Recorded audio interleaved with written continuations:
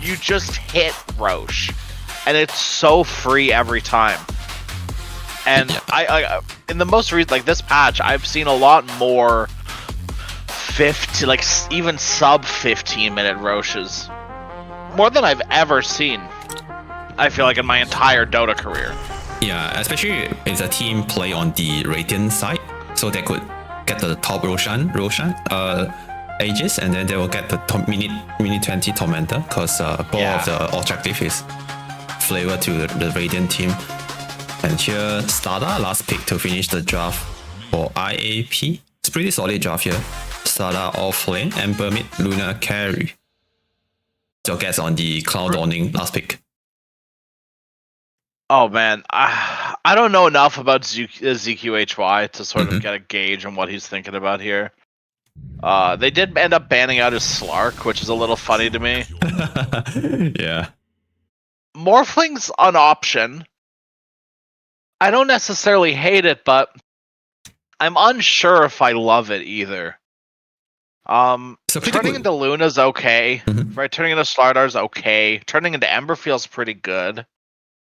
My worry about Morphling in this meta right now is, and this is like so crazy to think, because Morphling I feel like can do a lot earlier than some other carries in the same pool as him.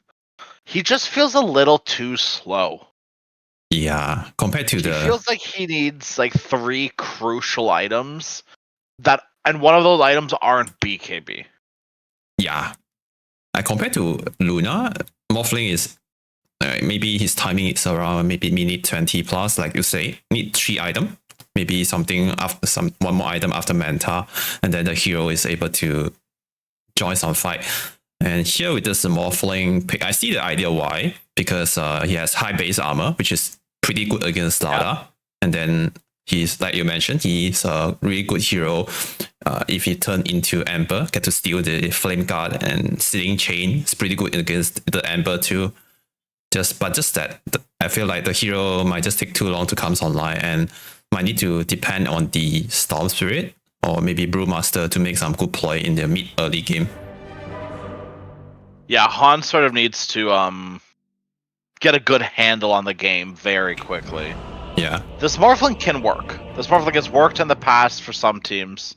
I mean, Jed is a Morphling like aficionado. He knows what to do with this hero, and he's not even playing the hero at this point.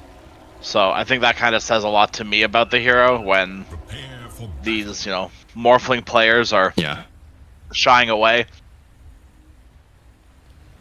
Because once again, the thing for me too is like, when I look at the possibilities of Roshan, those early Roshans that have become more and more important, and even Torm taking, IAP just do it better. Because they have Slardar. Yeah, Slardar just... Where Cloud Dawning, they have literally 0 ways of taking Roche.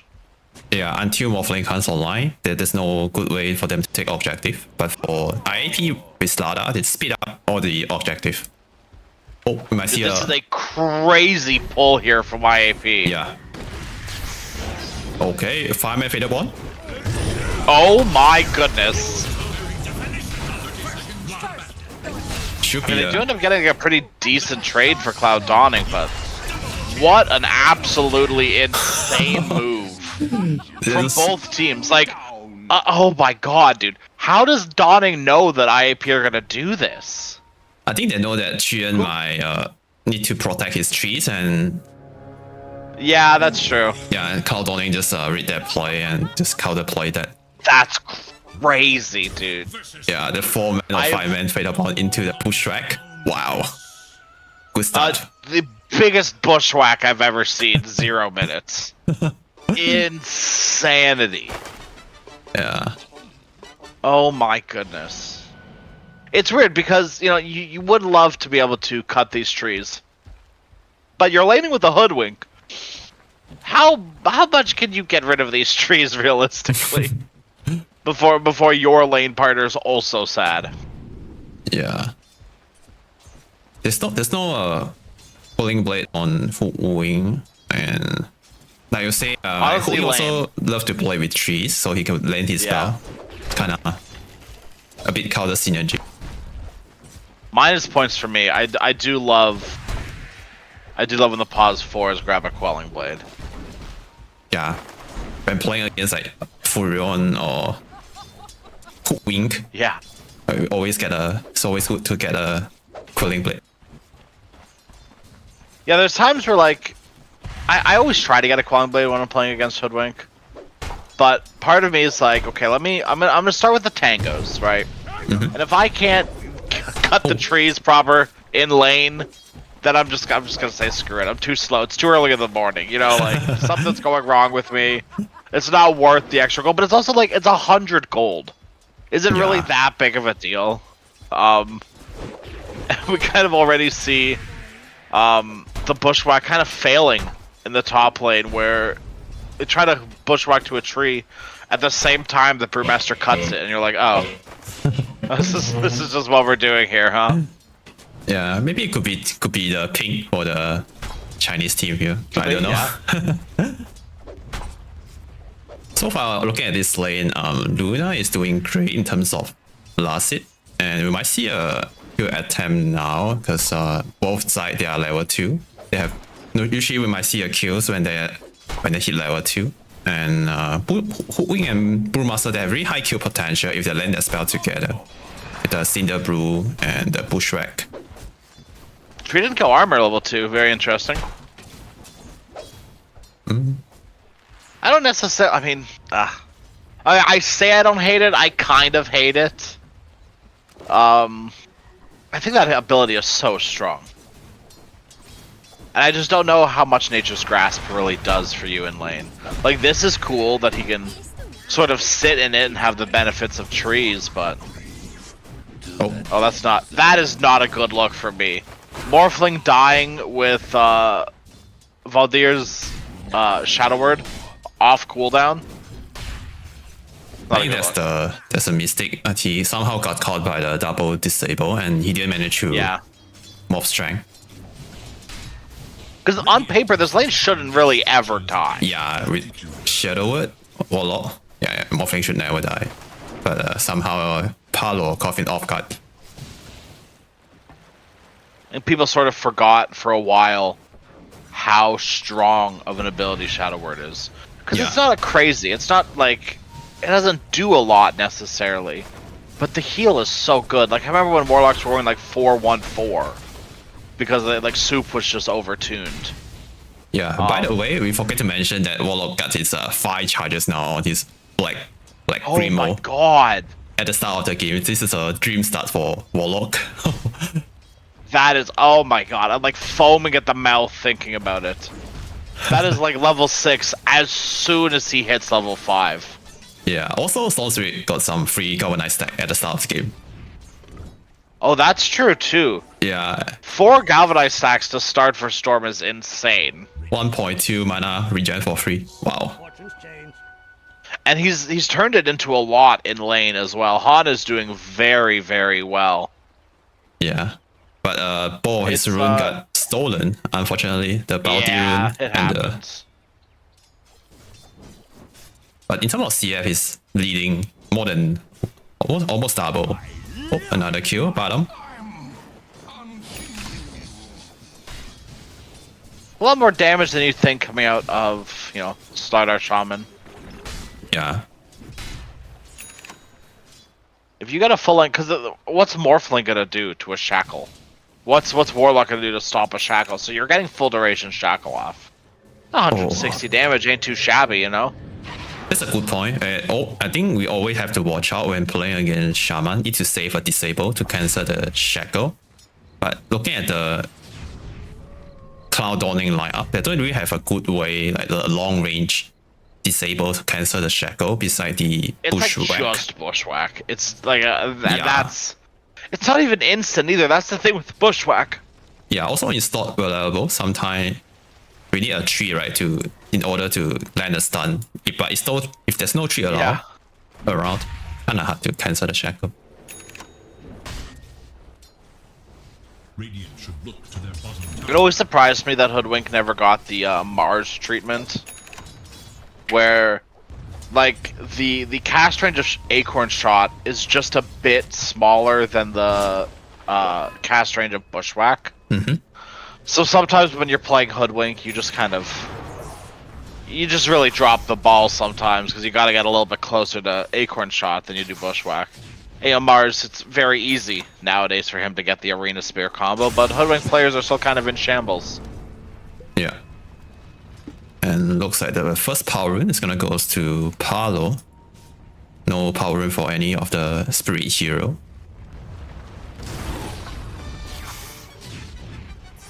Just a cheeky little Fatal Bonds and walk away. Yeah, just push out the wave, do some good damage. I love what Warlock players and just Dota players in general are doing with this Warlock hero now. Screw the team fight. This rock, it's kind of bad of an ability. The Chaotic Offering. It kind of doesn't do anything in a team fight. So just throw it at a tower. Like, yeah. Cool, like, you know, it's good to set up Fatal Bonds, I guess. But 8 armor, slow resist, a bunch of health reach, and throw Shadow Word on it and let it hit a wave, clear a wave, take a tower. Easy peasy. Oh. Paris. I like the gusto. There's no more detection. Might be a little too spicy though. Yeah. So 80 gold wasted. Dude, shout out to the stupid Tranquil Boots tech, by the way. Oh yeah. I see more and more heroes abuse. Yeah, mostly off lane they will do this. Get the free regen. It's super high value. Like it's great too because like everyone's buying casual Windlace now. Yeah. So like it's just like it's natural, like it's just a natural item that you want to see. They're walking to Lewis kind of in the mid lane. They want the rune. They brought in Jet as well. Eclipse gets eaten by the Golem. Aris will die. Now they move over to the Luna. No Eclipse. No worries. Double kill for Valdir and his Golem. Nice little ward as well as they march that big bad bear up top to take top tier 1 tower. Easy peasy. No Eclipse either. What's gonna stop them? I like how Jet joined that fight, but a bit unfortunate they don't have the power to outfight the Warlock at this moment. Yeah. We need with level 6 Golem, that's pretty strong. And good thing is at least Trian get to deny the regen rune from Storm Spirit. But they might lose their tier 1 tower here. And like I love Warlock into tree as well for exactly this too. Bottom lane, hold on. They're going on to ZQHY. They're bringing in everyone and their mother. Rainbow TP's in. Barlow, he's kind of caught offside. Unfortunately, he's gonna have to. Yeah. Now imagine if you could get stuck on that high ground. That would be pretty cool. You can ward up there, but can't push anyone up there. There's a lot of, and this is one thing where I think the Radiant like river area has that the Dire area doesn't. There's a lot of sneaky ward spots. Like there's the one there for Dire. But then if you look on Radiant, there's that one, and then there's one above the Boglet camp as well. You can ward that cliff. This one? And there's an area, yeah, so there's kind of 2 ward spots there where you can block the camp and also not block the camp up there. Yeah. So, yeah, it's really nice. Up on the Brewmaster top, they have another Eclipse again. Shackles, everyone's dead. But so is your tier 1 tower.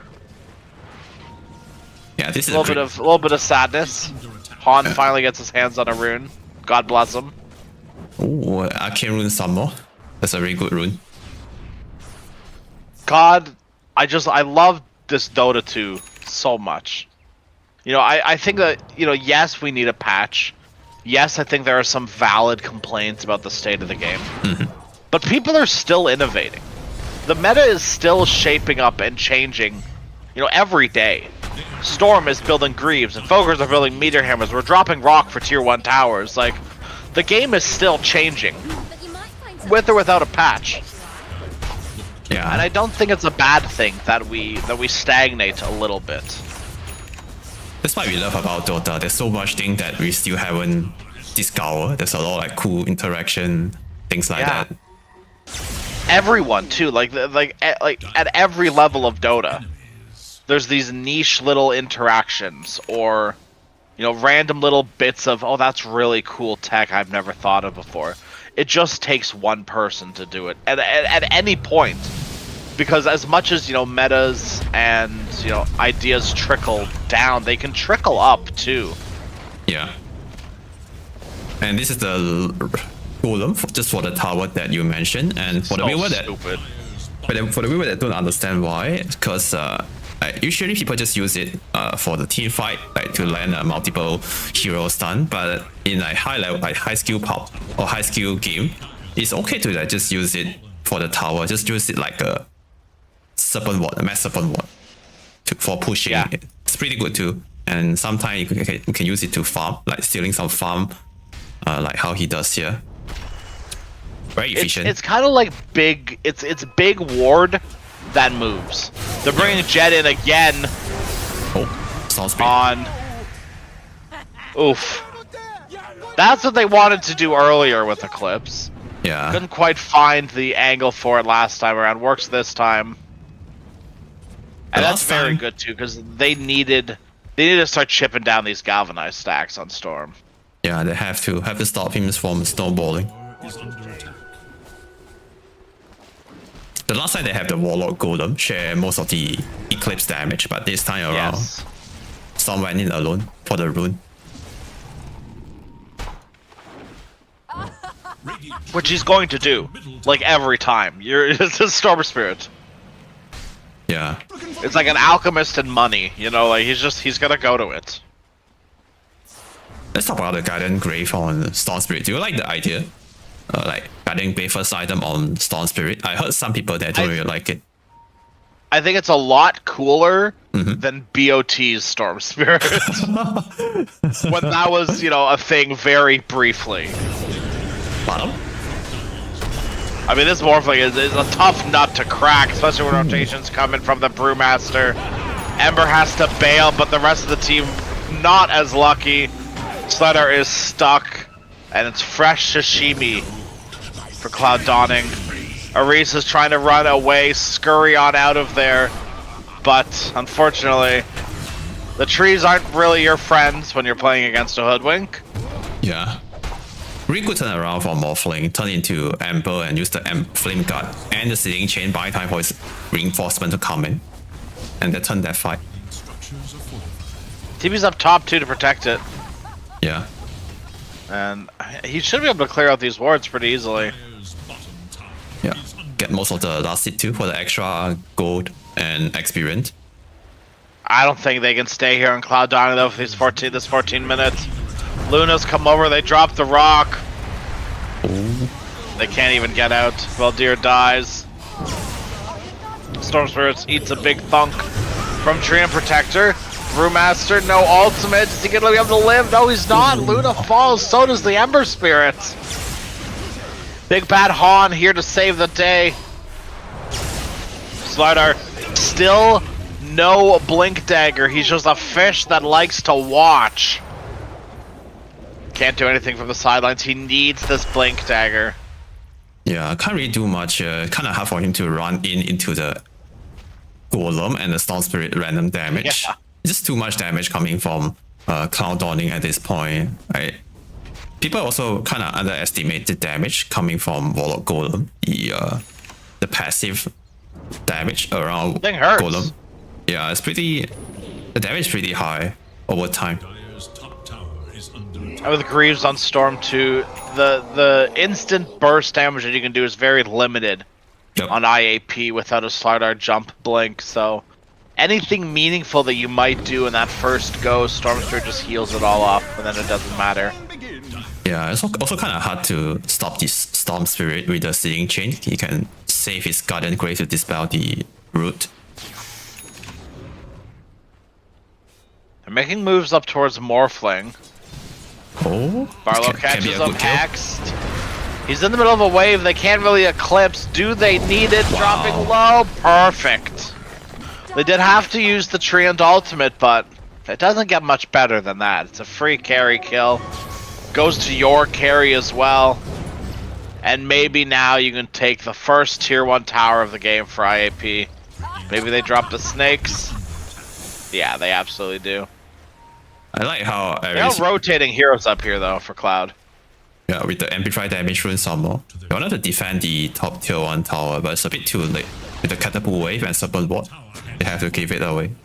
I like how Ares using his OG for the last pickoff on Morphling. It's a decisive OG. Just hopefully don't mess up that Morphling kill. Sometimes it's okay. I think it's worth it, especially early Yeah. on in this games. Oh, the carry Morphling, I think is really worth it. There's grab onto Lewis in the mid lane. Do they have the damage? Just barely, not quite. Oh my goodness, 50 health. I actually think Han, if he either had the Kaya or popped his DD rune, Oh, he didn't use Dead it. Ember Spirit. Oh. Sorry, AD rune. Jeez, never gonna happen. Never gonna change. Yeah, I also not used to it. Always call it DD rune. Which is crazy because it's been like, it has to be a year, more than a year at this point. That's been an AD rune, surely, right? I'm not crazy. It's been a long time at this point. Yeah.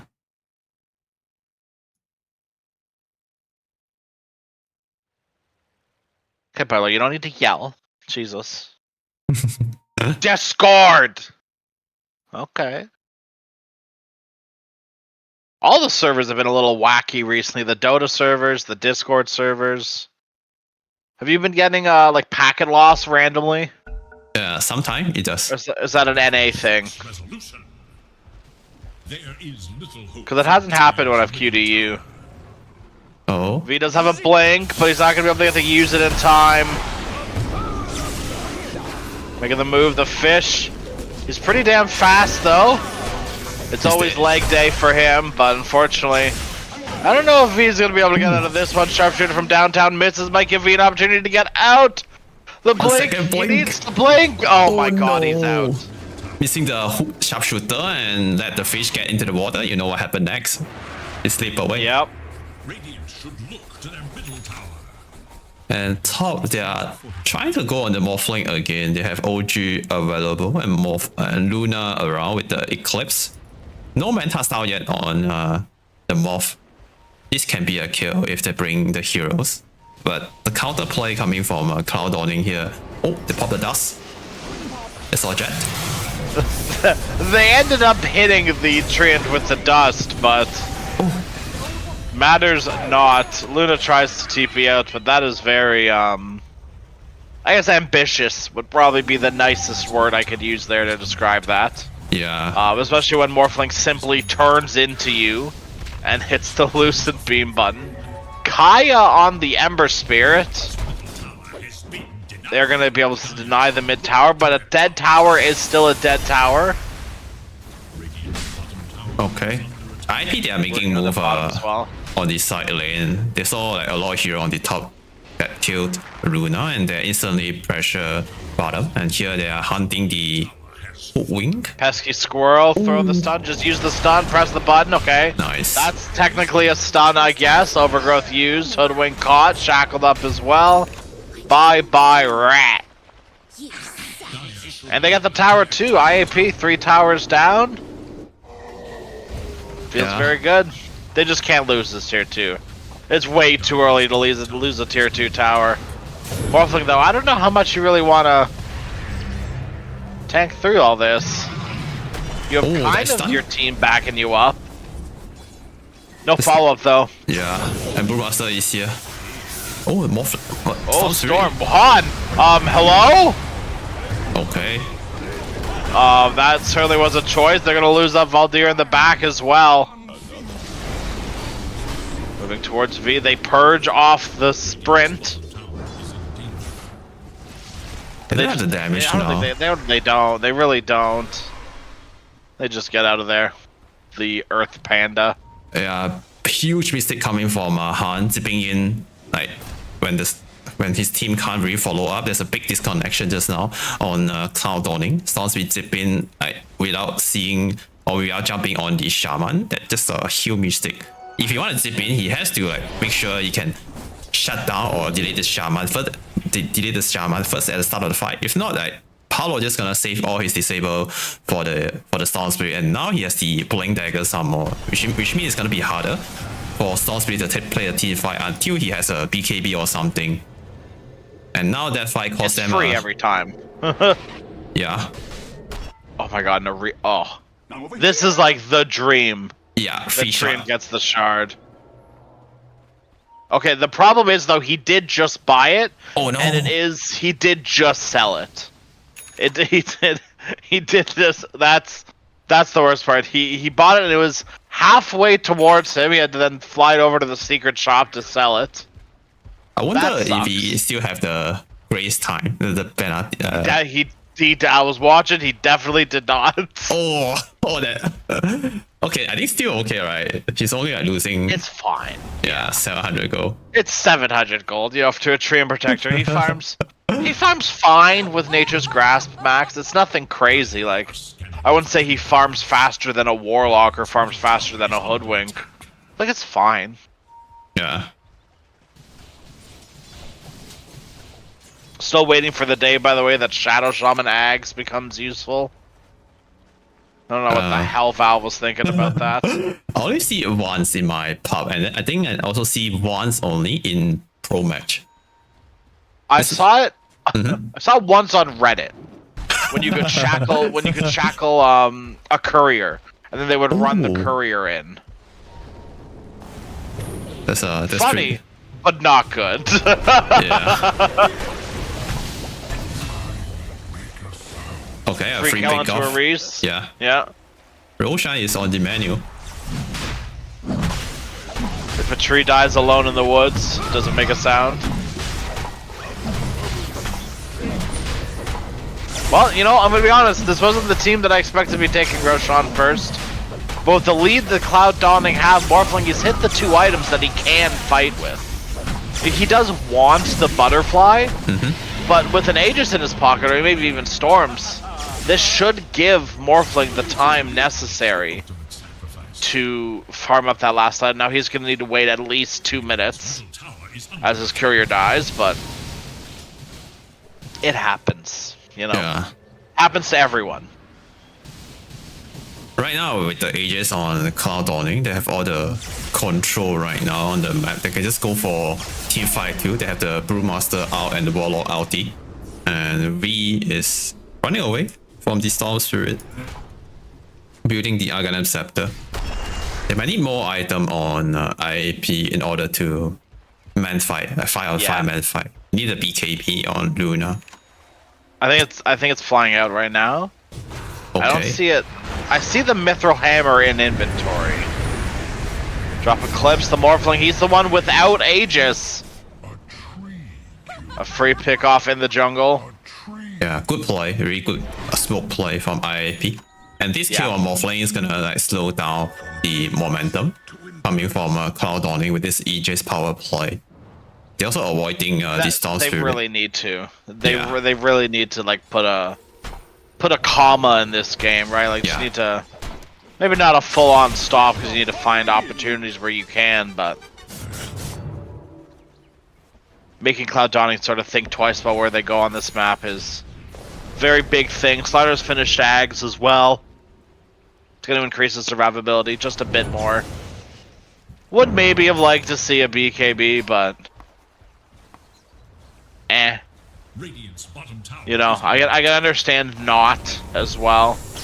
Yeah, it feels kind of like more flicked up bottom. It's kind of tanky with the Arcanum Scepter with the extra armor and static resistance. It's really good. It's really strong on Slaughter. Into the later game against Brewmaster, BKB is still really important against the split. If not, he's always gonna be on the air by the Prima Speed Storm Panda. Yeah, very sad fish. Water, yes. Tornado, no. I've seen Sharknado. I know what happens. Sharknado? What's that? Yeah. it's like a B movie. You know, like it's like the like trashy, like really like so bad it's good movie. And it's exactly what it sounds like. It's just a tornado full of sharks. Interesting. And it's like this cult classic sort of movie that ended up like, I don't even remember how many Sharknado movies there are. It's really dumb. And it's very bad, but it's not like... It knows it is a bad movie, you know? It's not trying to be anything that it's not. And at some point, you know, you kind of got to respect that.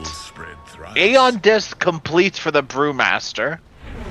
Yeah, interesting. We usually don't see this item on Brewmaster this early. But with this item, which means you can always get the ulti off in a team fight, which is a pretty good idea. Because Brewmaster's Blade is the key team fight ability for Cloud Dawning. With the control from the Earth Panda, the Cyclone. Just need to make sure he always get it off in the team fight. And Luna might be in trouble here. He does have a BKB, nothing they can do about it. Okay. But still, that's a forced BKB. Yeah, a fresh BKB. A 9-second BKB just to do the Nightfall. Yeah, not the way he wanted to use it, but yeah, he has to use it to survive. Better than being dead, I guess. The only problem is he cannot get caught out here. Oh, Brewmaster is coming in with the Invis. Yeah, and Morphling's in the area too. Oh my god, they just missed each other. Yeah. Oh my goodness. Okay. Jet Baby doesn't even know how close he was to death. That's crazy. And now they're forced to give the top area now. They still have Aegis on Storm Spirit. 30 seconds left. And not sure if Cloud Dawning want to force high ground with Morphling. They have the high building damage with the Morphling right click damage. They could definitely force some reaction. Meanwhile, bottom, IAP also mirror the movement, pushing another tier 2 bottom, buying some time for the Aegis to expire. Not too shabby. You know, trading tier 2s in a game where you're kind of behind. Not crazily behind, but you're kind of behind. Yeah. And I mean, honestly, I think the biggest thing for me this game is this is a really good look for Cloud Dawning. You know, we sort of talked about it a bit before the series, where the last time these two teams faced off didn't look too good for Cloud Dawning. IAP was their last sort of opponent in the group stage. Storm Spirit looking. No more Aegis, mind you. But V, he's looking potentially killable. They move over to Barlow instead. Storm, very low on mana, but he pops the Greaves, and they'll settle for the Shadow Shaman. Thank you for your service, Shadow Shaman. Yeah. V thanks you. Cloud Dawning use the smoke and they run into the fish. And the fish with the high city resistance and armor, somehow he survived, but Shaman wanted to save the fish, but he ended up dying himself. Unfortunate. Maybe I think that's okay, right? Not the worst scenario. It's better than the starter dying there. But Shaman could survive if he read that situation better. Oh, they see the squirrel. They drop the Eclipse. That's a lot of hate. Jed TP out, but they drop the rock. Jed! Okay, good use of Overgrowth, I guess. It stops it for a moment, but a moment is not long enough. Everything gets dropped. Luna gets killed. Now the rest of IAP, they're kind of scrambling. This is a fresh BKB for him as well. Nice little stun here, but a little stun here. Need a little bit of a bigger one for that. Aris in the trees trying to play around with his food.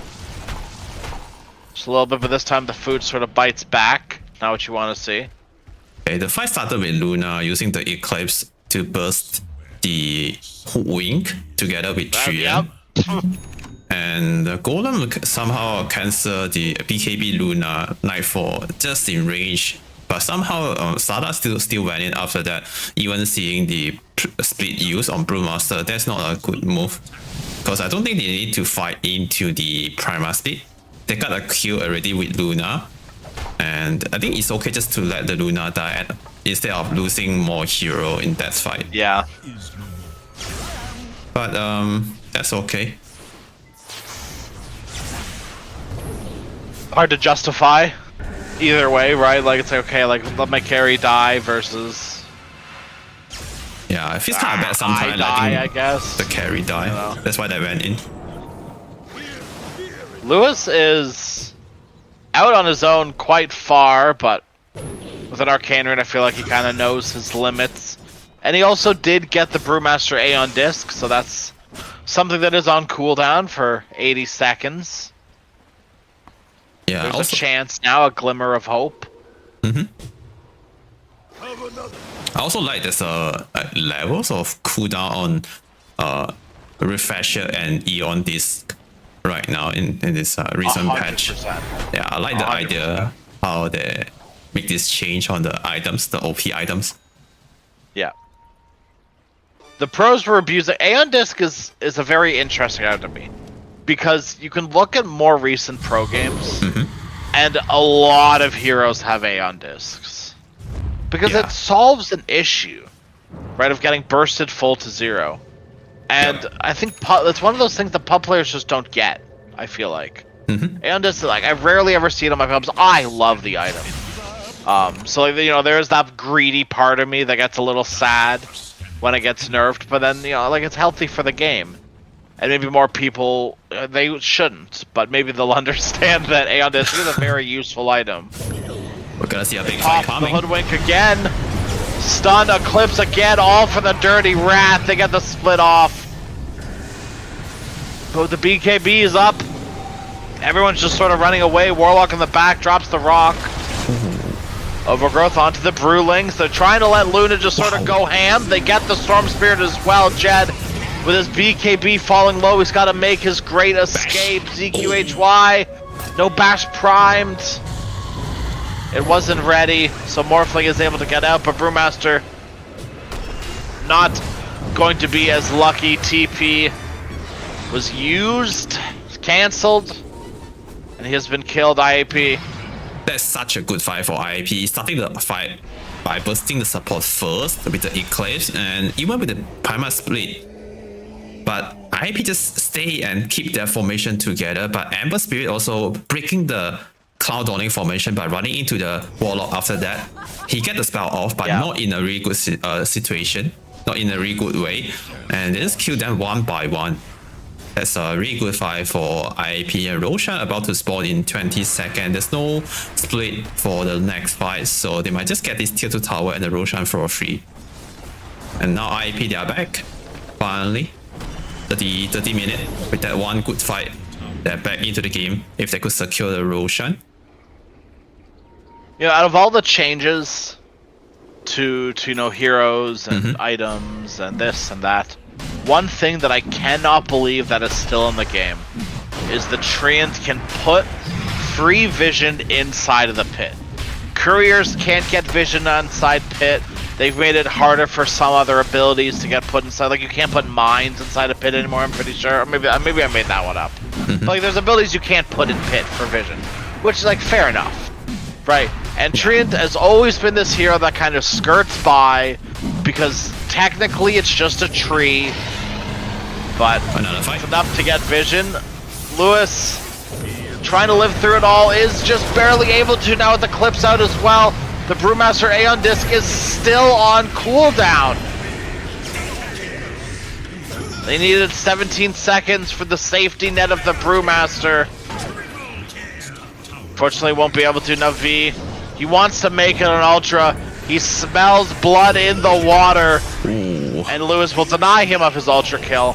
But 4 still dead on Cloud Dawning. IAP, they're back in a big, big way. They were down, but not quite out.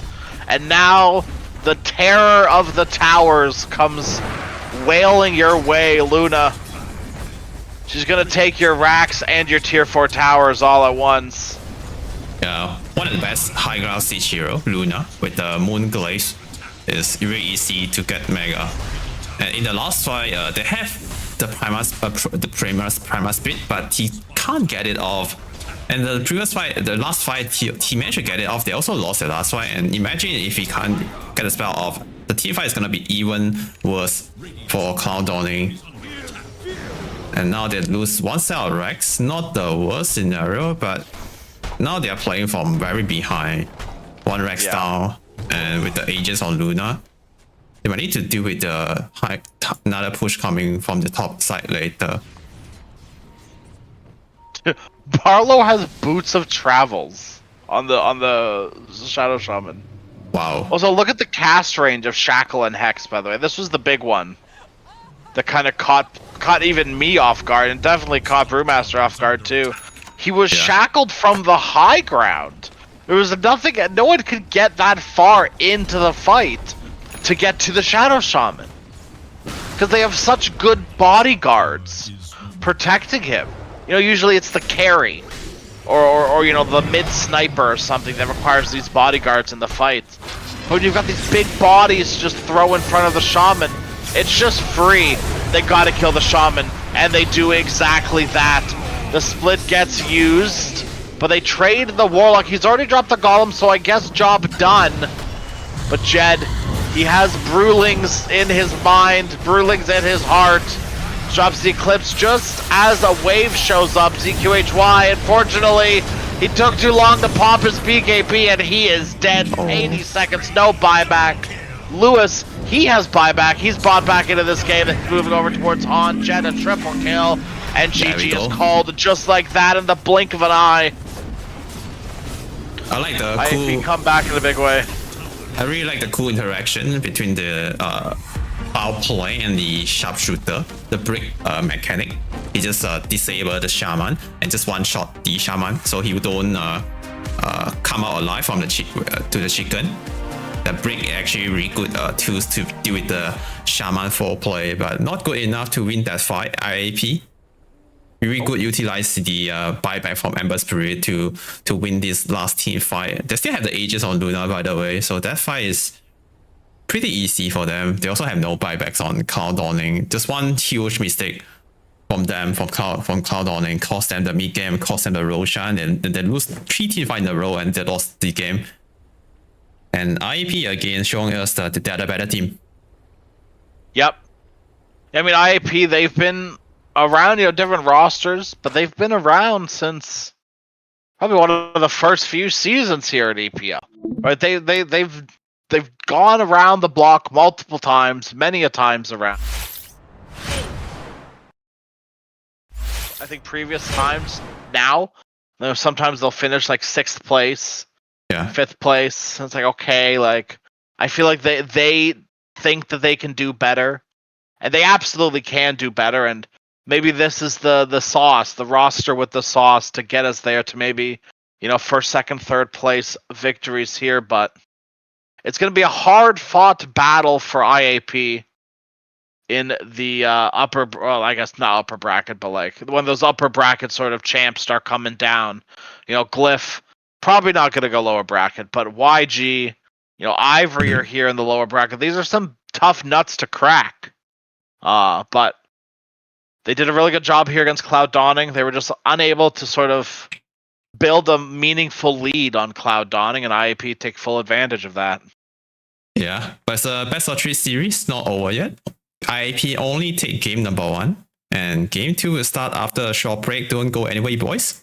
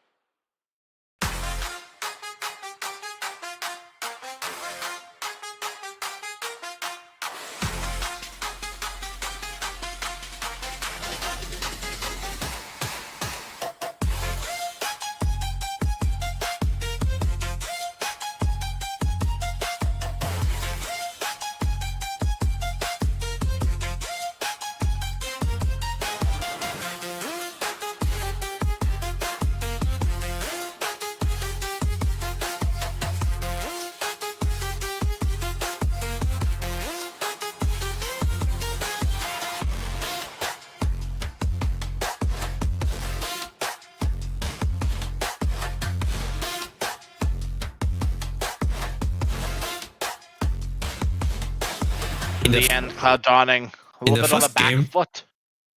In the first game, Storm is owning so hard in the landing phase in terms of last hit, but in this game number 2, exact same matchup, the Spirit Brother matchup, the Emperor vs Storm, but somehow Lewis is doing better than the first game in this game number 2. I think that is what makes, in my opinion, a strong Dota player. Yeah. It's not about winning or losing, because everyone's going to lose games. Everyone's going to win games. That's just the reality of Dota. But the difference is adaptability. Yeah, and the learning. Like, yeah. Like, and this is something I preach in my pubs to people too. Like, you can make a mistake. Like, that's fine. It's going to everyone does it, right? But if you keep doing the same mistake, then we've got a problem. True. Very true. Because, like, if you get caught out and you don't BKB TP, that's fine. It happens. You know, like, you're going to learn your lesson for next time. I like the mentality. Bringing over the Ember Spirit. Oh, level 6 now on Ember. Should be a free kill. Yep. Don't know what Valdir was doing. I guess maybe securing the 6-minute rune, but he came a little bit too early. Yeah. Marlo was already there and set up. He dies before he get there, and lucky for Lewis, securing the AD rune. Oh, dude, and Han's just not quite 6. Just a fraction of a creep needs to die here. Yeah. But look what Lewis is doing with the wave. He's just bringing it all away. Yeah, shove it right under his tower. 30-second more to the Wisdom Shrine. I wonder if Lewis want to make a rotation to it. The bottom. I think you already know the answer to that question. Yeah, he's coming. Aris is already set up behind the tower with a ward as well. The Treant is a ward, and also the ward is a ward. Punch the squirrel, chain gang up, blood grenade. There goes Lewis right in the middle of it all. Bushwhack is there. Keeps Lewis at bay, but Valdir, he died once, he died twice, and he wants to die a third time. Aris should die here. As a return, Han is level 6. He's going to come flying in. Aris will die. But so will Han's courier, and they did lose the Wisdom Shrine as well. Wow, such a good fight. They killed 2 heroes and also 2 couriers, only losing a Treant, and they got the Wisdom on top. That's a huge win, all thanks to the setup from Aris. With this Observer, they also get 2 courier kills. Lewis is back. It's coming back. Barlow's still down here as well. Brewmaster, he's not level 6. There's the Shackles. Bushwhack cancels it. And Brewmaster, he is a tanky beast. Chain Gang is there. Almost fell. Ember, just go to the Remnant. There it is. Okay. He didn't want to do it if he didn't have to. They are just short on mana for Eclipse. Hoodwink might walk into a beating here if he's not too careful. Yeah, and Hoodwink has no sentry. He knows there's a Observer nearby, but I guess he just... one flying out? Yeah, there's one flying out. Yes. He'll deal with it in a moment. There'll be a nice bit of gold for the Hoodwink as well. Yeah.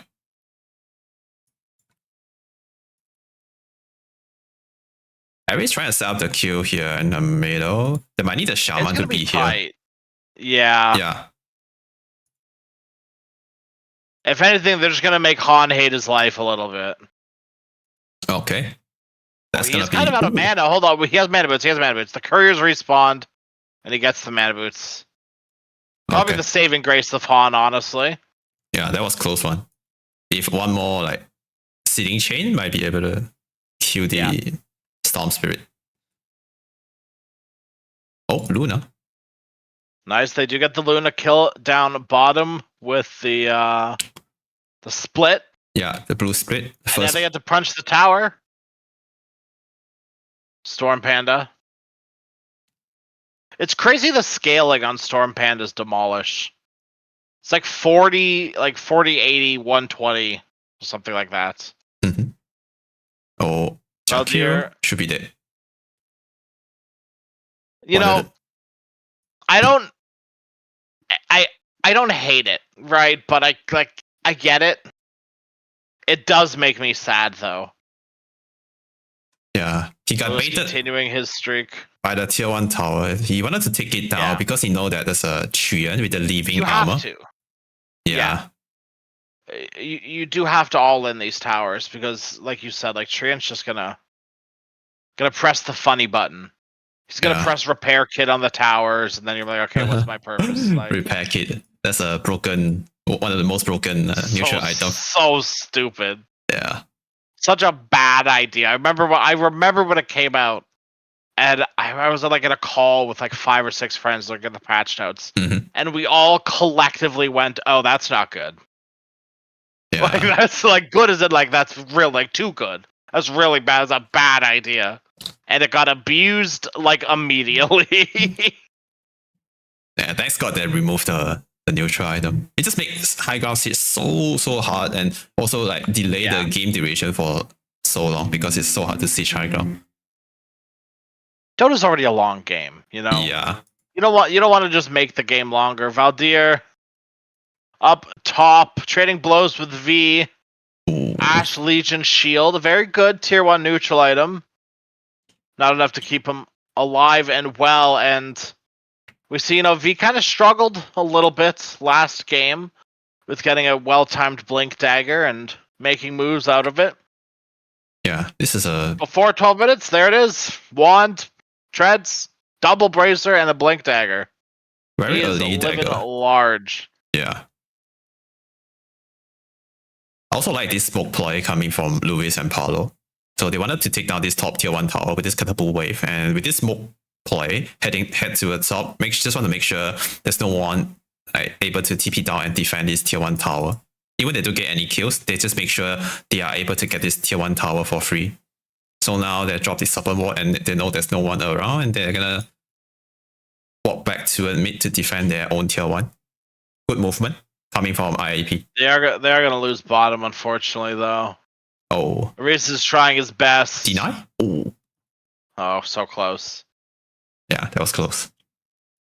He did a pump fake 1 or 2 more times, actually. Did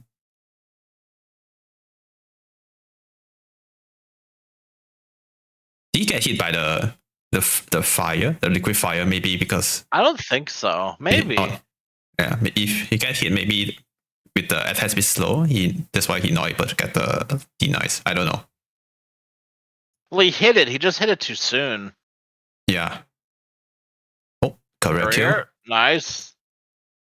Ares will definitely die for this, but... Oh, he used the OG? Okay, well, yeah, I mean, he's still dead. And the Storm Spirit is coming to get his... There's a hasted storm. Yeah, galvanized stack. Yeah. Okay, good space created, at least. That is 4 heroes. Yeah. And they are in for a rude awakening when they come back mid as well. V and Barlow are waiting, setting up by the tower. Han is hasted, so he has that working for him, but they're going to need that to end. But instead, the fish slithers up the river, up towards top. Morphling, quietly farming away with his Vladimir's offering. Yeah. But the net worth is the lowest amount. Scary. Yeah, it's a very scary graph here. Like, the net worth, because it's not looking good already for Cloud Dawning. Now, last series they played against IAP, they GG'd out at 15 minutes.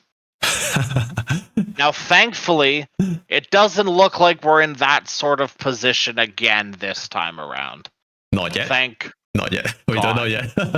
Until... That's true. You know what? There is still... there's still 1 more minute for everything to change. Yeah. Now, Lewis like, owned that game. He was 9-0 by 15 minutes. Morphling getting caught.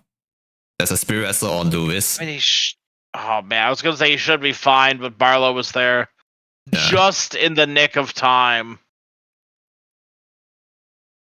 Good catch. Last time Lewis was 9-0. Now he's only 6-0. What can you do? Sometimes you just You just don't have it, you know? Yeah. Last game, Cloud9, they have one of the best level 1 start. 4 kills. They got like some free galvanized stack for the Storm Spirit. But this game, they don't get a good start at game 1. And it's crazy to see what that start sort of like does for the game, you know? Yeah. So much damage. And also like the 5, oh my god, they got Storm Spirit. Trapped in the Serpent Wards, hexed, unhexed. On the stun from V as well, it's just enough. Hoodwink tried their little darndest. Save the Storm Spirit, but couldn't even get his mech off. And it's just in range too for Brawler to throw the wards of the tower.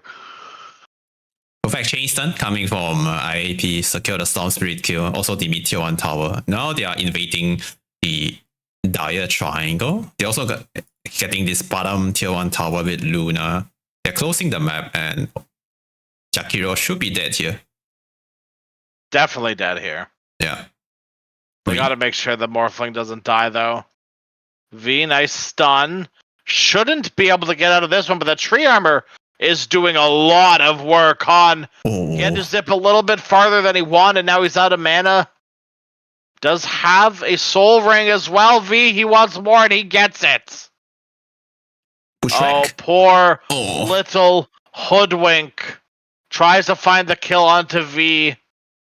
Isn't even able to do that. And Cloud Dawning, they lose for so much loss. Yeah. And so quickly. 16-3 for a little footnote from last game. It was 15-5 by the time the Cloud Dawning GG'd out. I would be very disappointed in them if they GG'd out in the lower brackets.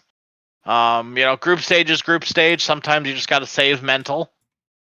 Yeah. But here, you know, you got a lot of cookies to play for here. One whole cookie. That's hand delivered by me. I'll come to your door and give you one cookie. It's just lower bracket. You know, you're not winning any monetary value, but yeah, like I'll give you something. Sure, why not?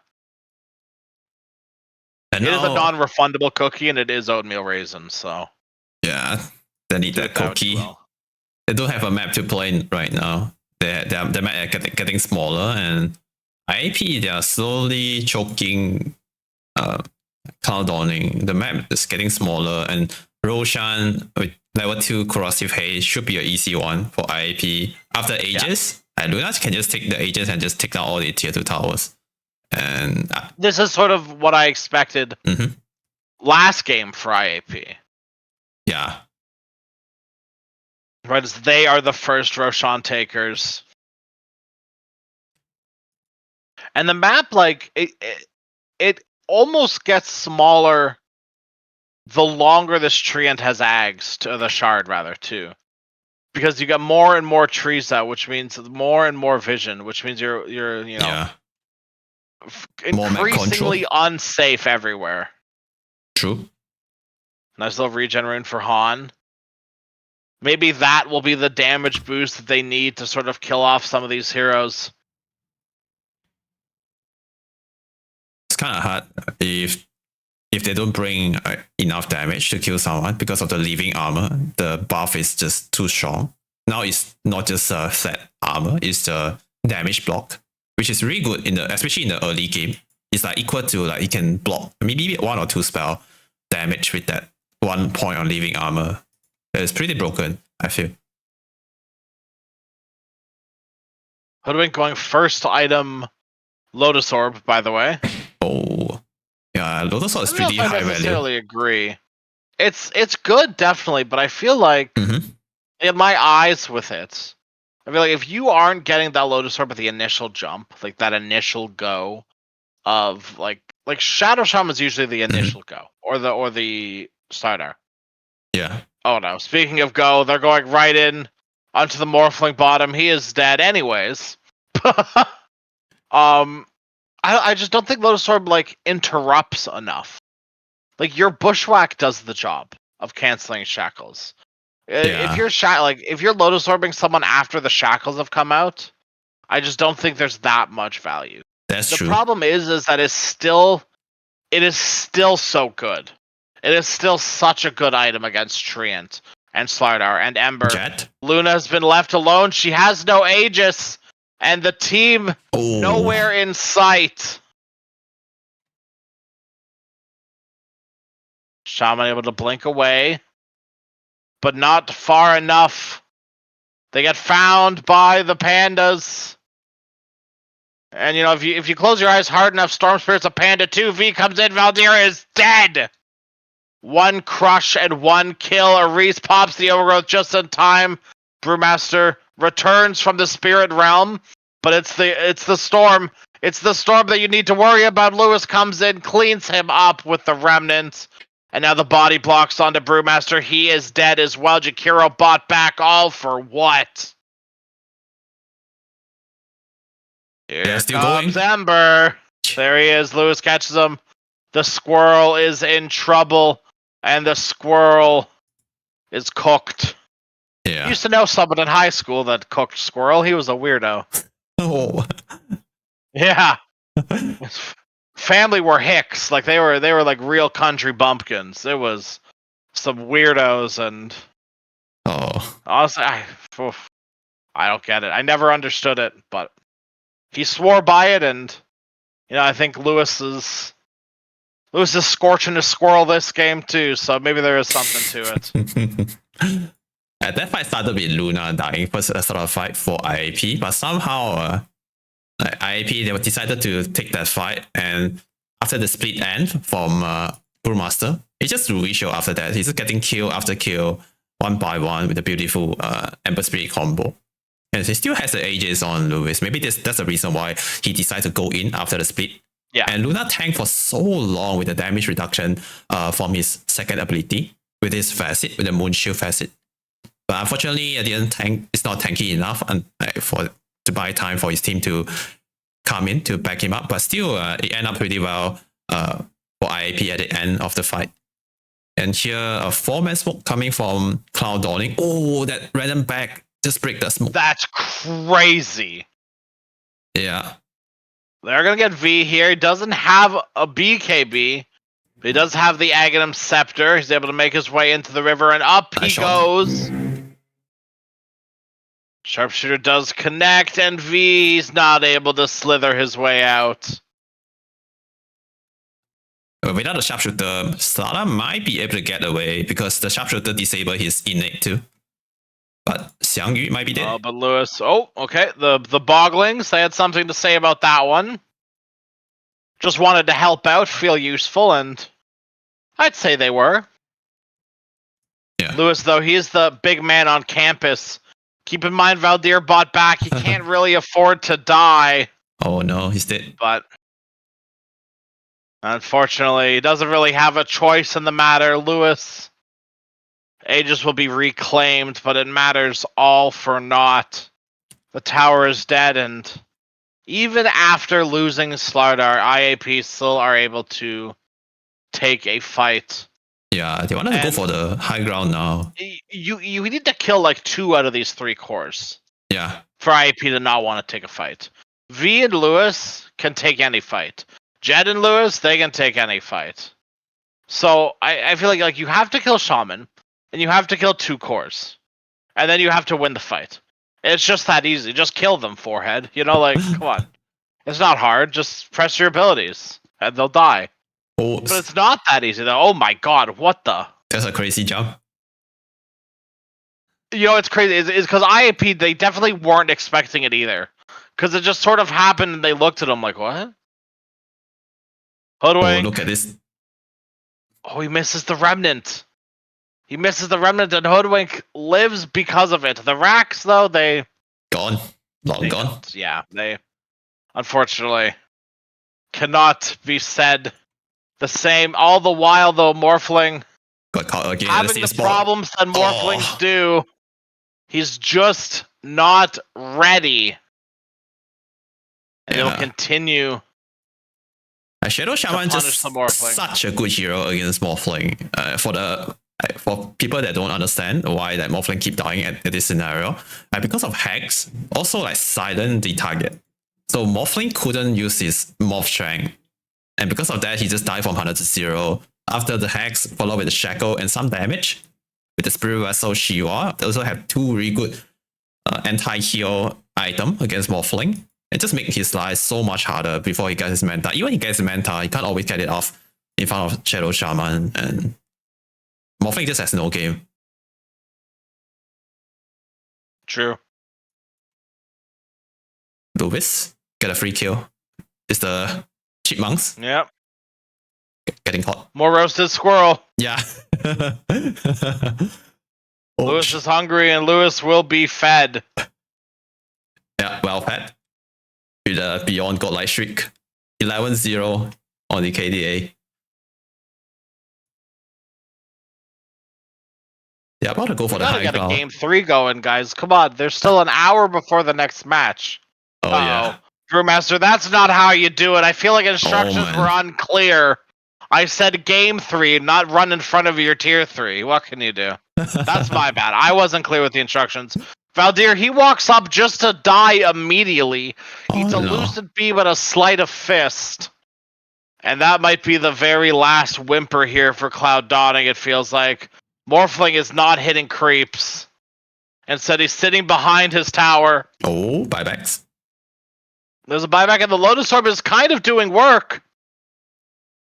No. Morphling is dying, though, and they can't get the split off. Brewmaster is dead, and immediately, within half a second of Brewmaster dying, he calls it GG. They've tapped out. Cloud Dawning.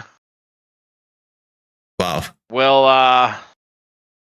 We'll kind of go out with a whimper here. Things were looking so good for them game number 1, and game number 2, they run it back pretty much the same as game number 1 this time around. Okay, good. Another crash to desktop for me. That's awesome. Thank you, Dota 2. I love you. Yeah. But yeah, Cloud Dawning, unfortunately, it just wasn't it. I don't know. They had a somewhat, a good potential in game 1. Things were looking okay for them, and 1-2 bad fights go along, and IAP are able to, they were given an inch and they took the whole damn mile. And Cloud Dawning this time around, though, they just never, ever were able to find their footing. 30-6 were the final score. Yeah. And Valdir 0-9. Morphling 1-6-0, 1 whole kill participation on the Morphling. To be fair, that is a 6th of their kills, so I guess objectively that's not necessarily too bad. But yeah, literally no one on Cloud Dawning had any game. Yeah, ever. all 3 lane they all lost it pretty hard, and all thanks to Lewis with really good early rotation to the bottom. Breaking the lane, also securing the 7-minute Wisdom Shrine. And after that, supporters have no level and they have no game to play. And just keep playing from behind, recovering. And they need to play with this Storm. With high level on support, they only can do stuff with high level on support. The level 6 on Hoodwink and Jakiro with Storm Spirit. That's the only way for Cloud Dawning to gain their momentum in the mid game. But they are not getting any of that. Also, Brewmaster, Xiangyu, he gets some good split off in some certain fight, but in some certain fight he also die before he get the spell off, and he's the key hero for the team fight. But I think even he managed to get it off, it's just so hard to take the team fight with so much net worth advantage on IAP, and the game just getting out of control after the landing phase for Cloud Dawning. But it's good to see them play in this lower bracket with decent performance. It's better than the last time they played against IAP in the group stage. It's better than a lot of their last games in general too. Like Cloud Dawning have been looking really rough, so I do like I like the showing. Maybe the results weren't necessarily the best, but also Cloud Dawning are a new stack. Yeah. And at least they didn't bottom out. They could have gone the way of Team Essence and Cloud Rising, so at least they have that going for them. Unfortunately, though, we do have to say goodbye to them. And kind of go on an extended break here. It's 2:06 EST, SGT, just kind of, it's 12 hours, so flip it, the A to the P. And give it an hour from now, so about 55 minutes. Maybe give it the whole hour, because sometimes players trickle in a little bit slowly.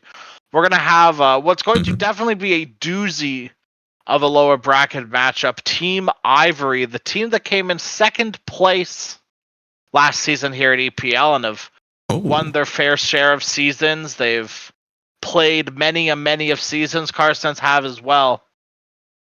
Those two big old bad boy beasts will be going up against each other, and this one, I don't expect the games to be this one-sided, so look forward to that one. An hour, come back, and we'll have Dota for you. Yeah, stay tuned, boys. We'll come back after an hour break, and we'll start the next series at 1500 SGT. See you guys.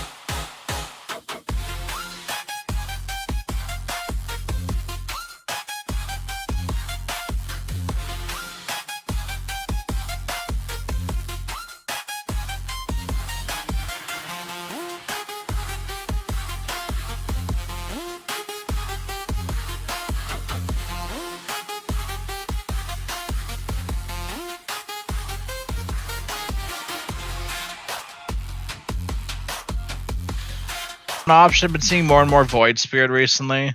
Yeah, it's good too. It's really good against most of the dire heroes. Yeah. Gets out of arena. Yeah. The problem with all the spirits is that they can just die to shaman plus spear plus, you know. But it's hard to like think of any heroes that don't just die to shaman spells plus spear plus like SF right clicking them or quap pressing spells. There isn't really a hero that exists that lives through all that.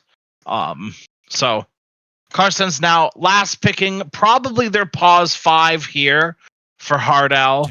And Phoenix in the pool. I don't see why. The pool. The world is your oyster. They definitely should. I feel like there's no other better option. Yeah, Phoenix is such a good hero here. Even Snapfire, if they don't go for the Phoenix, that maybe could be good too. Yeah, it's a good combo with that's more arena. Damage. Yeah. They literally just need damage from a sup. Because the problem with Mars is you could run out of damage on the hero. The hero spears and like other than arena, right? You spear and you. Ooh, that's a new one. Okay, this is really interesting to me because this is one of those heroes where now you look at Ivory and you go pick the spirit, pick the void, pick the ember. Watch what happens. Now all of a sudden this mid lane matchup, this 1v1, the honorable 1v1 is going to become 1v1 v Chen creeps. Yeah, the Mind Stealer creep constantly burning his mana. Oh, they go for the storm. Okay, it's fine. I think that's probably the best thing to say about it is it's fine. It's not crazy. The static slide definitely improves the lane versus quap, but it does kind of suck. And I can't imagine it feels much better with like a harpy or a ghost or the satyr mind burner, whatever it's called. Yeah, like burning your mana. It's gonna suck anything for Storm. I would love to see Ivory prioritize blocking both the camps. That should when they play against Chen and Samas, I think. They need both of them. And it's so weird to do as a support. It goes against all of your instincts to block your own easy camp. But you gotta do what you gotta do, you know? You cannot let Chen get an easy camp creep. Because the thing about going the Hellbear Convert is it's the potato tomato creeps, they're good. They're great. But they're good and great because they amplify other creeps as well as your own like damage. The attack speed bonus is very good. So you kind of want to like sacrifice the potato creep. Yeah. The yellow hellbear. Watch it die and then amp up all your other creeps and your SF. It's a good idea. But if it's a lone creep, what's the you're kind of just feeding gold at that point. Carson does also have a really good off lane. I mean, Shadow Shaman Mars has existed forever. I feel like in the off lane, it's always been a valuable sort of duo here. Drick on the level 30 line. I'm not surprised Drick is level 30 online, but it's also here that I don't necessarily see him play very much. Yeah, I don't see him play Lion that much too. In the nicest way when I say this, I think of Drick as like, he's a rude dude. He plays rude dude sort of pause force. He plays gets in there, do thing heroes. Tusk, Bounty, right? Like Bat. Yeah. I've seen him play Marcy once or twice. But Lion kind of does that, but Shaman's just better, which is more of what I've seen Drick do. So I think Lion like sort of fits the bill. It's Temu Shadow Shaman. You know, we have Shadow Shaman at home. I got comm muted the other day for calling someone Temu Largo. I got like full on the Dota server muted me first time ever in like 13 years of playing. 12k comm score. I called my pause 3 ABBA Temu Largo and I got comm banned for the rest of the game. I couldn't believe it. Oh man. Okay, the game style. Like Phylactery Eggs, dude. What am I supposed to do? Oh, Phylactery Eggs is pretty strong. it's great if you know how to use it. The problem was we had no damage, and he did less healing than I did as Snapfire. It's like, what's wrong with you?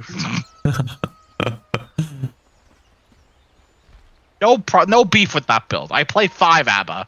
I feel like I'm not allowed to have beef with that build if I play support Abaddon still. Like support ABBA. It's better to play ABBA as a core now, maybe. Yeah, yeah. I mean, the problem is no one was playing support Abaddon other than me for like I've been doing it for like a year and a half now, and they kept nerfing support Abaddon. I was like, what the fuck's the point? Like, I'm the only one playing this hero, and you're nerfing me. Like, it feels very targeted. Yeah, I can see the idea of ABBA support, the dispel. Oh god. Oh, might be the first one. Rapido might just die here. Yeah, Hardell, he has an Orb of Frost. He's just letting the creep do the work for him. He just wants to watch. The creep will die, but it's the attack speed aura. Go, Hardell. 120 attack speed. Okay, well, it did. He did exactly 0 right clicks with it. Very valuable. But it's the fear, you know? Yeah. It's like the threat of Black Hole. It's the threat of Chen right clicks. It's just as powerful. Ever since they nerfed the Mind Stealer Chen facet, and most of the Chen player, they go for this Hellbear Convert facet now. Maybe because of the overall stats on this, and Secret is better than the other facet, and the 120 attack speed also can be scary sometimes, especially in the later game. 120 attack speed is quite a lot. Right here might be a kill. And when you're landing with an SF, why not? You know, Drake is dead as hell. Look at Kill the creep, buff your attack speed. There it is. Right click, go. You have it. Oh no, he doesn't have attack speed. He doesn't have range. Rip. RP Drix Courier as well. Yeah. Teehee ends up dying in the bottom lane. What was he doing over there? Yeah. That's just one of those scenarios where, like, you know you're dying, so you just walk them away from the wave. You know? Draw the attention away, walk to the other side of the map. Free some space, maybe, for Akita. Minus points for Teehee, though. Only 1 Fairy Fire. Maybe he used it earlier. Maybe. Yeah, because I saw him, he has 2 at the start. Maybe he used it 1. But you know, that doesn't push the narrative, you know? I'm a Dota player. It doesn't matter what was the reality. It's what I see right now, and that's the only truth. Yeah. For the mid lane, Quap is doing okay. But Ken is doing better. 11/5 against Danger, 9/3 on the Quap. And I expect this matchup to go Quap flavor because he trade better with the Shadow Strike, with the extra DPS coming from the spell and the heal from the Shadow Strike. It just out trade the Storm, but maybe because with this static slide facet, can just secure most of the CS and did pretty well. Yeah. On the first few waves. Now that level 3 is rolled around, Danger definitely is going to start having the advantage as you get more and more points into literally any of your abilities on Quap. It starts feeling better. Ken just like I realized this earlier when I was landing against the Storm Spirit. This hero does so much damage. Yeah. Like, 1 static remnants and overload, and it's like sometimes it's like half your health if you're the wrong hero. And Quap isn't known for her high health pool. It's like fine. Bondage does a lot of work though, but look at that old red, like 2 ability, like whoa, one ability and 1 right click. Like, gone. And mana cost is very low too. Only 80 mana cost, and it does 160 damage. Together with the overload, almost close to 200.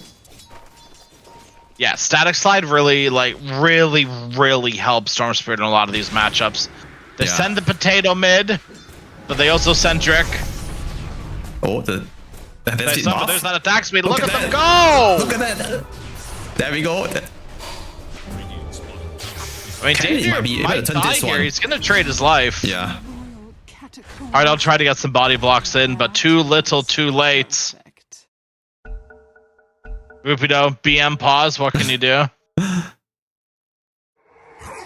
The 120 attack speed is insane. The queen just blink in after the buff and just get a good kill on Storm. He did die at the end, but still a good trade-off for danger, for the Carsten. Yeah. They have the XP as well. Yeah, the XP on the core. Anything to get like to leverage your advantage against Storm Spirit 6. It's a trap. Like if you can get 6 before Storm on the Quap and force him out and force him away so that he can't, like, you know, he has to jungle to get level 6 or something. That's what you want. That's the ideal scenario. So keep sending these Chen creeps mid, because that's the good thing too about Chen creeps is they don't soak any XP. Support soak XP. Like Lion coming mid, very helpful. Like by Drake, like very good, the right thing to do. But he did get XP. And that's, you know, that's for when you're playing a greedy mid that needs a level 6 like Storm Spirit. That you're gonna trade. Like if we got kills, a kill, that's good. But would have liked a solo kill. Would have liked some range creeps all by his lonesome. But no. Yeah. Greedy Drake. Especially in this mid matchup when level 6 is really important for both the mid laner. Yeah. They want all the XP they have.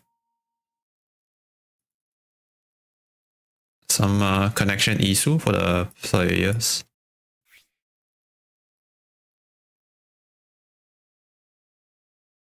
I wonder if it's just Valve servers being bad again. Yeah, could be. I haven't noticed been having like packet loss issues on like NA servers, like randomly every now and then. Like every single person in the lobby will just start playing with 30 to 40 packet loss for like a few minutes. It's awful. Yeah, that's unplayable. It is legitimately unplayable. And the problem is you can't even like you can pause, but you don't know when it's over. So like you just kind of have to weather the storm. Sometimes it takes 5 minutes, sometimes it takes 20 minutes, or sometimes it takes 10 seconds. You're like, what the hell is going on? Okay, that's why you queue. That's why we QE you. You know, better game quality too. Yeah. NA players are dumb. Oh no. No, do you know what it is? Like, unironically, it's the want to play the game. Like, I feel like a lot of players in NA just don't like. They don't actually like Dota. They just like seeing the number go up. Numbers go up? What do you mean by that? MMR or kills or like whatever arbitrary number they've deemed valuable. They just like the dopamine of number go up, and they don't actually care about the game. It's very easy to give up 10 minutes into a game when you don't like it. Tyler Durden, 3 heroes in his lane. No amount of creeps will be able to save you. So much damage from that. Nice shackle, and the creeps are going to start laying waste into Tiki. You didn't want to kill the potato. Attack speed unlocked. Get him, golems.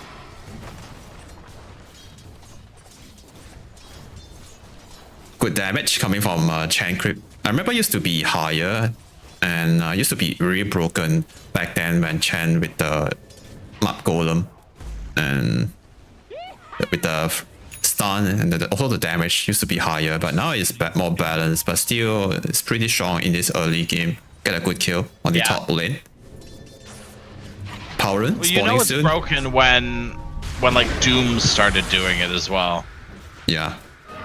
Arcane Rune for Ken, and he is level 6. Quap would love to be 6 right now. Yeah. Not the case, Ken. That's another kill under his belt, and more galvanized stacks for the galvanized god. The 1-for-1 trade-off, but I feel it might be more beneficial to the Storm Spirit getting this extra mana regen. It's gonna help him to snowball later. Oh, found another free kill. Unfortunately, Lion has moved away. Yeah. They're trying to secure the Wisdom Shrine, but with Quap 6 approaching, it's gonna be a hard ask. And it looks like they are just going to sort of let bygones be bygones. You can get your wisdom shrine, and we're gonna go get ours. Everything is fine. I say everything is fine, but Drick is still clearly lagging. Yeah. Big stacks though. Huge engine In the stack. jungle. I heard that Philippines, they have really bad internet, and then in some of their home, they will have like 3 or maybe 2 or more than 2 internet provider. I've also heard this, yeah. Yeah, and looks like they are struggling with the internet connection right now. That's like so unimaginable for me as like a North American. Because like an internet bill is like low end, like for like decent internet, it's like $100. Mm-hmm. It's really expensive. And I can't imagine having 3 different ISPs. That sounds like a lot of money in like NA at least, right? Yeah.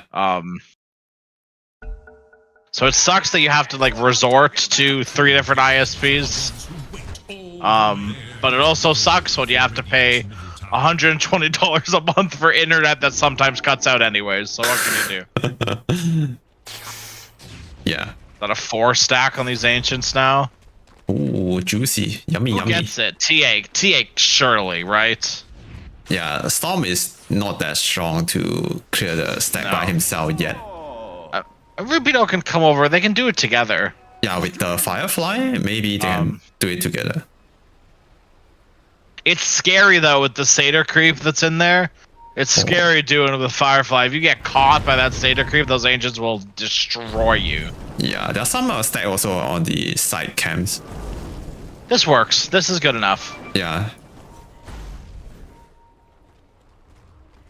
One of the like cool micro things about TA is, you know, at this point of the game, you're farming, you're happy. You can take stacks, but you don't really want to leave your lane, right? Yeah. So you give these first stacks to someone else, and then you just do it again.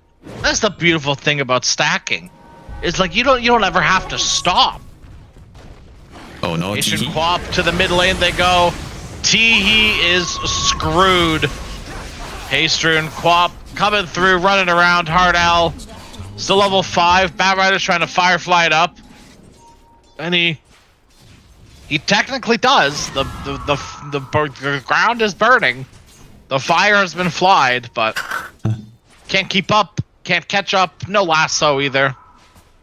Yeah, I thought it's gonna be a 1-for-1 trade-off in that fight, but Storm Spirit didn't commit for the Chan kill. Could be because of the Divine flavor armor buff. Once they see that, they don't want to commit for the Chan kill. And also Storm Spirit have no point on the W yet, so might be risky to dive the tower for the Chan kill. And he's cutting the It is wave. Rubido, by the way, that gets the camps. Oh, he also farming with the smoke. This is very smart. Yeah. Not taking any damage. Yeah, Teehee died, brought in a smoke for himself and for Rubido, so he gets a nice ward, and Rubido gets some nice stacks. The Satyr camp, the Satyr creeps are dead. No more worries. And Rubido now, even after purchasing drums, all of a sudden 1,000 gold in the bank for the Batrider. Cha-ching. Feeling pretty good. There's a lot of gold into Batrider. Long zip from Ken. Ice Path misses. And Bisque does get the shackle. Rubido does get the lasso there too. Shadow Fiend, they have to kill him quick, and they are able to get him before the Requiem comes off. Drick, all the while in the mid lane, will perish. Tower goes down as well. Not a lot of mana here on Ken, so I don't think they can sort of force down this tower. They can try with the liquid fire from Jakiro, maybe for some reaction, and then just get back after that. Kind of risky Ken is pushing. half health. I'm a little worried. Yeah, and Storm Spirit got I'm caught. very worried. Oh, Akita is coming. I'm increasingly getting worried. Rubido slowed to a crawl. TA should be able to help out and do this though. Yeah, they have no arena, no Marcia, so should be able to take this Yeah, they're tier 1 gone. tower down. They bailed the first chance they got. Nice rotation through the twin gate by Akita. Yeah, I love seeing carry make this kind of move, trying to like contribute or maybe apply some pressure on the other lane. Oh, that's a big one in the middle. Yeah, it literally just walked up and Drick hexed him. It was a little embarrassing. Okay, not sure how he does that. Getting the kill on the queen, that's a pretty big kill. Also, it's a killing spree QOP. It's an extra goal for the lion. That's gonna speed out his blink timing. Not so far from it. It's already looking pretty well. Yeah. Yeah. Galvanized stack for Storm, finger stack for Lion. Minus aura points though for Lion for not going Fist of Death, but whatever. Oh. I don't know. I think Essence Eater is like, it's fine, but I would never go, oh my god, look how much damage this mana drain is doing. Smoke play. Smoke will break. Teehee doing God's work. Level 5 Jakiro. Yeah, Never to hit level 6. Straight edge. Setting up another kill here at the back. Finds a Griffin Rider in the jungle. Danger will claim that one. That is 5 heroes. Yeah. Up here on this side of the map, so a lot of space for Ivory. But Karshan's are able to get some pretty good kills out of it. Yeah, pretty good movement from Carsten, getting the kill on the top area. That's gonna like kick out one of the hero out of the top map, allow SF to farm more camps on the top side. But only getting the Bat Rider and a support with that rotation. Also, they use 5 hero for that. And look at TN net worth right now. 7 point. That's what I was thinking. I'm getting increasingly worried about Akita's net worth. Yeah. And TA is a scary hero, and he farms really well with the side blades. And now it's gonna get another tier 1 tower. Not sure how they're gonna deal with the TA power split later in the mid game after he got his bling and Dragonlance and shot and all. It's not that easy to deal with. Well, Bliss is using his Serpent Ward to farm the triangle. Interesting. I've seen it before, but I'm not sure if it is it worth it. Oh, that's a big question. Who's to say, you know? It's not like it's close to any like item timing. So I've been watching, you know, as you do, I've been watching ESL. And one thing I've noticed, there's been a lot of Shadow Fiends, but that's to be expected. Yeah. People have started going, and this is on safe lane, going Yashakaya. Oh. And even the safe lane stuff. Yashakaya into like BKB, and then into like right clicks, so like Shadowblade Daedalus or Silver's Edge Daedalus or stuff like that. Yeah, the hybrid build. Yes. Yeah. There are still Manta styles around. There are still, like, you know, Natsumi earlier went, you know, Mask, Dragonlance, Shadowblade, right? The whole shebang. But it's like, once again, like, to kind of what we were talking about earlier, it's nice to see like the heroes still being like innovated, and despite the patch not changing, the heroes are changing, and we're seeing new item builds pop up on heroes to try to find that like maximization. I remember like this storm doesn't go Greaves, you know, like it's nice. It's not the best Grief game. There's not a lot of spell he need to dispel. Shadow Strike is nothing. You don't have to dispel that. So there's no like any sitting chain he need to purge. Smoke play coming from Carsten. They have Serpent Ward up again. Looking to take some. Go farm another triangle. This time they want to farm Ivory's triangle though. Yeah, that's a good idea. Steal some farm away from the other side. Yeah.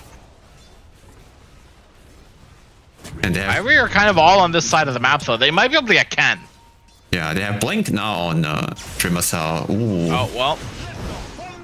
Nice read from Ken, sitting on the high ground, breaking the smoke and managed to survive. That's a pretty good game sense from him. The spear was way off, but I like that it was thrown anyways. Yeah. You know? Warrior's gonna catch out Bisque and straight edge walk over. He's died in this area once, and he'll damn well do it again. Yep, there it is. Puh. Hand of God comes out, unfortunately doesn't save straight edge. Yeah. You will perish. The Jakiro died to the Centaur Hellbear, but smash, but crack. Bottom, TA. Oh no, it's in trouble. Requiem comes just in time, just as the last little bit of refraction was ending, but they're not gonna sit by idly. They want to get a return kill. There goes SF, and Chen will follow. Bisque in the area too. But they're letting him live so he can tell his friends, don't mess with Ivory. It's to send a message, you know? Yeah, pretty good trade. TA for Chen and SF. 1 for 2. More stack, more galvanized stack for Ken. Yep. And it looks like Ken is the main carry now for Ivory. And TA, he did complete his most of his whole item. The Dazzle, the Dragonlance and Dagger. I love to see him purchase an early shot, which is really good against most of the dire heroes before they get a Dispel or BKB. It's so good against Queen because they don't really want, like QOP at this point, he don't really want to get a Dispel. Not a use, not the BKB, just SNK into maybe Shiva Scepter. And right here, straight edge. Yeah, another good pick off. Nothing he can do about it. Teehee, BM pause. What can you do? Yeah, right after the kill. You know, it's one of those things where it's like, oh, your carry dies. That sucks. Oh, well. Right, like, I mean, TA is so far ahead. Yeah. Realistically, you can die once. You can arguably die twice. As long as your team the rest of your team gets something out of it. And they did exactly that, and you know, they very well may be able to do it again. Because TA is not like Storm Spirit. Storm Spirit dies, Storm Spirit loses something. It loses its galvanized stacks. SF dies, SF loses something, it loses his souls. He doesn't lose anything. TA loses what? 30 seconds out on the map? Yeah, I mean, that kind of sucks, but you're so far ahead of everyone else at this point. You can afford to take a little bit of pain so your team can get a little bit further ahead. This opens up Roshan as well. Like, Roshan's been moving for a while. So you've got an opportunity to sort of secure this area. Yeah, should be the next go take Roshan objective now for Ivory after this kill on the Mars. There's no Mars, which means there's no cow control for the next 30 seconds. It will be easier for Ivory to get the Aegis right now with the Desolator and level 4 on the TA melt. The extra minus armor. Should be a pretty easy Roshan. The shard is very good on TA as well. It does seem like Akita is queuing it up. It's good against Shadow Shaman too. Yeah, it's the like long an range, instant shackle stop. long range silent. Where like it's got an 8-second cooldown from a long ass range. They'll never find your grave. It's very and most also most of the people overlook this one, the shot on TA, the silent. I totally agree. Yeah. And if you have shared unit control, and you got a trap down, even if you are silent, like you're shackled or hexed, someone else can do it. It's a trap. Yeah. Yes, Akita. that's it. You get it. You're getting it.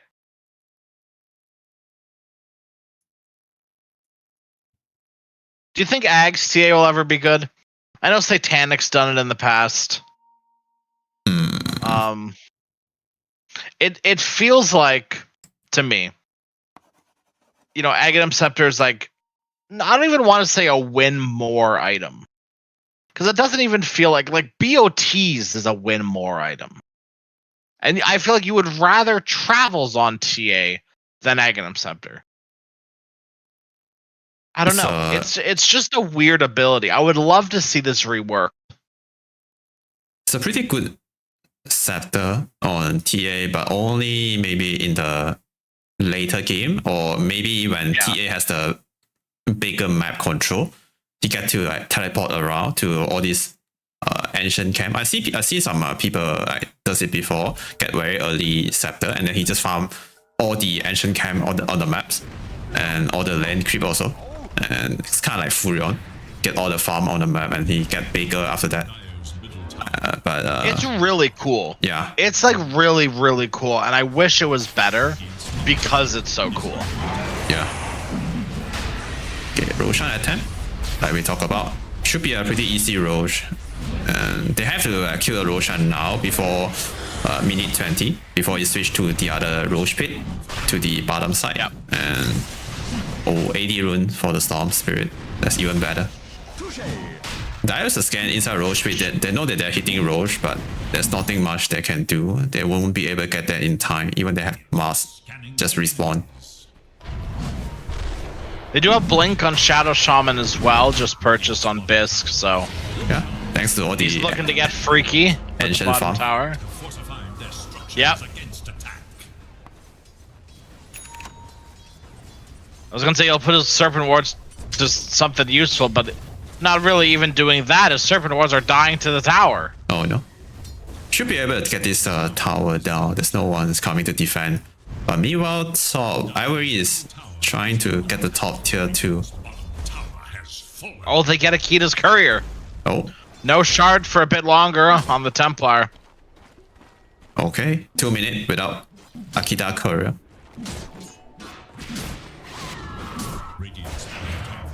Should still be your tier 2 towers, top at least. Yeah, with Jakiro, yeah, for sure. It's gonna be another tier 2 tower. And then they can go for the Tommy after that.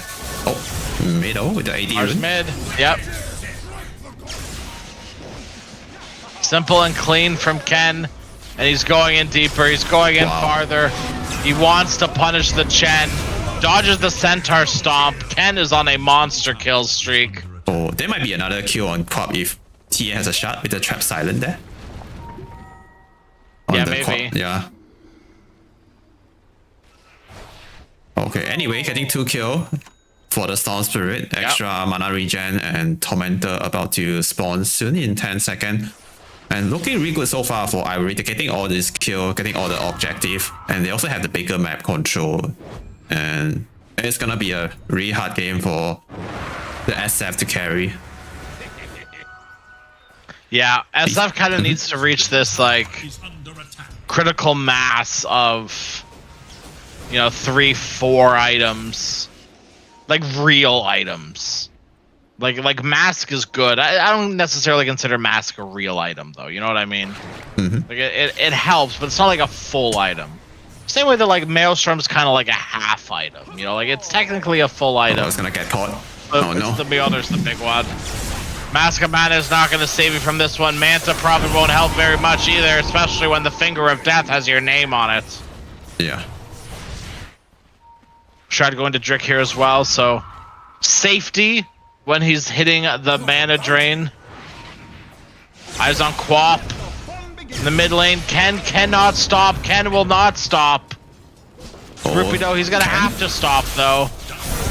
Turned into a little sheep. Ken has no more mana. Ken has maybe overstayed his welcome just a little bit. They are able to get the kill onto Ken, but Danger will still perish anyways. Yeah, trying to get more kill here. They have Hex to cancel the TP. Toy by Trick. Yep. Yeah.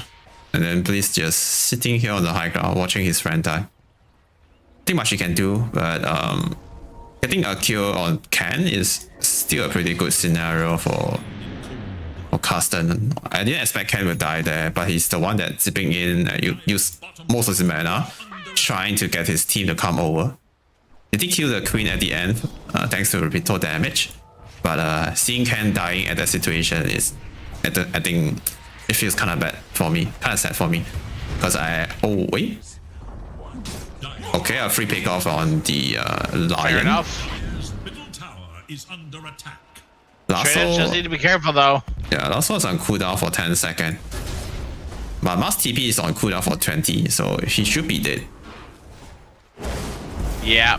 Flame break pushes him back into the loving hands of Bad Rider. Yeah. Arsonist doing work. And off he goes to TP to the outpost. Quap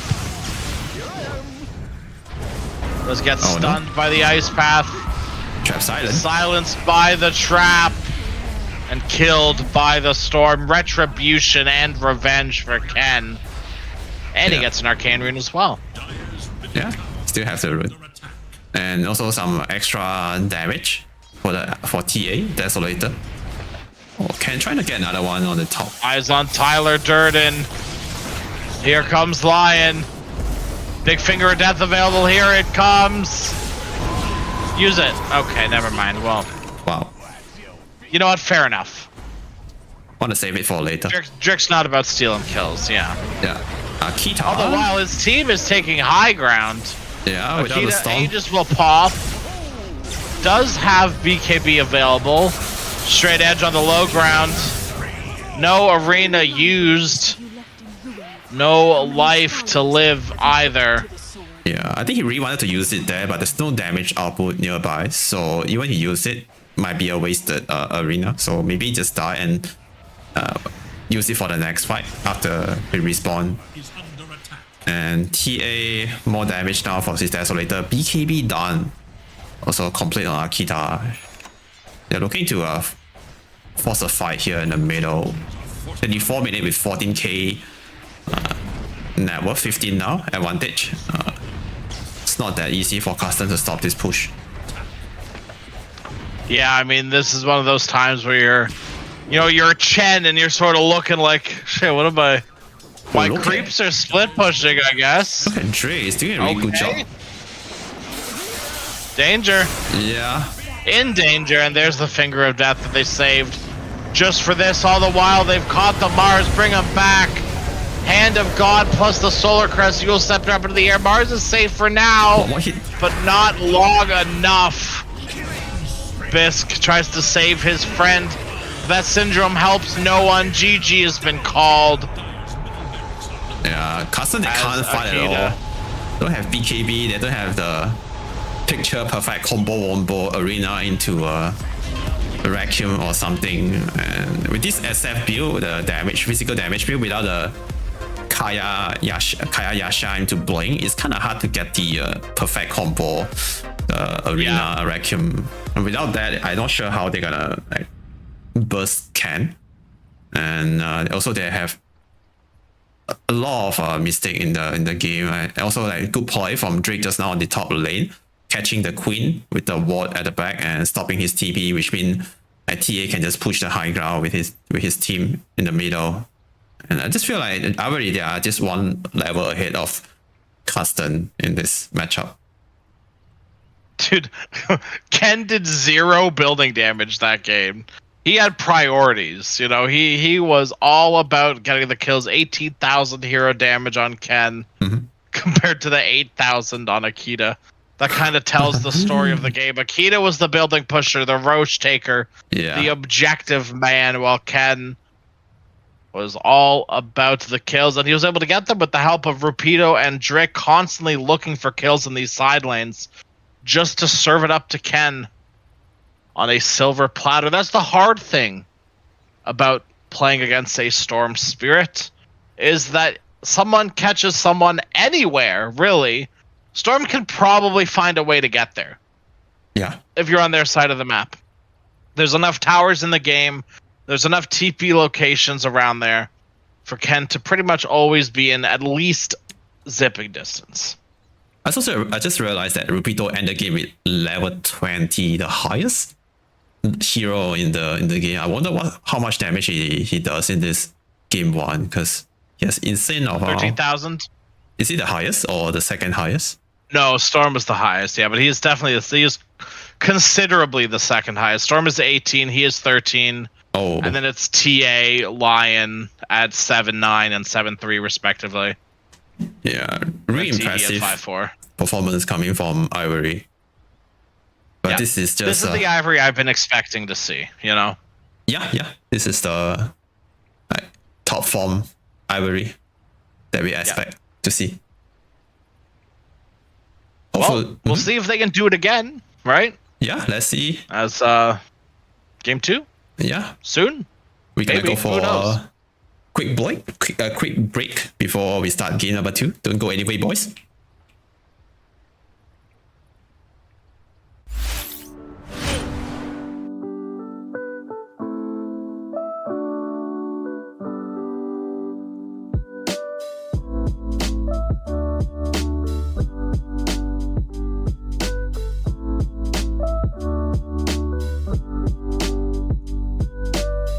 Yo.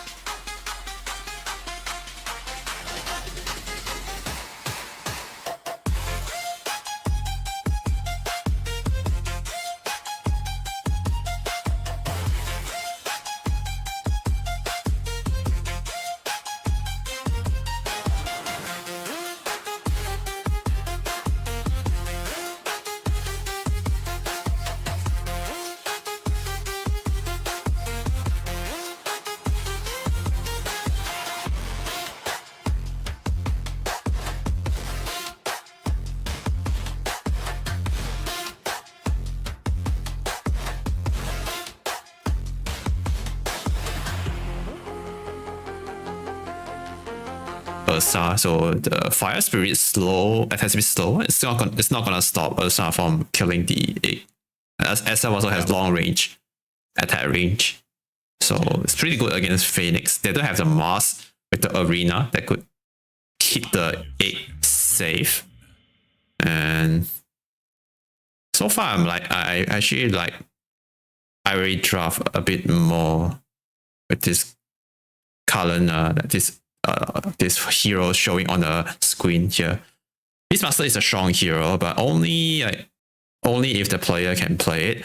Maybe custom esport player they've been practicing this hero in pop, but if they are not that good with this hero, I feel like forcing the hero here in the draft might not be the best idea.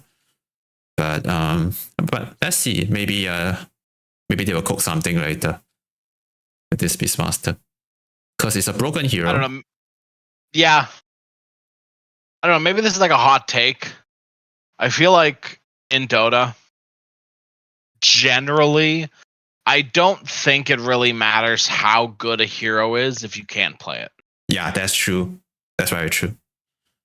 And there are some heroes that you could probably argue like in the past have been like so good that it doesn't matter if you're like competent on the hero or not.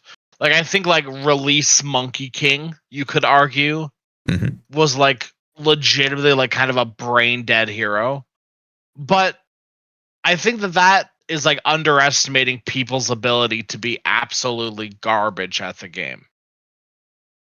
And I feel like, especially like an elimination game, you want to be on comfort. You want to be on the thing that makes you feel good.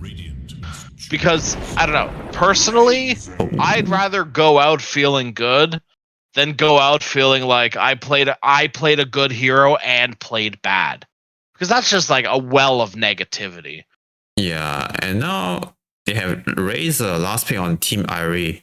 I believe you watched the series when Falcon ATF dumpster destroy Beastmaster with Brazier. Oh my god, it was so sad.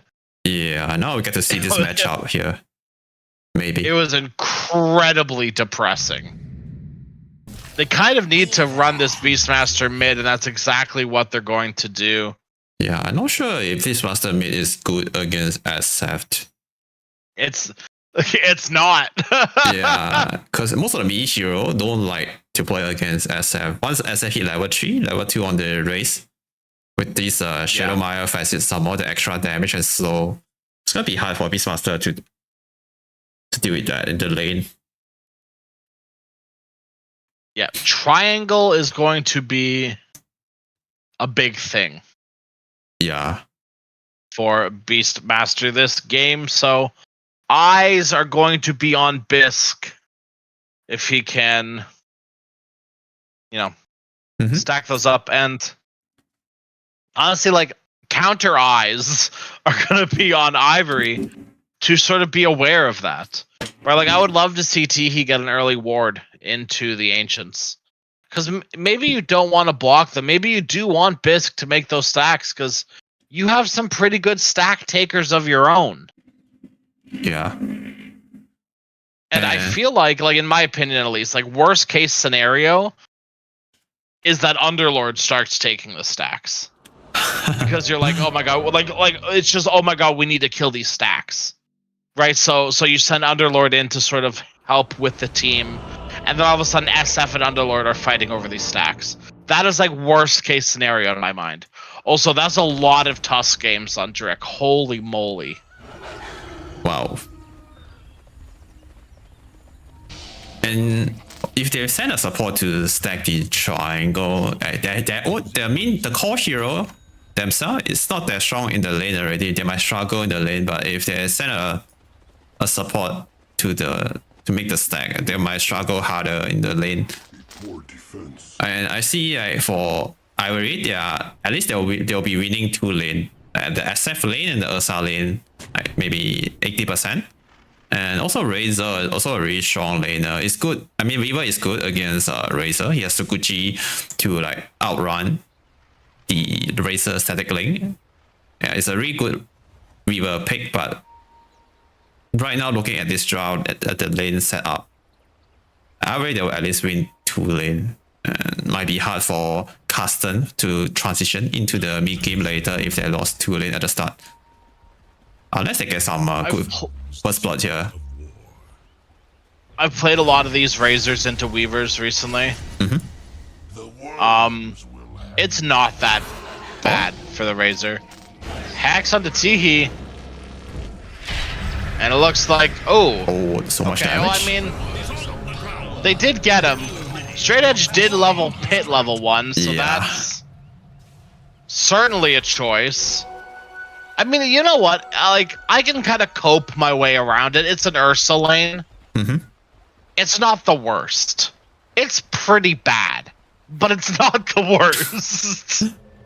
Level 1 Pit. Oh. It does not feel. Yeah, they do get the first blood for it, but yeah, you can cope your way around it though.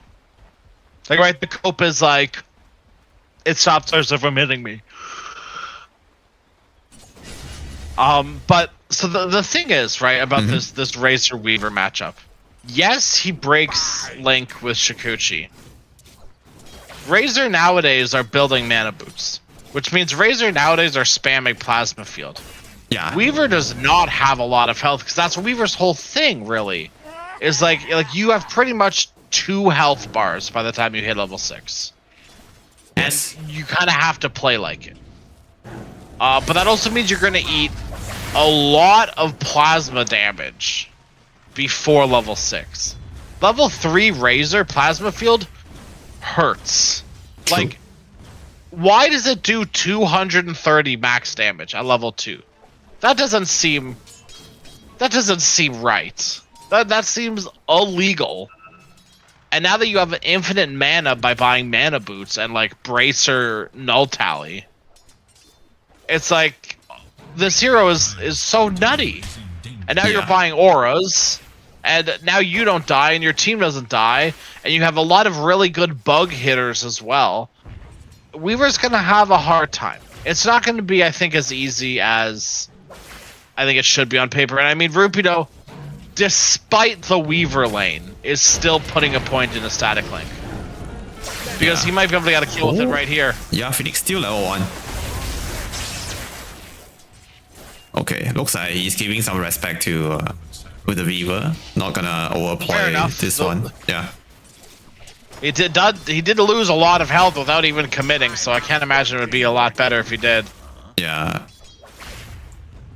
I like the point you mentioned just now. I think Plasma Field is the reason why a Razor offlane can work. Without this ability or this high damage nuke, this hero maybe can't be played in the offlane. Yeah.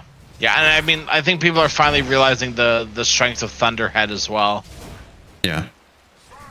Shackle heals up Bisk a little bit, but still needs some levels on the Shadow Shaman. Will finally hit level 2. They're all going to Razor bottom. Rupido, he's dropping quite low, but he's able to kill the bugs. And now the bug is caught. He's dead. Tyler Durden. No, Shikuchi will help you there. Hardell, he's already used his dive. Yeah, that's the level 3 Razor that you talk about. Yeah, 2 point on the Plasma Field. Just got a double kill down there. Perfect start for Rupito. And you don't even need to put, like, sometimes you put 2 points in a static link. I'd be very surprised if Rupito put 2 points in a static link this lane. Yeah, just because it's one of those, like, on paper, it's not happening. Yeah, both of the hero, like Phoenix and Weaver, both of them have somewhere to break the link with the dive on Phoenix, the Sukuchi to outrun the link. I think 1 point is good enough. But maybe the alternative argument is they can't break it immediately, so you want to get as much drain as possible. Oh, mid lane can. One more race. Ooh, that was close. Oh, it needs a little bit more damage too. He did end up just TPing to lane though on danger, so yeah. Good thing Maybe is, with Tusk in the area. Okay, no, Drik's gone. good thing is Ken is kidding. out of mana, so you can't do the triple raise combo again to kill the Beastmaster. And it looks like Danger does have tangos heading his way. Yeah. Struggle a bit now in terms of CS. Look at SF. Ken deny has 14 deny, almost the same CS on Danger. Jesus. Oh man.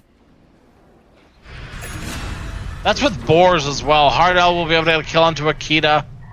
Up top, chased into the trees. With the help of that Pit of Malice, baby. Yeah. It's a good spell, but only if someone able to like follow up with a stun to keep the target inside the pit. Yeah. Oh, Making light Akita. moves onto Razor bottom. Tyler Durden. Bottom lane, he's just dead. Oh, Shikuchi on cooldown. And up top, yeah, like you said, Akita, he just TP'd back into lane. He can't afford to die here again. But here Snowball. comes Drik, the game changer here. 1 kill, 2 kill, red fish, blue fish. Drik wants it all, but they're not going to dive the tower like a bunch of little babies. But Ivory, make it exciting. Drik heading mid as well as the 2 supports from Carson's. Power rune spawning in 10 seconds. Big fight coming. Looks Three like heroes top. yeah, we're not getting Drik the can't fight. hold this by Ooh, the himself. haste. But here comes Teehee. Oh, they do get the haste straight on Danger.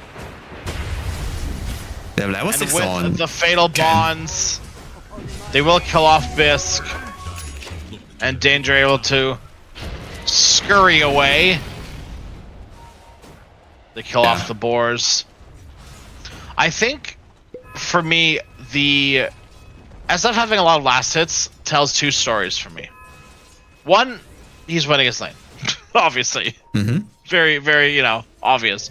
2, though, he's killing a lot of boars. Because he can, because he's an SF.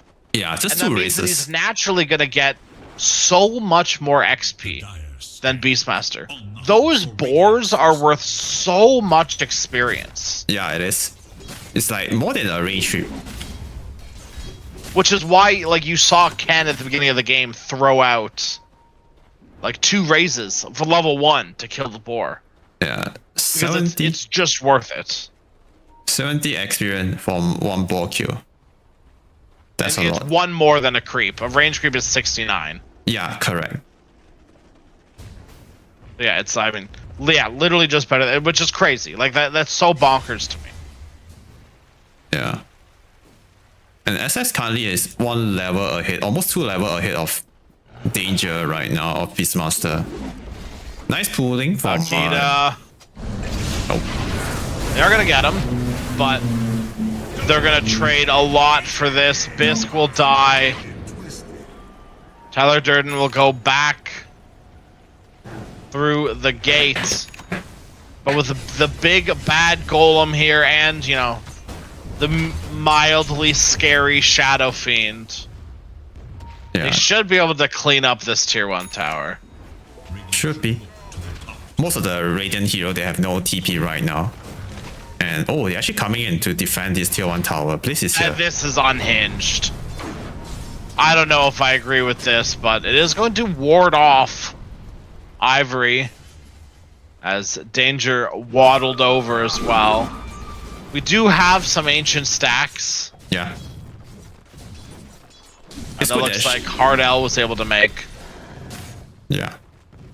It's good that Shaman TP top to defend a tier 1 tower because they can't afford to lose this tier 1 tower so early because they need to protect the Radiant Triangle. Once they lost the top tier 1 tower or the mid tier 1 tower, it's gonna be easier for Ivory to invade the triangle. Yeah. Thanks got Danger got a arcane rune, managed to use it to clean up the Radiant Triangle stack.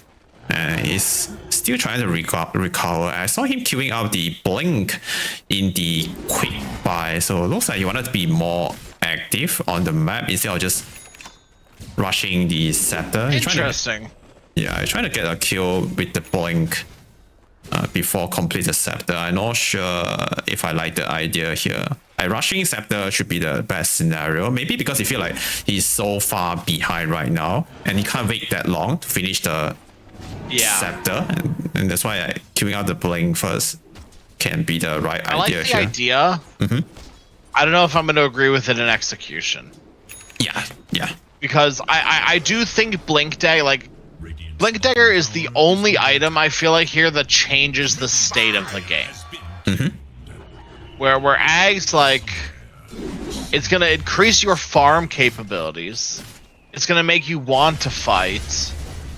But you need something to change the state of this game. And the easiest way to do that is to blink roar someone. Yeah.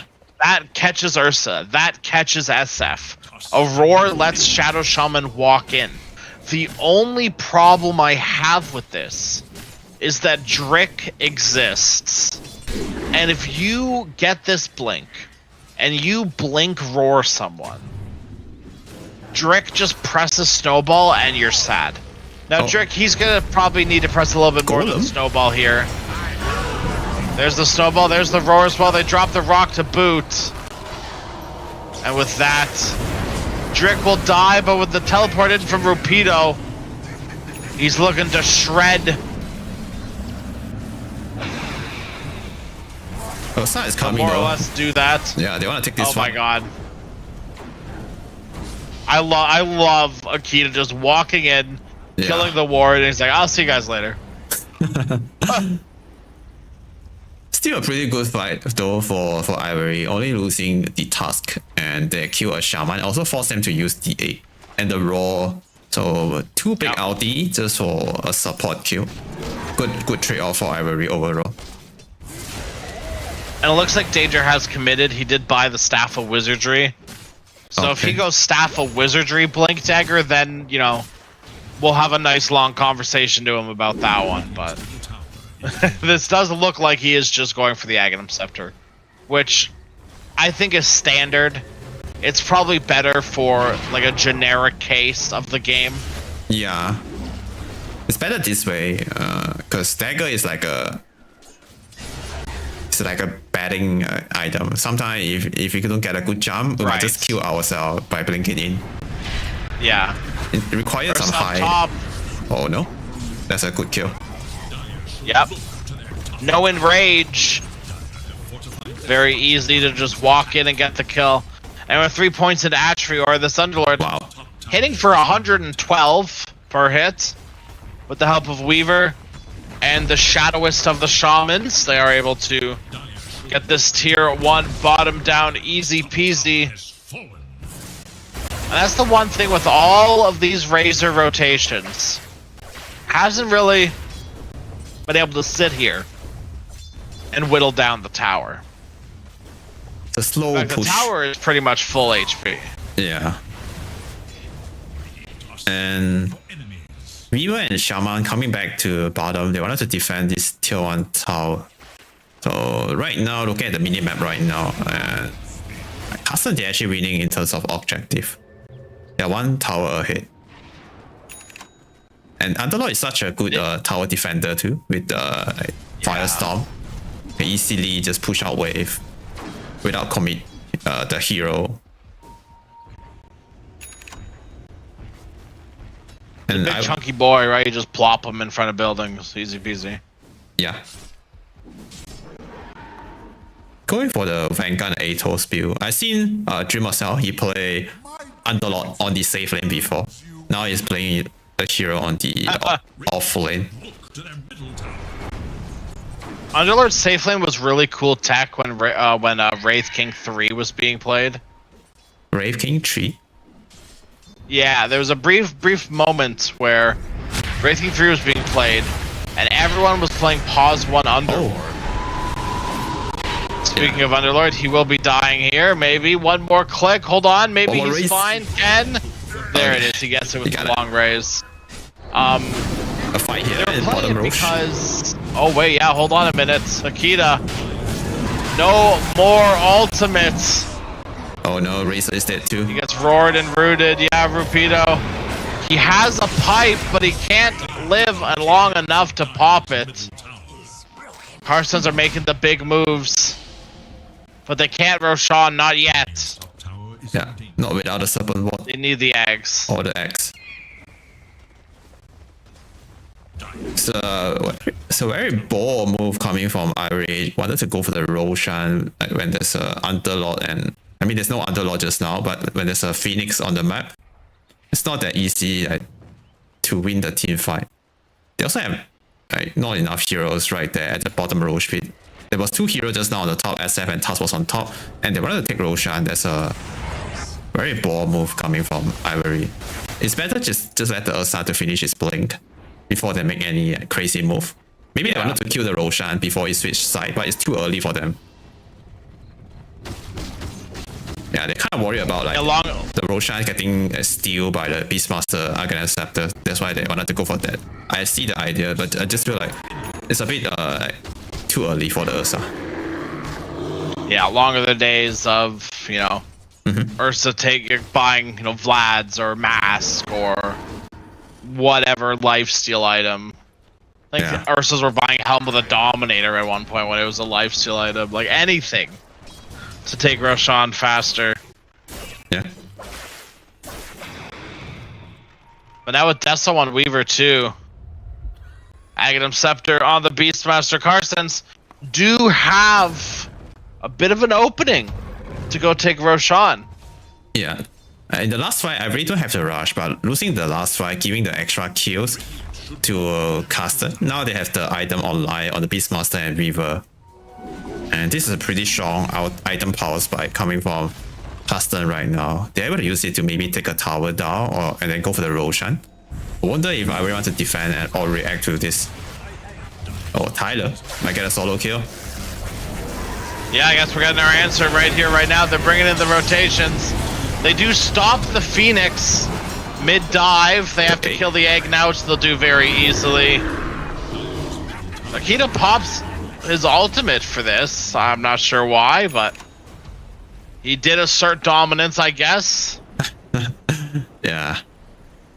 At least for the next 40 seconds, Akita can't fight, but should be able to get his blink in maybe less than a minute or 2.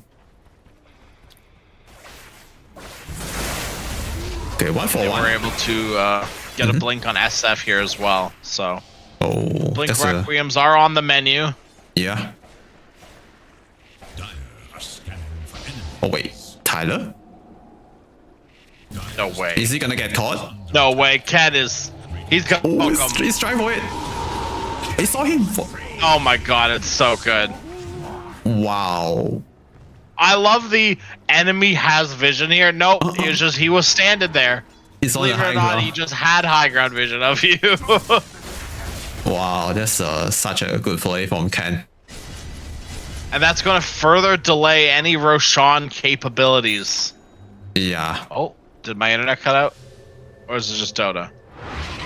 Oh. Scanning for enemies. All good, all good. Radiant should look to their top tower. Okay, 5-man smoke coming from Ivory right now. And they're gonna get a pick off first on Danger, maybe. Golem follow up with the control. Can blink him up with the burst damage. Use the roll before he died. But I don't think that matters. They lose 2 heroes already at the start of the fight. Dreamer Cell, he did take the gate to the team fight. But now he is running for his life all by himself. He's gonna get caught too. Oh man. Losing 3 heroes in a row. And Roshan still on the menu. They might be able to get this mid-tier 1 tower to the Golem and go after the Roshan after that. They are paying it. Tusk is paying it. Radiant should look to their middle tower. Should be a free Roshan here. 20 seconds without Underlord. With the AD rune on Ken. Yeah, it's gonna be enough. Look at the side here. Blitz and Hard L, they are looking around, thinking about a jump in. They wanted to contest the roll, throwing some Fire Spirit inside the roll pit. They have Blink ready on Blitz, and ooh, he managed to snatch the Aegis. Drop a support ward right on top of SF, and the egg follow up is good enough to zone out some of the dire heroes, but not enough to kill anyone. Danger running in, but Rapido is a tanky hero with the pipe buff. Weaver lost his life to Ursa somehow at the back, and even it's still the Aegis, but it's not that good overall. But they end up feeding more hero in that fight. Okay. Almost 20 minutes now. Radiant should look to 6,000 gold advantage on Team Ivory with 70% win probability. And they're gonna snowball harder later. Minute 20, Tormentor will be up soon. bottom. Bliss is here, trying to set up some vision. They do have a good observer on the high ground. Make some stack and try to control and hold this area. Pito take the gate to the top. Oh, saw the Shaman career, so he might know that maybe Shaman is around. Rivercell coming in now with the Fiend's Gate. Rapido might get caught first. Drake, oh, trying to save his red, but it's gonna get caught too by the Fiend's Gate. I mean, by the Pete. Snowbody cast at the end, but end up dying together with his friend. Hello? Hello, welcome back. Oh my god, I was so lonely in the dark. Oh, The dark void of no internet. okay. Are you okay now? I hope so. Okay. That's what I got for trash talking my internet earlier. Jesus. It's okay. You didn't miss anything. Well, hold on. Roshan is dead and no one has the Aegis. I feel like I've missed a lot. It's okay. It's not a big deal.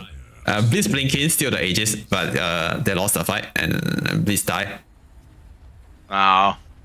They got the Tormentor too, though. That's pretty cool. Yeah. It's on the... And he's hunting. I'll share some more. Straight edge. Ken right on top of him. Big Requiem. Oh my god! Ooh, another solo kill on the Ancient Camp. Full to zero. 2,337 magical damage from Requiem. Wow, just one spell? Jesus Christ. One spell. No wonder SF getting first pick almost every match. Radiant's bottom tower is under attack. And no wonder that even carries are going this the Yachakaya build too, right? Like, The cast time reduce on SF is just so valuable. Allow him to like cast triple races in a shorter duration. Also the Requiem, easier for him to cast the combo. I feel like it's just life changing. and even if things go awry at one point, like, you can still technically just disassemble it.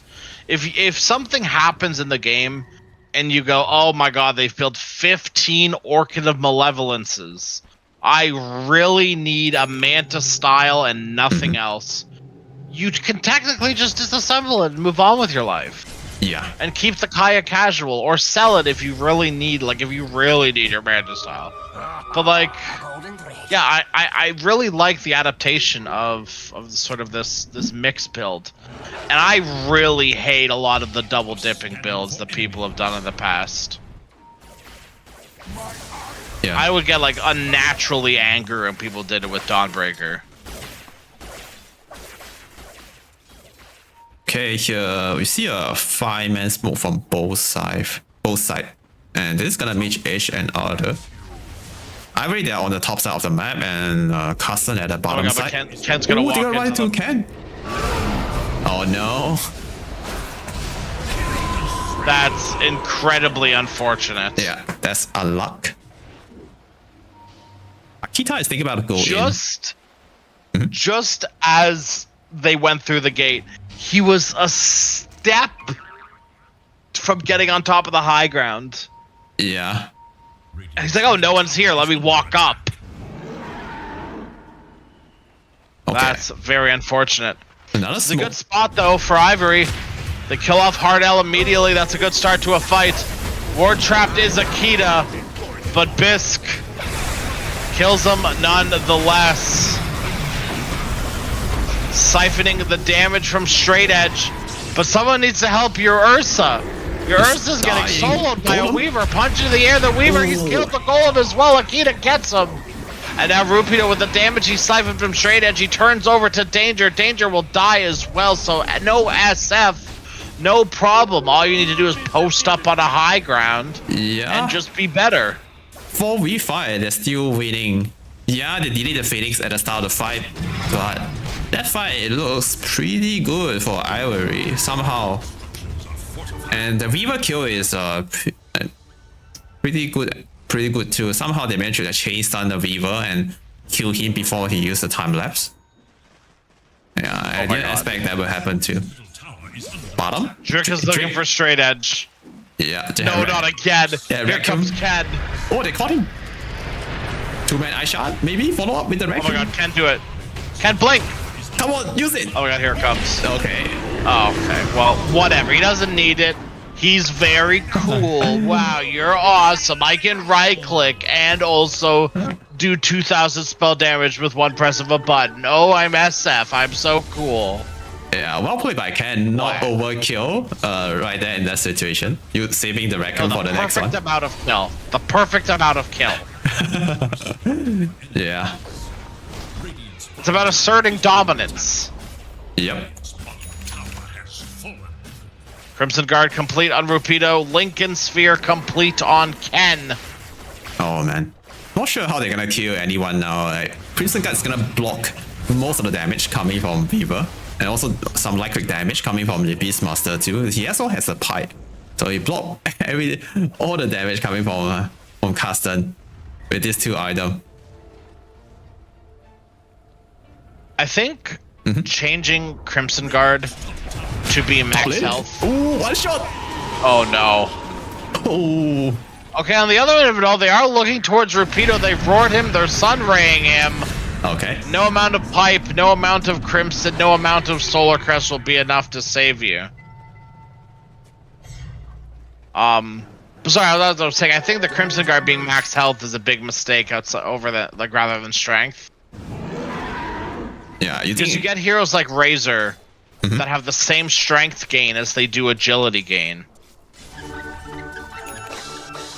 which is crazy. Yeah, and the item buff, the active buff, cannot be dispelled. I think they give this buff in some recent patch, make this item just overpower in the mid game, especially. Well, no one ever bought it. Ever. No one ever purchased Crimson Guard. It was like the least purchased item in Dota for a long time. Yeah. Hard Owl got lost in the woods. Found a scary bear. Which is where bears live, so I don't know what you were expecting. Have you seen a bear in real life? Yeah. Really? Yeah. They're very intimidating. Are they aggressive? I wasn't close enough to know if they're. I mean, honestly, I feel like because I was out camping. The thing that I'm more worried about, honestly, is a moose. Because bears are like territorially aggressive. Moose are just straight up aggressive. A moose will let you know that it hates your guts more than anything else in the world. A bear's like, yeah, like, don't mess with me. Which, you know what? Fair enough. I don't mess with many random animals. Yeah, but, especially wild animals. Right. A moose will like ruin your day. A bear will just kill you. But like a moose could take out you and your Hummer full of people. Like they are built and they're huge. Moose are ginormous creatures. Like bigger than some bears. Like some bears are big, some moose are big. Like Scan from Radiant. They've scanned the pit, but it's just teehee. It's just a simple little bait. Also looking to take a little guy. Take a fight now around the Roche pit. So the first Roshan, it goes to the Dire, and please snatch your Aegis. So if I already hit the Roshan, it will roll and notify Carsten. So both sides, they need to be really careful now. Any kills, any death might lead to a free Roshan. Yep. I think it was the Spirit game earlier today. Yotoro was playing SF. And he was just like, raising Roshan every second he could. And it was just like 5-6 stacks of raise on Roshan. And he's like roaring and walking out of pit. And Roshan really angry. And they just never once really stepped foot into Rosh for a while. They're doing this, the high ground standoff as Yotoro's just raising Roshan. They have kind of an opportunity to do something quite similar. The problem is the jump from Carsen's is a little crazy. Yeah. Right, Bisk has Blink, Beast has Blink. They have Ags on Beastmaster now too, or Underlord now too. There's a Silver Age on Ken. Have you seen the interaction with Silver Age and Sukuji? No. The movement speed slow on from Silver Age active. If he hits after he go into Shadow Wall and then he hit the Weaver cannot move with the Sukuji. He moved 200 movement speed, so he cannot run with that spell. Interesting. Yeah, that's a really cool counter to Weaver. He kept his movement speed to 200, so Sukuji doesn't work. It's not gonna give him the max. That's crazy. You know what's funny is I always just thought it was a slow. Radiant's bottom tower is Yeah, I think they added the movement speed cap recently. Yeah, I genuinely always just thought it was one of those things. I was like, oh, it's a slow. It's like a 40% slow or something. Oh. Interesting. And right now, Custom, they get the Aegis for free, but I read they might get a free set of racks here for trying to base raise against Viva and Beastmaster. I don't think you win the base race. Yeah, both sides they're trying to. They might not be expecting this. Tyler Durden. He's Tyler hurting after that one. Oh my goodness, blown up. Aegis is down as well. Keep him there with the shards. He's able to force that out. There's the pit as well to keep them at bay. Tyler Durden is out. I say that he's been punched and dusted. He's gonna have to time lapse away, but Chikuchi cannot get you away. Unfortunately, he didn't Meanwhile, survive. Rapido is just 1v4ing. It's winning 1v4. Akita kills Straight Edge. Akita kills Bisk. Well, it was 1v4 until everyone else interrupted. Yeah. Unfortunately, Viva didn't survive. Is there. Oh, Ursa jump. Oh my god, Akita. This is too much. This is too deep. They pressed everything on him when he already had his ultimate going. He still has his ultimate going. Stop pressing. Stop on the bear. He will die. And Tyler Durden, he just got back. He can't afford to die again. Rapido is hitting the egg. Rapido cannot kill the egg. And instead it will be the egg that scrambles you. Rapido on the run. The rest of Ivory chillin'. Teehee. Nice wall Trying stuff. to channel the soup. I feel like it's more of a stew. You know, think so? Stews are thicker than soups. You know, and upheaval seems like it's thick. And it's got chunks of little golems. You know, that's a stew. A soup would be like waveforms of soup. Now this is a stew. Riptide's a soup. This is Gush, a soup. Like AoE Gush with Tidehunter Axe, that's a soup. This is a stew. I refuse to call it a soup. But it does roll off the tongue better than the stew. Got it. Okay. I think we are now just 1 or 2 fight away from closing the game. They use a lot of buyback just 100%. now on Custom. So Weaver, Underlord, and Shadow Shaman. 3 of them has no buyback for the next 6 minutes. And they still have all the net worth advantage on Team Ivory, so I think they just need one good fight and should be able to close this game. And here, bottom, we might see Ken trying to go for a solo play at bottom area, but there's a sentry. Not again. Yeah, sentry over there watching Ken movement. He just I think one of the reasons that SF can do this mixed damage build is because of the 20 and 25 talents. Yes, I was about to mention that. I think it's the only reason. Yeah, the raise with apply attack damage. Also, it does crit. It's so strong. It's ridiculous. Are scanning Yeah. for enemies. Also with the like cast time bonus speed from Yasha Kaya, you also get to use like triple races like in less than 0.5 second or maybe shorter 0.2 second with triple races. Do you like so if you raise out of invisibility? Yes, it does. I think apply the damage too. I guess. Okay, I thought so. Because it's kind of like a same time thing. I'm This- not so sure about that. I He can't. doesn't know what's waiting for him. Oh my god. Ooh, it's a Broken and killed in half a second. And now off they go towards the Beastmaster. He is dead. No Kill the egg. buyback. The egg is killed too. And just like that, it seems like the game very well may be over. A Gem of True Sight sitting on the ground. Yeah. No one dares claim it. Okay, there goes Straight Edge. He got it. He's fine. And they But the got it. racks. Yeah, after Yeah. reaching the gem. I mean, just, you know, they did the important thing. They reclaimed the gem. Yeah. Just in time to lose the game. Ivory beat Karstens down quite brutally. I would say that this series really wasn't even that close. This game had glimmers of hope here for Karstens, but yeah, I don't know. It didn't feel like anywhere near enough, which means the Karstens are going to end up finishing pretty much 5th place once again. Oh, is it? Let me double check. It's either 5th or 6th, right? Because it's between them and Cloud Dawning. Oh.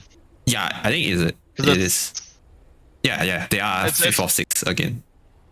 Because we were looking back on like previous seasons of VPL before this series. So I was like, I feel like Karstens are always in this like place, and they are legitimately always in this place.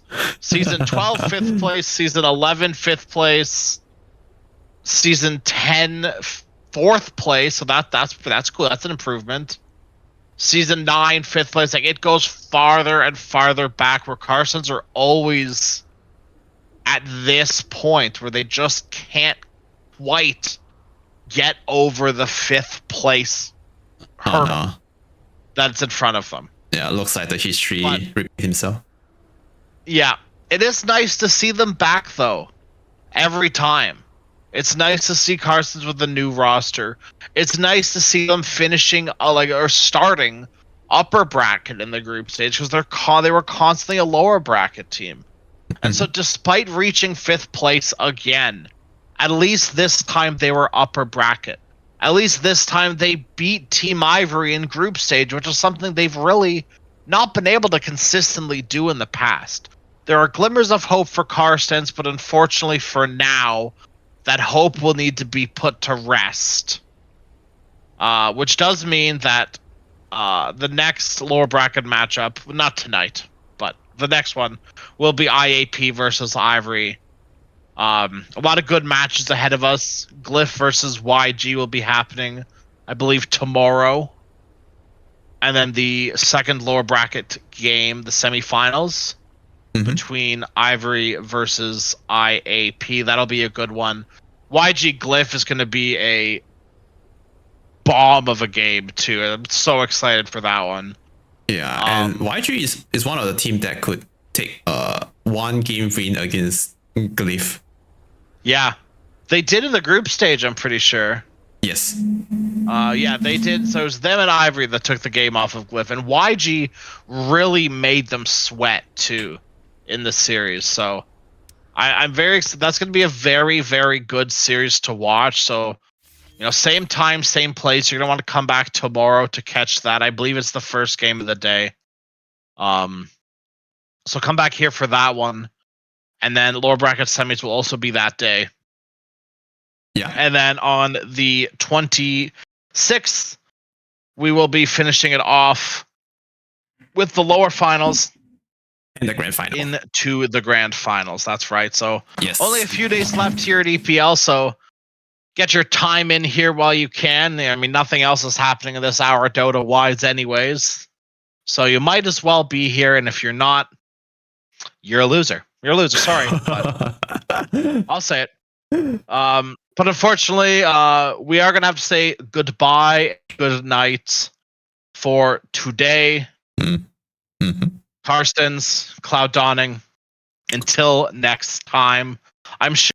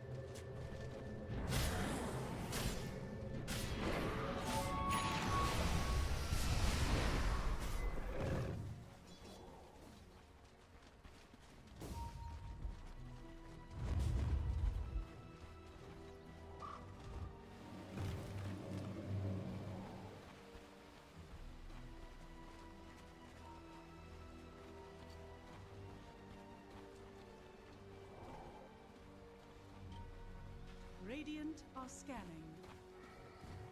Dire are scanning.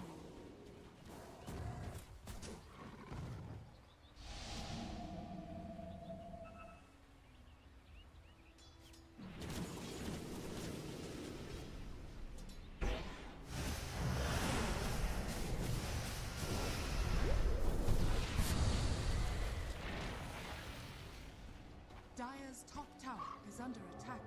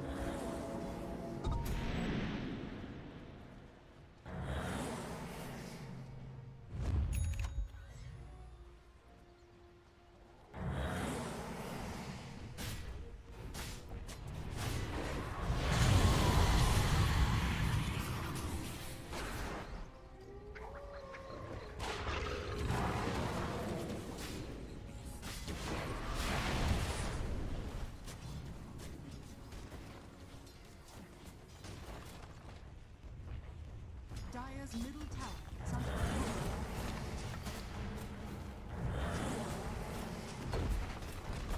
Dire's structures are fortified. Dire's middle tower is under attack.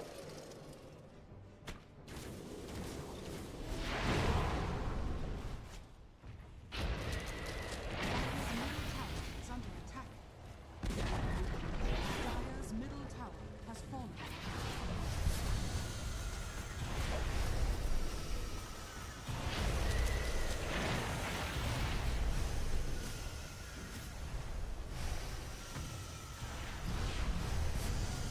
Dire are scanning.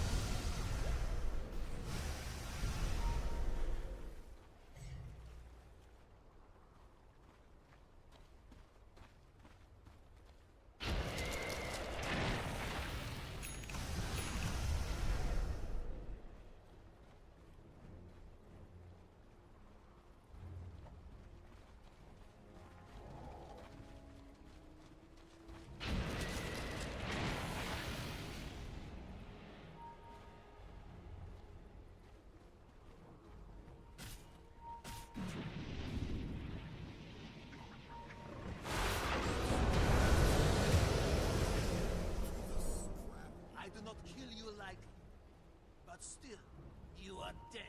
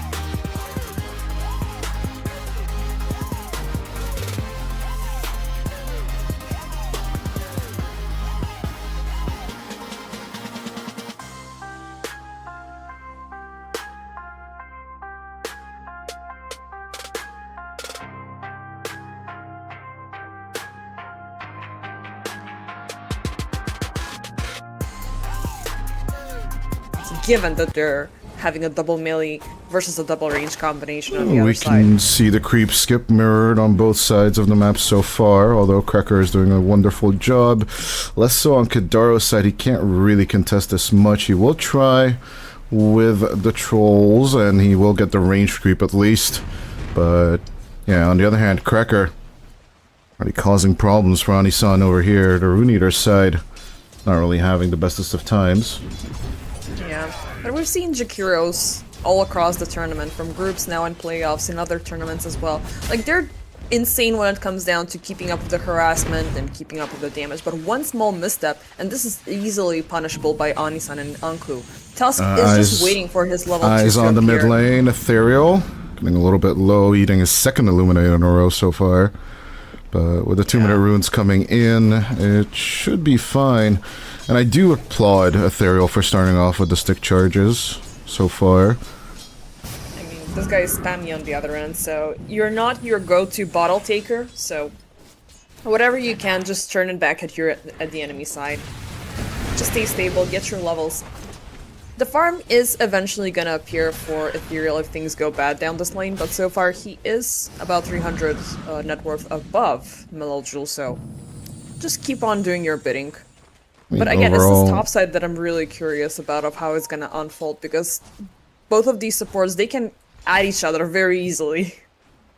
I think Anisan just stacking up the wave and then bringing it to Anku before he gets his Helm of the Dom, and then he can make his rotations is pretty much how it should go, I believe. But overall, right, there's a reason why we're sitting here and why they're sitting there, as the Rota up top.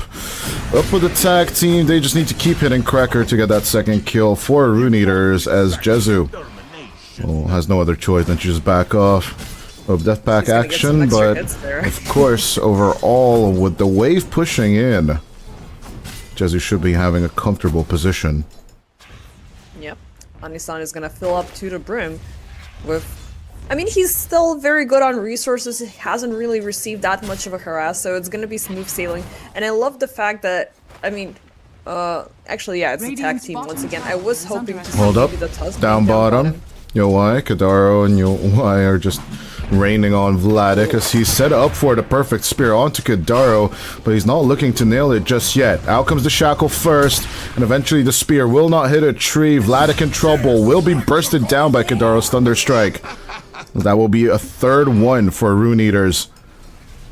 As of yet. Also very lucky because Kidaro was under siege, and it's that electromagnetic repulsion that kicked in the right moment. And they also have QBFY. Oh, they just continue to play onto the Marcy, take him out as well, as Anku will be taken on the top lane. But at the same time, it doesn't really matter for Jezu, as he will definitely survive it due to the Death Pact. And even if you make that dive, I don't think you're surviving for long. Rotations are not coming because of Kadaro and Yowai chasing. He's gonna go for it. He went for a solo. He'll actually go for the tag team kill onto Jezu. I mean, even if you die as a support, you're keeping the Klings under control, which is already a good kickoff. It's the first time he has fallen, but at the same time, his support is heavily damaged. This is gonna be yet another dual melee lane that Anku and Anisan make it happen. Remember yesterday what they did with the Omni Knight? It was very much on point. Yeah, no, Lynx are definitely on that massive tempo for themselves. But at the same time, even with the kills coming out on Rune Eaters, I'm not gonna lie, it's not giving off that confidence vibe. Shackle misses on the bottom lane, as on the mid lane, Melojul will finally get jumped. Ethereal going in with another Toxin. And as the Coddle melts, I think there is a little bit of a redemption arc here coming out from QBFY and Krekker. Can they get the Viper? They'll let the tower take the Tusk, as they will kill the Viper themselves. Yeah, it was definitely an overextension there on the end of Rune Eaters, but you know, at one point, Team Lynx will need to respond to these active aggressions. Like, they've allowed Rune Eaters to walk away with a little bit too much of an early kickoff. So maybe they can start punishing down mid lane, maybe they can start rotating up top, so maybe Jesu can get a little bit of the action. But speaking of the devil, he's gonna be charged up. It's snowballed in with the play, but Jezu still in perfect control. There's still a death pact available for him. Ice Path for the connection. QBFY from behind the rebound just to connect with Ani-san, but the connection is kind of severed. Same time, Melajul coming in. Good solar bind. Slow him down to a crawl as QBFY will be more than happy to dispose of him as soon as he contacts the snowball. Pull him back into the fray as the Tusk will fall for sure. They give up the minute 6 power rune for this play, but overall, getting these redemption kills are definitely needed for Team Lynx. I mean, not only that you're getting the redemption kills here, you have taken down Tusk twice, you're pushing down this tier 1 tower, and as you mentioned it earlier, it is important who's going to be obtaining these first tier 1 sieges, who's going to be opening up the map a little bit sooner. The same behavior is trying to be replicated down mid, which this is already a good, very big contest, utilizing the catapult as well. Meljul, they're going to be back with QBFY to try to pressure this back. Can they even get a deny here? Ethereal? They're gonna go for the rebound instead. QBFY jumping in onto Ethereal. Eats the Viper Strike, but it doesn't matter. The kill is a kill is a kill. Easily surviving the Viper Strike itself. And yeah, both teams. I think both teams, rather than just contesting the Shrines of Wisdoms, they would rather take out the Viper. I think he's an extremely valuable kill. As 7 minutes into play, the aggression continues. Let's see if Lynx can even up the score. Good kinetic field, blocking into 2 supports as the snowball connects. Ani-san looks for the kill, but does not find it. Kidaro glimpses back onto QBFY as Ethereal does not want to make contact. Instead, it will be Kidaro who falls. And Lynx are taking over control. It's gonna be Ethereal, you know, being a little bit tapped too late from those, you know, stacking TPs coming in. So by the time he arrived, it was late. The glimpse got popped up a little bit too soon. Ani-san was determined to die there. But yeah, now you have QBFY online. This Marcy Extreme Express Extreme support is coming in to make things a lot easier. Marshall. He will take the haste true and Cracker will be pulled back. That's just Kidaro dead again. Perfect with the rebound. QBFI executes it. On point.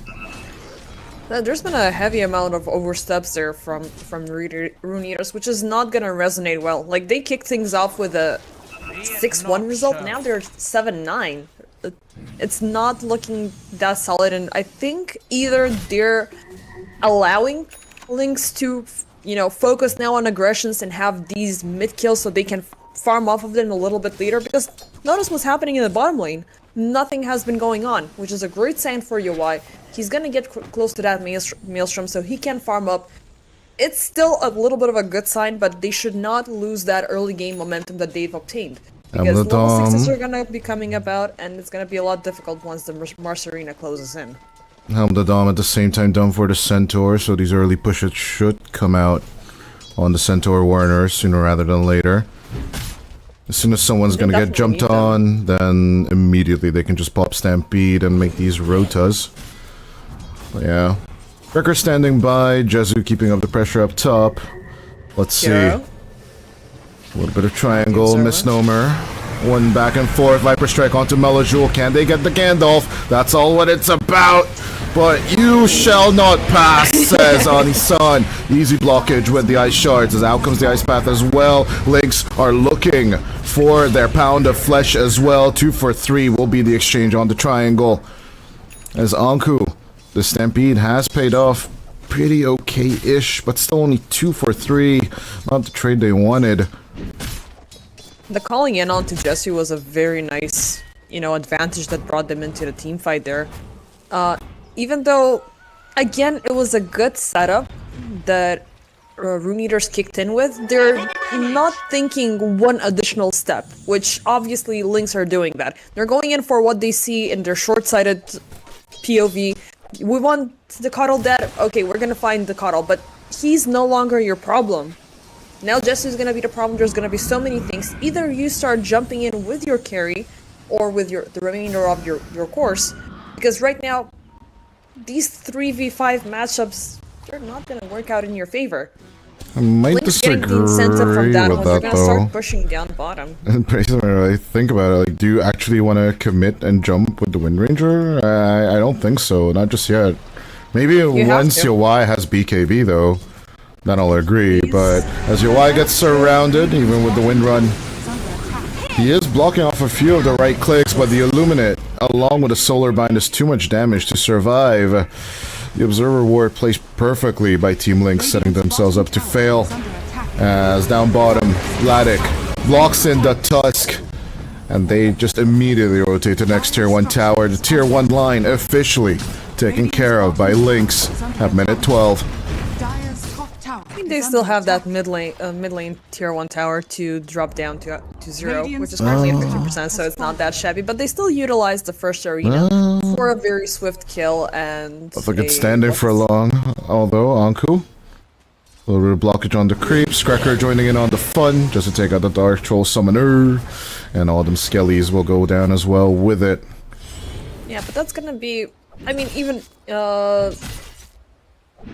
regardless of what's happening currently, like, you gotta bring in the Wind Ranger, because she won't be having any choices. If she stays AFK farming for 5 minutes, she's gonna be hunted down. She's gonna start being at a very controlled portion of the map. We already see the observers dropped across the river, so you can see what's happening down the lane and down these little side camps. So, Speaking of if that she's not mid breaking tower, out, something will need to start happening. Speaking of that mid tower, Cracker immediately trying to get the bait out. Good with the ice path, but still surrounded by 3. This QBFY did not manage to rebound in the perfect angle. Even though there's Solar Bind on the Viper, there's no way poor old Melojoul can help out. Nice kills onto the backline. 2 supports down for the price of none. Beautiful, beautiful aggression coming in there from the Jakiro. Like, the second he spots out that there's a TP coming through, he pops the ice path, goes in for the aggression, but this time he didn't get that lucky. He didn't have that safety grace coming in from the Marcy. And finally, this is gonna be a good sign for Kiriro, who, even though he hasn't really been taken down, he's been lacking on experience. So finally, the Static Storm will arrive and play, and they're looking Smoke to show up for for it. Rune Eaters, in with the Shackle, good with the contact, the Snowball. It will be an easy kill on Vladik. They don't turn it into a tower siege though. They're going to be overly cautious, as there's a minute left for the second round of Shrines. And I'd actually say taking down this tier 1 would be paramount for them, but... They don't have any idea of what's going on. Like, they only have somewhat of a vision of where Jesu is, which is already close enough for you to get across the Twin Gates and go in for a siege. Again, they've allowed Lynx to walk away with so many crimes in the past couple of minutes, they will need to compensate for it. So either find, but they're dead, you know, even. a way to... I wouldn't really say so. I think that Jesu is gonna get out of control a little bit sooner compared to UI. Because he's been a little bit more proactive in terms of getting kills. He's got the Desolator. He is gonna get the Aghanim Shard very close to the time he spawns. They're going for the conga line of Anku, pulling in the creeps as Ani-san. He finds out the ruse, and they go with the Stampede. They'll find Cracker. Well, that's just 1. Will they commit to it? QBFY ready with a rebound if necessary, but with the Macropyre, they'll just burn the bridge down. And it looks like we are back to peace between the 2 sides. Temporary peace. It's always an option. Meanwhile, bottom? It's always an option. At the same time, UI surrounded in the arena. Melojoul joining in on the fun as they will take out the Wind Ranger instead. If we're not getting objectives, we're gonna start getting them kills. Even though, I mean, they could have walked away with at least 1 kill and could have taken the shrine, but they realize they're a little bit too close, even with having the confidence of that tier 1 tower topside being completely gone. I don't think they just had the vision control in general for that engagement on the top side. So the rotation onto the Wind Ranger instead is pretty much spot on, as Melojoul is getting closer and closer to his next item. He's sitting at 1,400 gold but has nothing queued up on the Coddle. Is gonna be a surprise for all of us. But I do like the fact that both of these mid laners have obtained the Boots of Travel. For the Coddle is a little bit more textbook, you know, old school Dota, where you can just jump in from one lane to another, keep up with the push with the Illuminate, and then just rotate back and do it again and again. Which is gonna keep, you know, this ball rolling in the favor of Team Lynx, but at the same time, it's still a matter of which team is gonna overextend. Meanwhile, Ethereal, he can pretty much do the same, but he is a little bit more needy in terms of items. Oh, He's gonna need the QBFY. Going in with a jump. Good with the dispose as well into the ice path. Ani. As out comes the Stampede. Looking for the runaway. Ani-san does not find the ice shards. Contact in time, but QBFY will still die due to tower damage. Connecting him all the way, miles away. Cracker pulled into the fight. Jezu joining in with the Burning Army if he wants to, but as soon as he sees it's a 3v2, he'll give up the position. Arcane Rune secured. I think they spotted the Clings due to the Sentry Ward previously placed, but yeah, Jezu does not stick around. And instantly, as they've suffered 2 losses, look at what's happening down bottom. Vladik and Melodril are already on the move to try to find Yawai. But he noticed this ward is still, you know, there just keeping an active check of what Yawai is doing. Dire's bottom tower is under attack. Yeah, definitely a good idea to double down on defending this tier 1 tower, which is still crucial. It's still standing 16 minutes in. It's still that one difference of a contest between which side is gonna clear the first set of tier 1s. Yeah, but I actually argue the timings are going to be fairly similar on both sides, so we are definitely neck and neck 17 minutes into this game. It's QBFY once again looking for a deep jump with the rebound. Does actually have the range for it if he wants to, but waits around for Melojule. Does not want to go in. The rebound is still there. Melojule gives the platform off. In comes the snowball reversed. Viper stricken. There's the Marcy as Anisan. Too little, too deep. At the same time, pull back onto QBFY. Out comes a beautiful arena with a static storm on top of it. But the spear coming from outside of the arena will keep Anku at bay. They will find the kill onto QBFY eventually, just leading into a symphony of spells just for a double support trade-off. It's just a one for one. It's very interesting how much of a difference it's making when you don't have the Shikiro just for that extra layer of security. I mean, the ice paths on Cracker, they've been impeccable, and he is gonna have probably a smooth sailing into completing the Aghanim Scepter, which is gonna be, you know, changing things into pure damage. I like. What do you make of the Boots of Bearing being picked up on Cracker? It's not your go-to item that you're seeing onto Jakiros. Usually they're still sticking with Arcanes and stuff. It's somebody else that gets that. Hold up, down bottom.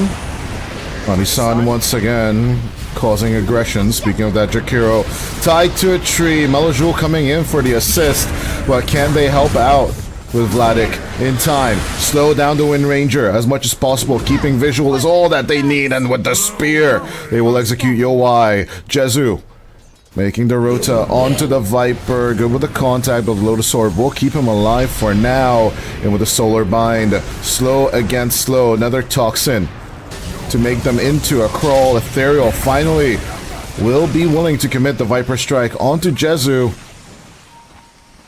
But do you Illuminate? Will more than likely just keep them at bay. There was a little bit of an awkward pathfinding there for Yawai. Like, he got shield,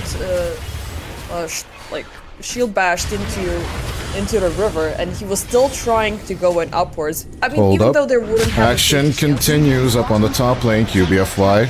Yule's on Yule's on Yule's action. Dispose onto the other side of the ice shards. And of course, a beautiful rebound onto Anisan will get the kill. The main thing is that Anku can make the disengage, and the tier 2 is actually saved on the other side, so it's like swashbuckling but throughout the map right now between the two teams. Yeah. And also you can see that Lynx are, Radiant's middle tower well, Rune Eaters actually are just trying to respond to whatever Lynx have to offer. The Stampede has been used up just actively defensively, you know, which has been great for Anisan, which has been great for Ethereal. Up top. Let's see, maybe the chance to use nice congregation. There's a blink, but it's not really used on Vladik. He immediately falls down as the same centering and targeting on Anku is happening right now on the Centaur. But Lynx are struggling to find their first kill in this fight, as with the glimpse back, they'll get the crack on Cracker. And as soon as the dragon falls, QBFY going in with the rebound, they'll find the kill. But at the same time, a 2-for-1. I don't think Lynx are happy with this. And with Definitely the Tormentor being up. Yeah, the timing is right. The Mars is dead. You know, he jumped in there for the setup, but he was instantly counteracted from the Static Storm, so No setup, no team fight potential, no nothing. They did throw in all resources that they had to keep Anko in bay to try to leverage things already, but it was not worthwhile. Throwing your resources at the center is gonna be a waste of time, but let's see if the contest for the Tormentor is gonna go in somebody's Still favor. being up. Vladik coming over with the arena, and can he make it in time? As the rain of fiery arrows will finally take down Anku, apparently, but QBFY, they find the contact onto the Marcy as well. Vladik joins in, but is it too little too late? I'd say absolutely so. Cracker not making it over for the play either, as Melajul will just stick around on the mid lane. Vladik pulled back in. Vayne, there's no way he can respond to this. The God of War. He will throw himself into the air, try and blink the hell out of there. Good with the play. But with no reinforcements coming, Vladik should still go down. The Observer Ward did catch him for a glimpse there. He's so lucky that Glimpse just got enough mana to be used up, but Kidora's a little bit too far away. Can they turn this around though? Yoan wants it. Anisan coming in with the tag team and the ice shards. QBFY looking for the rebound. We'll go forward. Glimpse back onto the Marcy instead, but TPing out. Yoai will make it. Kidara won't. The back and forth continues as with the Unleash. QBFY will secure the kill on Anisan for Melajul.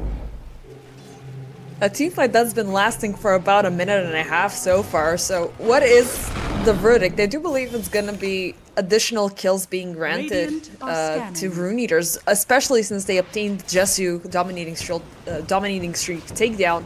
Ethereal got it. It took a lot of time for Anku to be taken down, which was actually quite impressive. I thought he popped a little bit sooner around the gate, but it was that spear that was just for the arena setup that got him over. The overextension onto trying to claim Vladik's life is what was definitely the problem, even though the shackle setup was... The long-range shackle connecting was very, very nice. I'd say in we're general... still so early in the game. I'd say in general... Come back. I'd say in general, Yoai just not dying in the fight is generally what is important here, and... Rune Eaters are just coming back a little bit into the game as we roll into the end of minute 23. But Lynx, can they keep up the 1 kill per minute average? Immediately Ethereal and Yoai want to join in. Out comes the Stampede, but they will not let the Centaur Hoofstomp. Cracker breaking down the fight with the Ice Path and the Macropyre. But even with the separation, is it enough for more saves? QBFY gets pulled back into the fray as the backline falls. Melajul, Vladik, and Jesu can't do much here.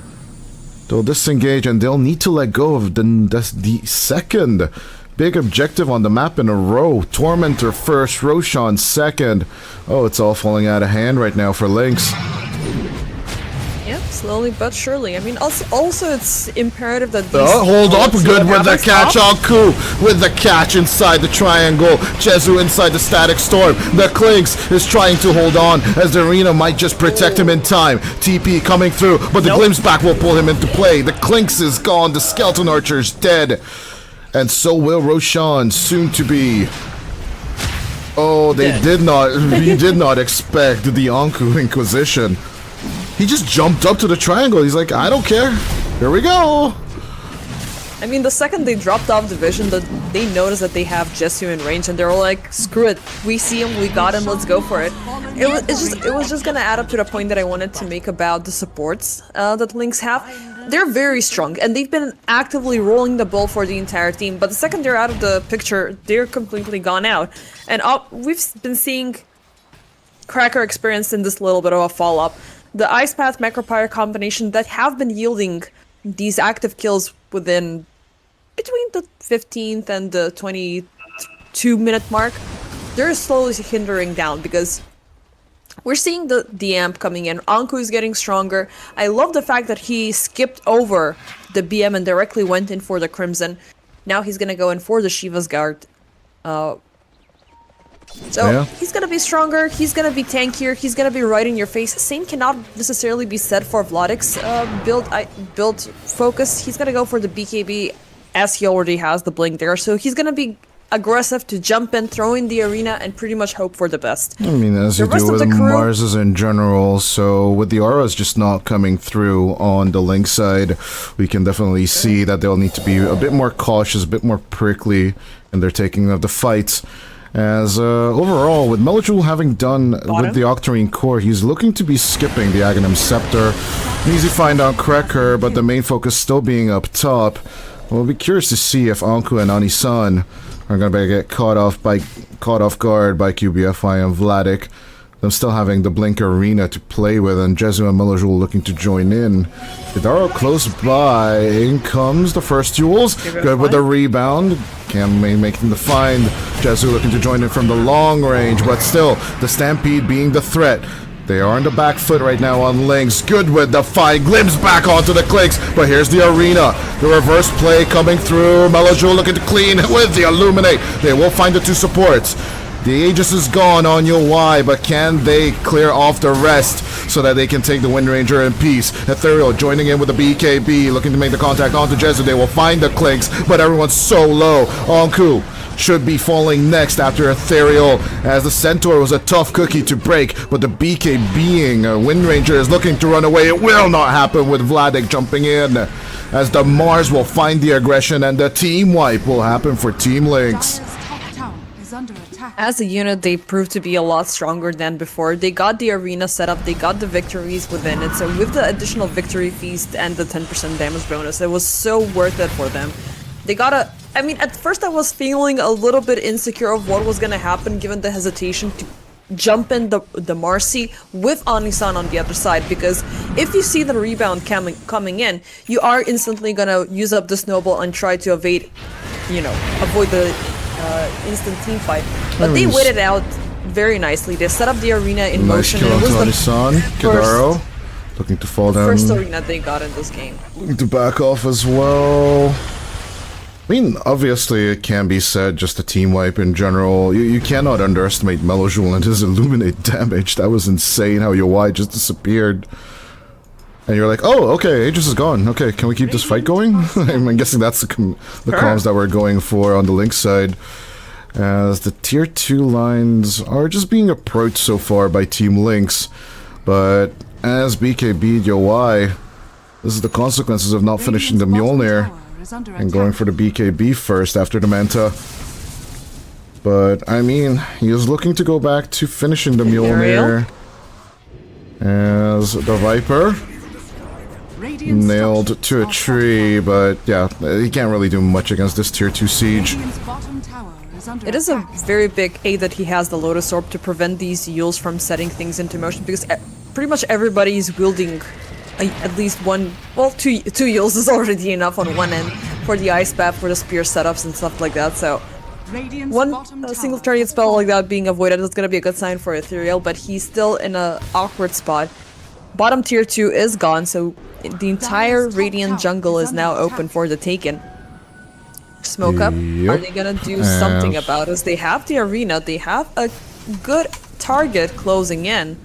But do you want to overcommit onto Ethereal? That is the big question right now, because if you overcommit, yes, the target is gonna die, but you're not gonna have a further follow-up.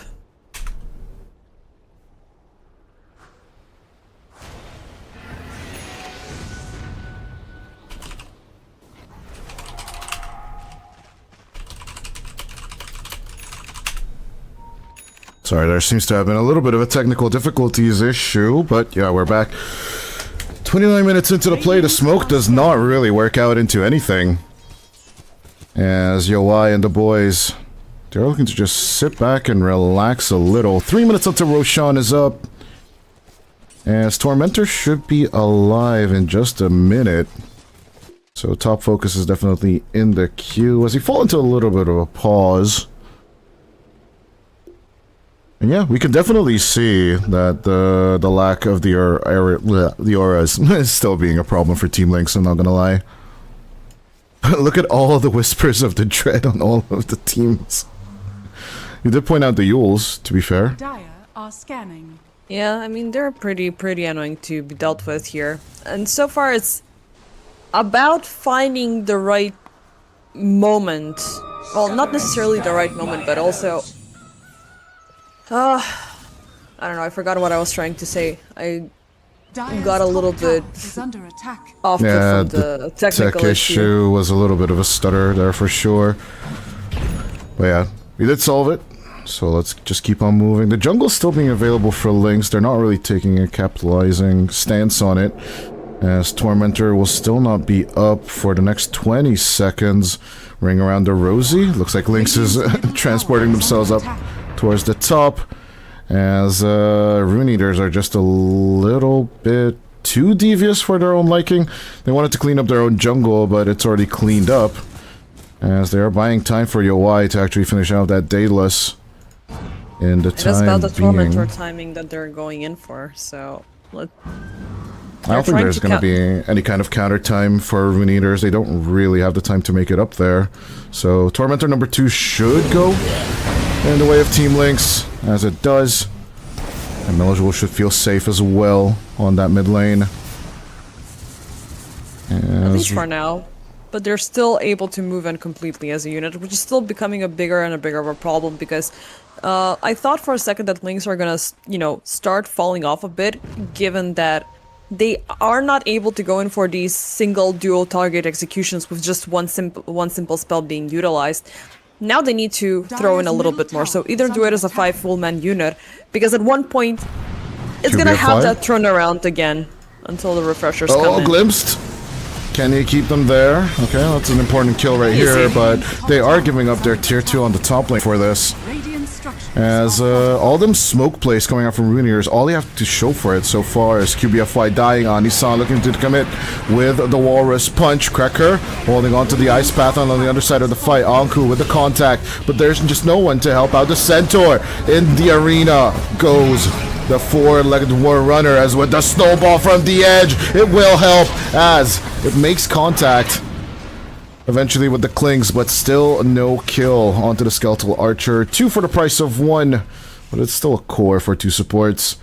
It's not too shabby. It is a worthwhile trade-off, but it is, you know, the BKB call-off TP back home, because they realized that they had a good setup. They had Anku in the middle of things, so it's a big target, but again, it's that problem. Like, you cannot overcommit for one target only. Yes, Anku is a big one. You cannot use him to frontline anymore, but still the rest of the crew, they're insanely dangerous and they're very strong. Ethereal. We have Ethereal, who's been maintaining very nicely so far, but a little bit of danger, but he does have backup on the team, so I don't think Lynx would want to take the aggression just yet. Of course, they don't know that there's a little bit of cleanup going on inside the Dire Triangle as well.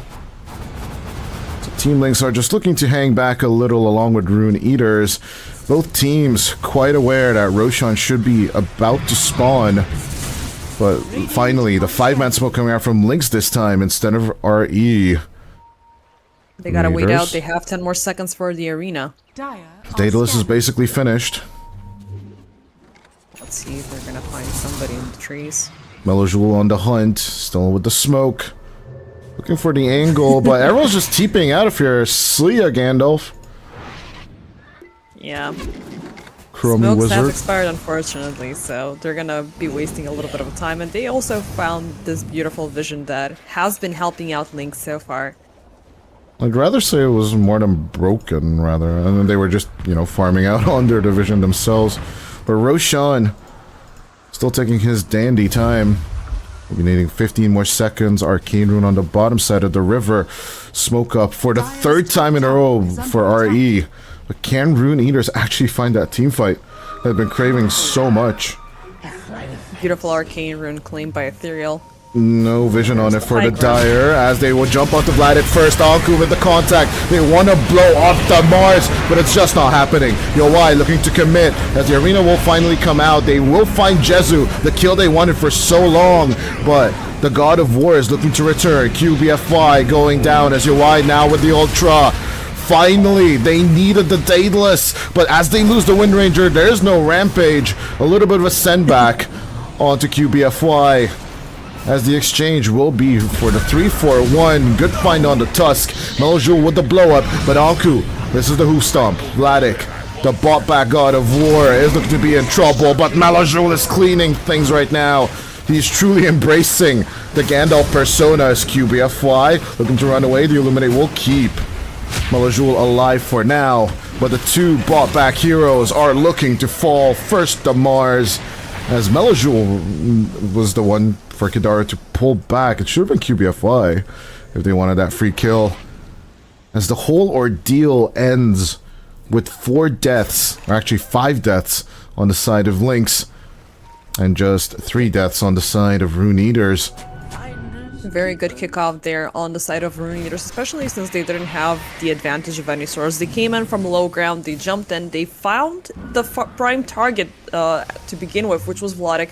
He was late on the arena setup, but there was this very interesting back and forth, which means that as long as QBFY is alive, there can be that active counter setup that Team Lynx can deliver. So the second Vladik fell off, everybody was tied up, they got the macro pyre off, and Jesse was able to get a little bit of a clean shot, but unfortunately with Vladik that they were not able to keep everything up.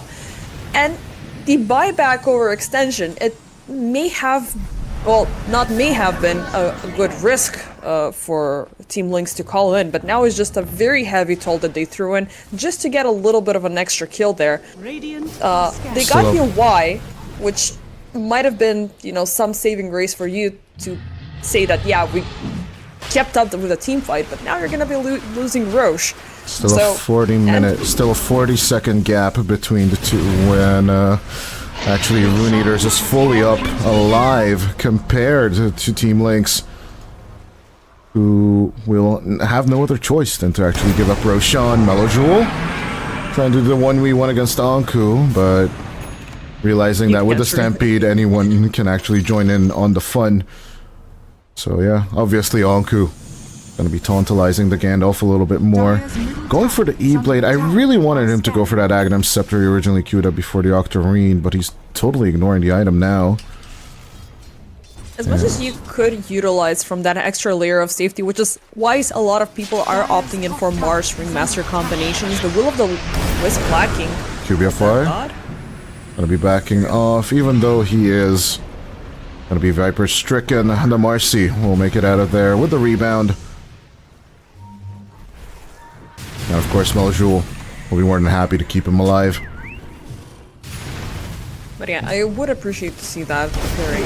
Hold up, good find onto Kidaro, Ethereal. Oh, the rebound not long enough as Anisan jumps in with the Walrus Punch. Yule Scepter to buy a bit more time, but Anku's coming from the back. They will eventually find Jezu. The Clinks is in trouble, but with the BKB, not so much. QBFY and Melajul say goodbye to the land of the living. As Soa Cracker as well. Power shotten and destroyed. Good with the find as Vladik has no other choice than to just back off himself. The team took a fight this time without the Mars, and it bit them in the ass. Yep. Again, it was an overextension there. We saw that they went in, like, yeah, we have the Disruptor, let's go for him. Let's bring Good him down to attempt, 0, okay. Breaking the Aegis. That is better than nothing. It'll have to be, but Vladik will need to keep on disengaging with this Invis rune. This is Jezu. No. Also, just keep on pushing towards that top. I'll definitely have to say goodbye to at least the tier 2 tower.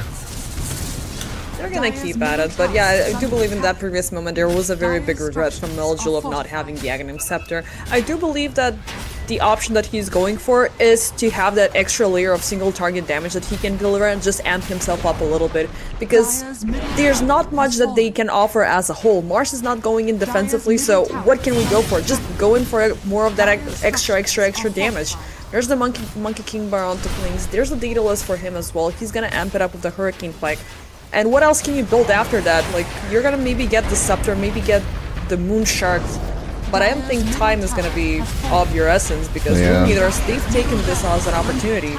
Tier 3 gone along with the melee racks, and it'd still make the argument for Scythe of Vice and Aghanim Scepter would have been effective, but to be fair, there is no pipe on the Rune Eater side, so the E-Blade might just be able to blow up a few people here and there, and they themselves have had the pleasure of the aggression on the top lane.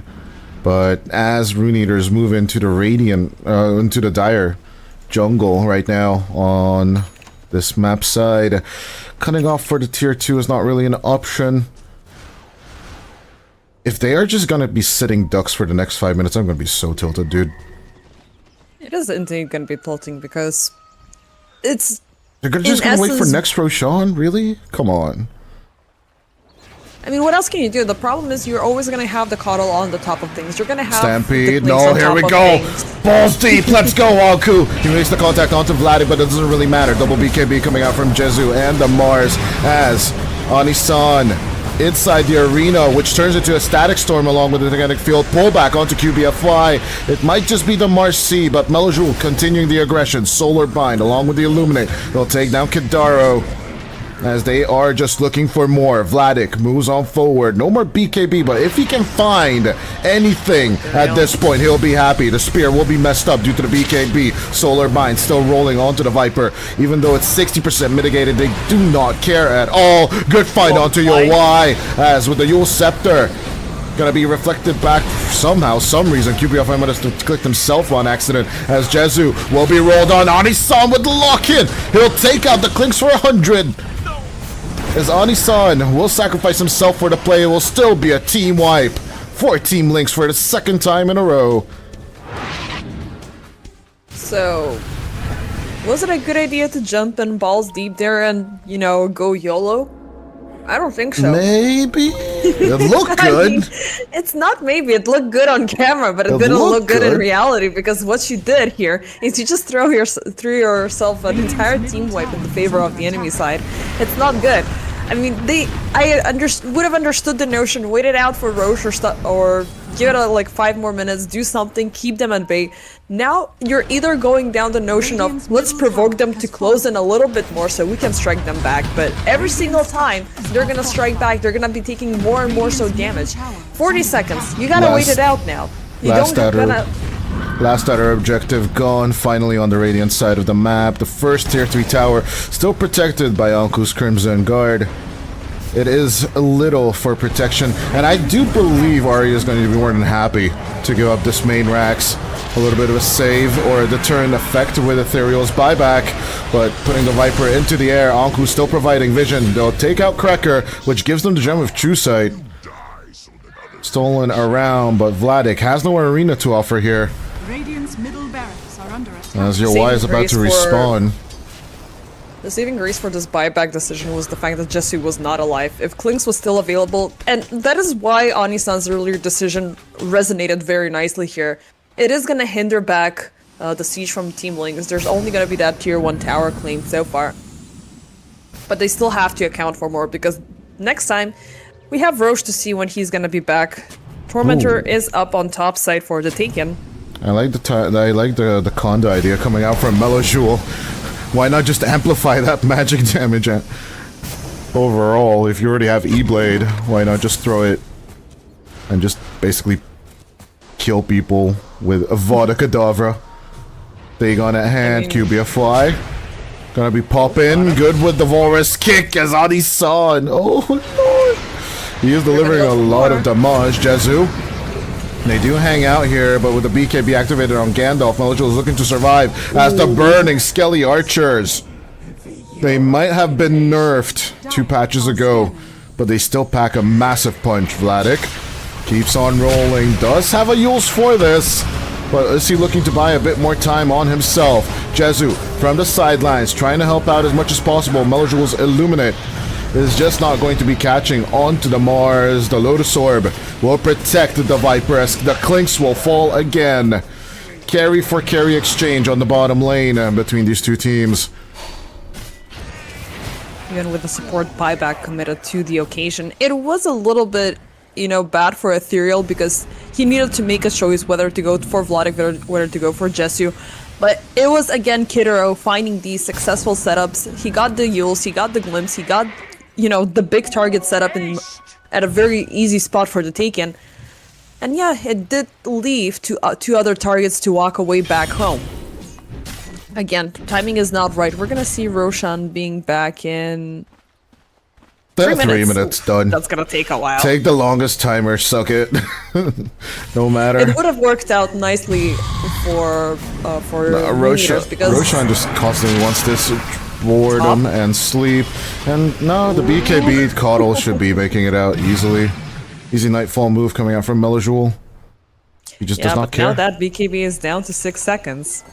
So he may not get lucky at one point. Look, he Yeah, truly definitely cares. a lot of problems on Yoai's end. Jesu is definitely becoming a menace for him specifically, signed and autographed and everything. He's got, we spoke about this Monkey King bar earlier, and we saw how impervious it was. Like, BKB Windrun trying to run away, Yoai did not stood a single freaking chance there. He did opt in for the Scepter upgrade, even though I would have missed out. I would have been wishing to see the Gale Force, but they might wait it out a little bit more because the focus has been, I mean, it has shifted a little bit between getting the Satanic or getting the Aghanim Scepter upgrade, which is gonna, those 35% are gonna be good, but it may or may not be your game saver. Set up onto Ethereal, as on the other side of the map, we do have a little bit of a catch attempt.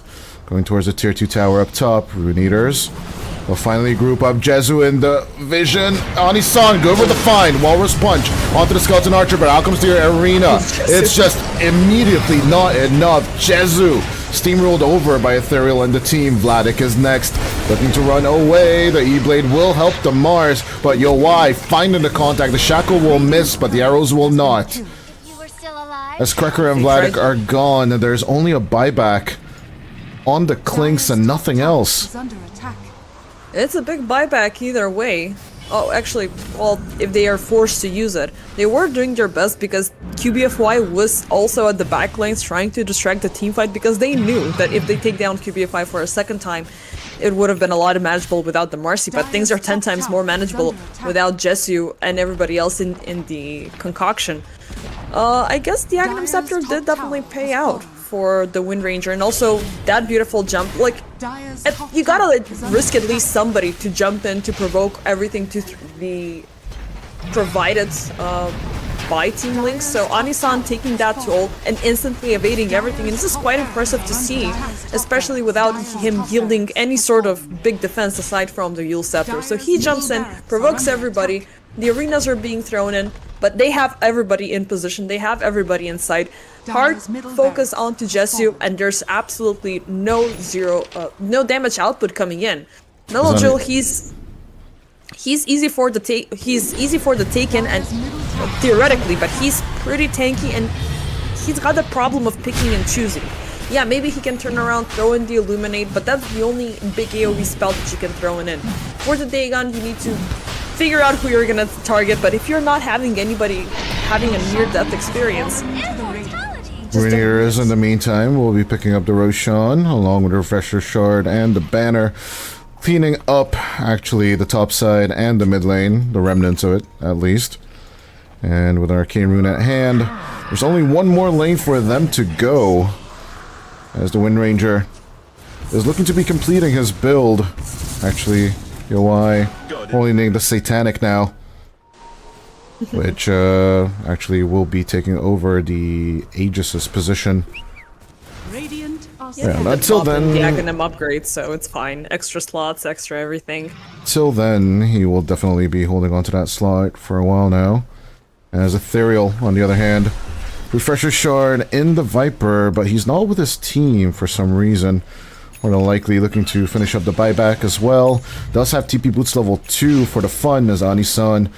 We did mention that Anisan is the one making these deep jumps, but Anku is more than happy to jump in behind him as well. Out comes the arena, but Ethereal is already right here for the funsies, as Cracker will fall in exchange for Anku. Kadaro in a little bit of trouble, but Yoai looking to cut things off onto QBFY. They try to go, but Jesu and Melojul joined up onto Yoai at the hip. Aegis. As the Aegis is gone, QBFY is looking to survive. Vladik doesn't really have much to offer in case of a fight, but the beautiful shackle onto Jesu and Melojul. The Gandalf and the Stone Archer, the Skeleton Archer, still looking to survive. QBFY with a dieback 115 without the Marcy, as Jesu will be bursted down to smithereens. 2,000 gold missing for the buyback of the Clinks, as Anisan. A little bit of a bad spear, if you ask me, as Yoai looking to continue the aggro. Good with the nullifier. Out comes the power shot, and one poison attack is all they need. Yule Scepter to save himself. Vladik will spear back the illusions just to live a few more seconds. No lucky power shot. Still, it will be a 4-4-3 at the end there. As technically it's a 3-4-3, right? Because they did just burst off Aegis. But Yeah, overall, I mean, but they still did a lot, well, a hefty amount of damage. They did force out the buyback. Well, actually, no. Was there a buyback on Vladik? No, it was just Anisan who, again, walked in kamikaze style to set things into motion. Even though I do believe Anku's jump there was a little bit too deep within enemy territory, even with the layering coming in from the static storm, from the field, and all of those shenanigans. Still, they got the better out of it. They can push in with the bottom siege. I was hoping to see maybe the Disruptor Scepter surprise going because for the pullback. Vladik coming out with the arena. Holds on to the 4 of them. Krekker with the shutdown. Still, even though it's arena into Macropyre, it's just not looking to be enough for the high ground defense. 51 minutes into play, it looks like Mega Creeps will be achieved by Rune Eaters, and with Jesu coming back in 5 seconds, I don't even think Rune Eaters should back off. They shouldn't be scared at all. There's no Krekker for 70, there's no Macropyre to be scared of. Only QBFY coming in on top of everything. They could just genuinely camp out here until their refreshers are back online. And overall... How many refreshers do we have? Actually, one. It's only on Vladik. Only one. So we had the shard being used on Ethereal, but that's about it. Yeah.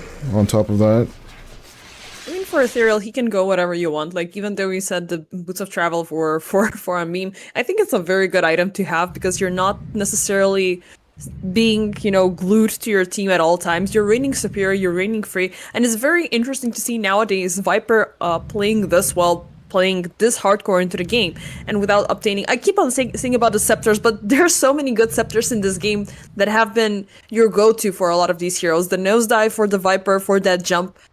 But I guess you don't necessarily need it as much because you do already have Anku throwing himself in the front lines. You have Anisan doing pretty much the same. The only layer of what you could counteract it is with the arena. And we're still missing out, but we might as well, actually, get it, the Will of the Wisp. Yeah, the other scepter I'm missing beyond Melojul's scepter is actually Jesu's.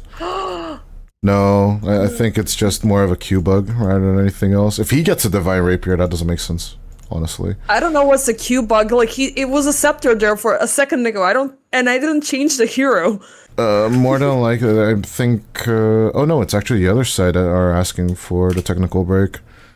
Because more than likely, like, it's usually if the given hero disconnects, and then someone else who has their queue up clicks on the other hero, then it overwrites the given person's item queue. That could have been it. But yeah, Melojul currently having the Divine Rapier queued up on the Gandalf, which would be interesting. I mean, damage amplified, right? Divine Rapier does have that option, but... Yeah, now the Rapiers work in 2 ways. Honestly, back to reality, I'd much rather see the Aghanim Scepters on both Melojul and Jesu for the siege, for the team fight, just more archers overall is what you need for this backline, and for the Viper to burn. Like, Ethereal, with Anku's and Anisan's commitments, has been seeing a lot of success with the Viper, for sure. I mean, so far so good. But yeah, I'm definitely missing out on those additions, but I guess for Lynx, the idea here would be like, we're gonna press the hard end button, like, we want this game to be over, because it's not gonna be easy to defend this. Megas have been activated. You cannot really venture out across in your own jungle, which was there for you like 30 minutes ago. Yeah, Rune Eaters can definitely just take this nice and slow, even run out the clock till minute for the next 8 minutes, and then go for the tier 5 items. A lot of good ones to pick up for them as well. And I'm not gonna lie, even though the committers do have Rattle Cage on standby, I just haven't really seen Idol of Skriok helping out that much for Vladik. As yeah, he definitely wants to have a neutral item swap. Looking for the TP boots as well now. I don't think you can mitigate that, like, the amount of slow which is coming in from there. Like, you have the tag teams, you have the Viper Strikes, you have everything. Maybe eventually we're gonna even see the Gale Force, which I'm personally missing out missing out on just for that extra layer of annoyance. Like, you think that you can walk away as far as you can? Maybe not even. Like, imagine if that spell dealt additional damage to prevent BKBs from Blink Daggers from going through. I think Yowai is more than happy with getting it from the Tormentor eventually, because he's the only one without a shard on his team. Yeah. But spending the extra Speaking of the devil, 1,400 gold, I don't really believe is worth it. Yeah, the Tormy just came back online, but they're a little bit too focused on this bottom side. Again, I think we're gonna wait out for the next Roche to pop up, because some things are still, some variables within this game are still the same. Unless you isolate Melojul easily, unless you isolate Jesu easily, you will be having a solid chance to, you know, bring in the team fight, take them down with ease. Other way around, if you want to go the manual way, you gotta get the second life, at least on Yowai. Tormentor Because absolutely. if he's not ready, the more that you want to prolong the BKB usage, the better it is gonna be Tormentor for you. absolutely ignored just to keep up the pressure on the map right now. As no, eventually maybe Kidaru and Just Anisan, maybe. go for it, go Anku? for it. You're gonna get you're Anku's gonna there. get your Gale Force. You're gonna get your Gale Force. Look, Yep. look. Yep. Let's just charge up, roll up our sleeves, get that punch ready. They're just gonna need some extra help. You know, Anisan just help walrus us. punches and half the team dies. That would be funnier. But nah, there's too many bodies here for it. So yeah, Yep. Yowai finally getting Gale Force on the window Ronder. But also another item coming out for him. What is he queued up? Oh, refresher orb on him as well. Yeah. I don't know what it's going to be taking place of. Lincoln's? Like, Lincoln's a spot, and then he just takes over there. It says, not the best Gale Force Shackle combination I've seen. I was gonna say maybe swap it out for the Manta, but the Manta is still giving you some good No, stuff. this spell is just too important, in my opinion. I mean, withhold it in the back, use up the Manta, bring it back up online, use it up again then. I do it the Because I other don't way think around you're with gonna have a Lincoln's, much personally. refresh usage here. Like, the game is getting very too close to an end. It's just to shut down double focus fire on the Ancient, basically, is what he's going for, in my opinion. It's Jezu. Shackle does not latch that perfectly. Vladik thinking about it, but will not go for it eventually. I'd much rather take the fight under my tier 4 auras, but it's like Lynx. I like to live a little bit vicariously. As they are planning on amping up Ethereal with an EC as well, AC as well. Do need a little bit of 7,000 gold to buy it on top of buyback. So they're just buying time for the Viper and for him to get level 30 right now. Although Yowai and It's gonna be a Alku. fast Roche. Oh, 40 seconds. Oh, Yowai and Alku want it so bad. They want to be sneaky. They want to be at Finem. Go for man, it, that's Spartan style. That's an ancient reference right there, but we have seen the majority of Adfinum throughout many years of EPL. I mean, I guess it's gonna be Roche time. He's gonna be back in 20 seconds. They're already grouping up on both ends because they know it's gonna be a short timer, so this is gonna be the only time that Lynx are Jezu. feeling free in venturing Jezu, out. don't overextend, Jezu. Nope. Run. But there's no vision on him. And eventuality, Cracker and Vladik will run the distraction. Get on Vladik the popped the interference. BKB already. This could be bad. He does have He's the not gonna refresher. He does have refresher. It's fine. It's fine. I mean, but you'll still have to use the arena to make it worthwhile your time, you know, because if you It's just use it for the BKB, But yeah, Roshan number 5, I believe, is now up for grabs. Or it could have been 4. I think it's 4. It's number 4. Radiant are scanning. Numbers do be dubious, but at the very same time, the smoke up. Probably leading too much. 3 minutes until tier 5 there. items. As no commitment comes out for Team Lynx on this one. Radiant are scanning. Been sitting on buybacks for the past 5 minutes now. Checking on net worths quickly. You can still see that Yowai is by far in the lead over Jezu. And as Anisan will get hexed down and caught up. Out comes the workhorse. Anku looking to save his teammate. His commitment partner in crime as Ethereal tanks up all the damage. Out comes Arena, number 2. Just to burn down the Aegis. Can they take out Yo Y for the second time in a row without the double arena? I guess the answer is going to be a big fat no, as with the rebound, QBFY pulls in Vladik a little bit closer to the high ground. But with the Gale Force, they'll pull back the Marcy along with the Clinks. Jezu's just gone for 100. Triple kill for Ethereal. As Anku and Anisan keep up contact for Ethereal and Yo Y to just dish out all the right-click damage in the world. Vladik has nothing more to offer but a buyback in his body in service of the Dire side. Good with the spear back out onto the Wind Ranger, but Yo Y, he just does not care about your turret. His wind run is too OP, as Vladik will type out their GG. Team Lynx will lose against Rune Eaters in the first game of the series. It's gonna be below the 1 hour mark, so we're not gonna be seeing those juicy tier 5 items popping in. It was a very definitive victory at the end there, even though it was close. Like mid game was insanely close. The Gaben graph was like, even though it was actively favoring Rune Eaters throughout the majority of the game, it was about that 35-minute mark where things began being stricken back into Team Lynx's favor. They were able to climb up just a smidgen up to the high ground, but Rune Eaters, I think they were a little bit better calculated, and they were a little bit more trustworthy of how their draft played out. I like the itemization. It was very much on point in what you were supposed to do with your heroes here. For Team Lynx, on the other end, there were some things that I found a little bit awkward, like the lack of a couple of scepters, which might have made their game a little bit easier. The Mellow Jewel itemization was great, but it feels like it was a little bit too much of a standalone play on his end, even though they were able to deliver a bunch of good plays with at the very start, like with the good arenas, with Cracker just being an absolute annoyance. But eventually, the supports also have an expiration date. You know, QBFY and Cracker, they cannot walk away with their easy trick every single time. So, it was a GG, and in the favor of Rune Eaters.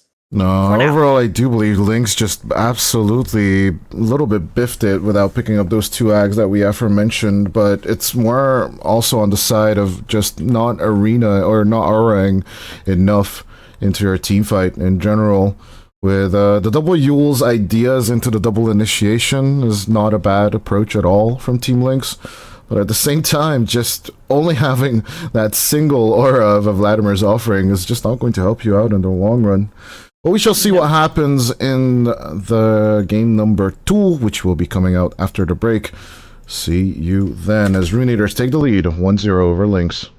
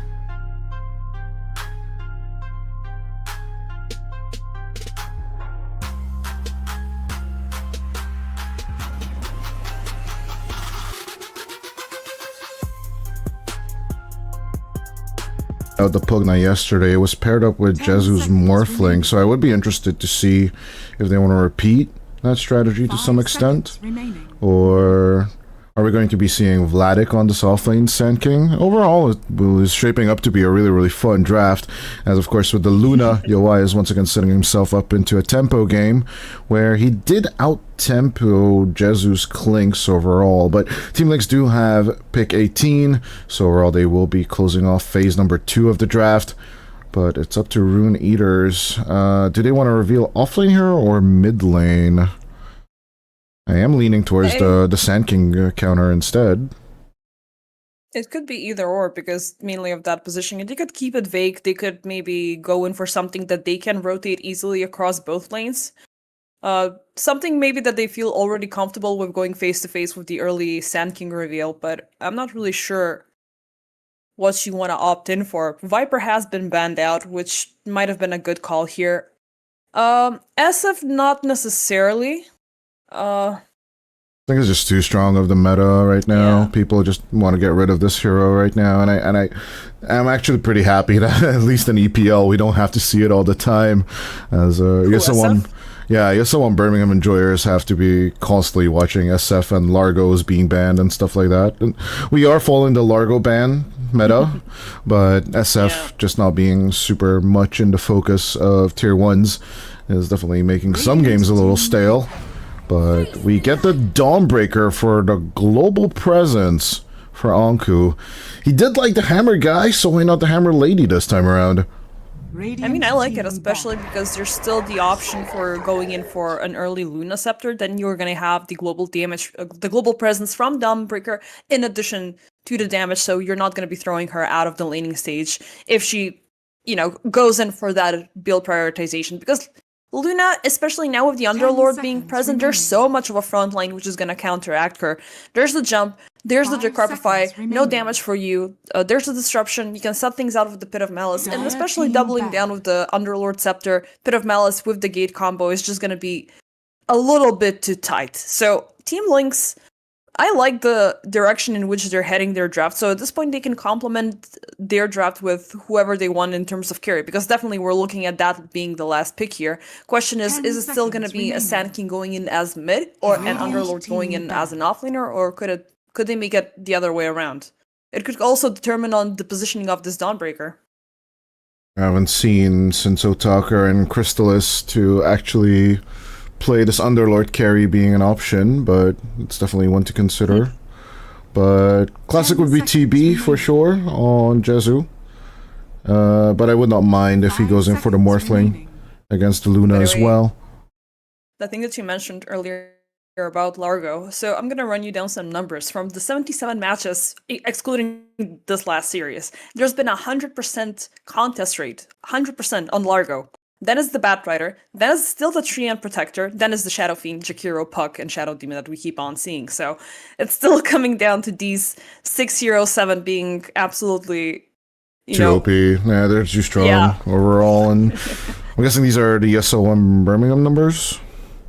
No, these are EPL numbers. EPL numbers, actually. Wow. EPL numbers, yeah. It looks like we just hate Largo. We just hate Largo, man.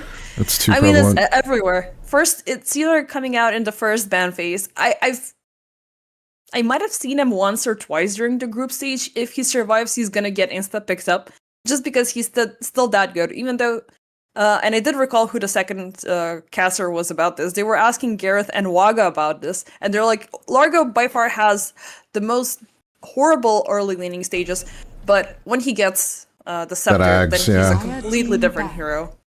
Things just go nuts, but let's see. As the Weaver gets banned as well, there's plenty of agility heroes to pick against the Luna, if that's what Jezu actually wants to go for. I actually don't mind the Morphling into the Dawn. Like, both sides should be pretty confident in their takes, even though it's a double melee versus double range once more. I'm pretty certain Team Links are Anku and Anisan can't play here. Pretty much confident with. They go for the Slark instead. As Leshrac, the Disco, it's something we haven't seen in ages. Ethereal will be picking up Chronoptic Nourishment for now. Although in this matchup, I would not mind if he would go for the other facet. I think it's still something that is your go-to. I mean, Misanthropy is good, but Chronoptic Nourishment, it gives you a little bit more of an impact on the long run, because eventually, like, you're not going to be necessarily actively pushing things out. You do have the extra 8 coming in from the Luna, the extra 8 coming in from the Jakiro, so I would understand that. Focus your effort a little bit more on the team fight, because once you get the Dawnbreaker ultimate and maybe level 12 of Luna with a solid set of items, you are in for the fighting. Slark is feeling a little bit too much on the slow round. Even though I do like the support comp that he is going to be fighting with, it's going to give him a lot of safety, a lot of active harassment. He might be under Raining Fire. The Disco Pony is something that is Ethereal's go-to hero, but we haven't really seen it for a while, which there is definitely a reason for it. It's been 2 or 3 seasons for sure. Yeah. Spellcasters being a little bit too limited, aside from Invoker. Invoker is still good. Yeah, for sure. We haven't really seen that much of the spellcasting combinations on the mid lane for sure. And we'll be curious to see if Ethereal actually goes for the old build of the beginning of 740. As at the same time, insta smoke coming out for the Rune Eater's side. They don't hesitate at all to start rushing towards the mid. As yeah, one thing I'm a little bit disagreeing with you on is Slark being passive in this game is just absolutely a no-go. I would love to see him just making rotations mid, hunting Ethereal, hunting Yowai. It's Jezu. So go for the insta-pounce onto the Luna. They want another target as QBFY in trouble. Vladik looking to break things off. Firestorm? No. Won't be used just yet. Out comes the Sandstorm instead. But let's see if all the elements of the earth will come through. It will be a Pit of Malice instead of the Firestorm, as Jezu gonna be contacted on by Anisan. Kidaro still on the chase. The Slark is so damn low, but the kill will still go out onto Meljul instead, as Ethereal and Yowai will be more than happy to right-click down the Sand King. Cracker could be next, but he is under tower, so he's enjoying the regen. Should be fine at the end there. It's amazing how well Meljul found a very nice positioning there to just drop the Sandstorm and stick around there to keep up the active push between him and the Pit of Malice, while the remainder of Rune Eaters were sandwiched in between. But they still had... Oh, it's just a deny. They still had the better First Blood potential, which, you know, they weren't scared to deliver. The Dual Breath connecting onto 3 targets, the Celestial Hammer as well. It was just too good of a setup up the stairs for them to not use up.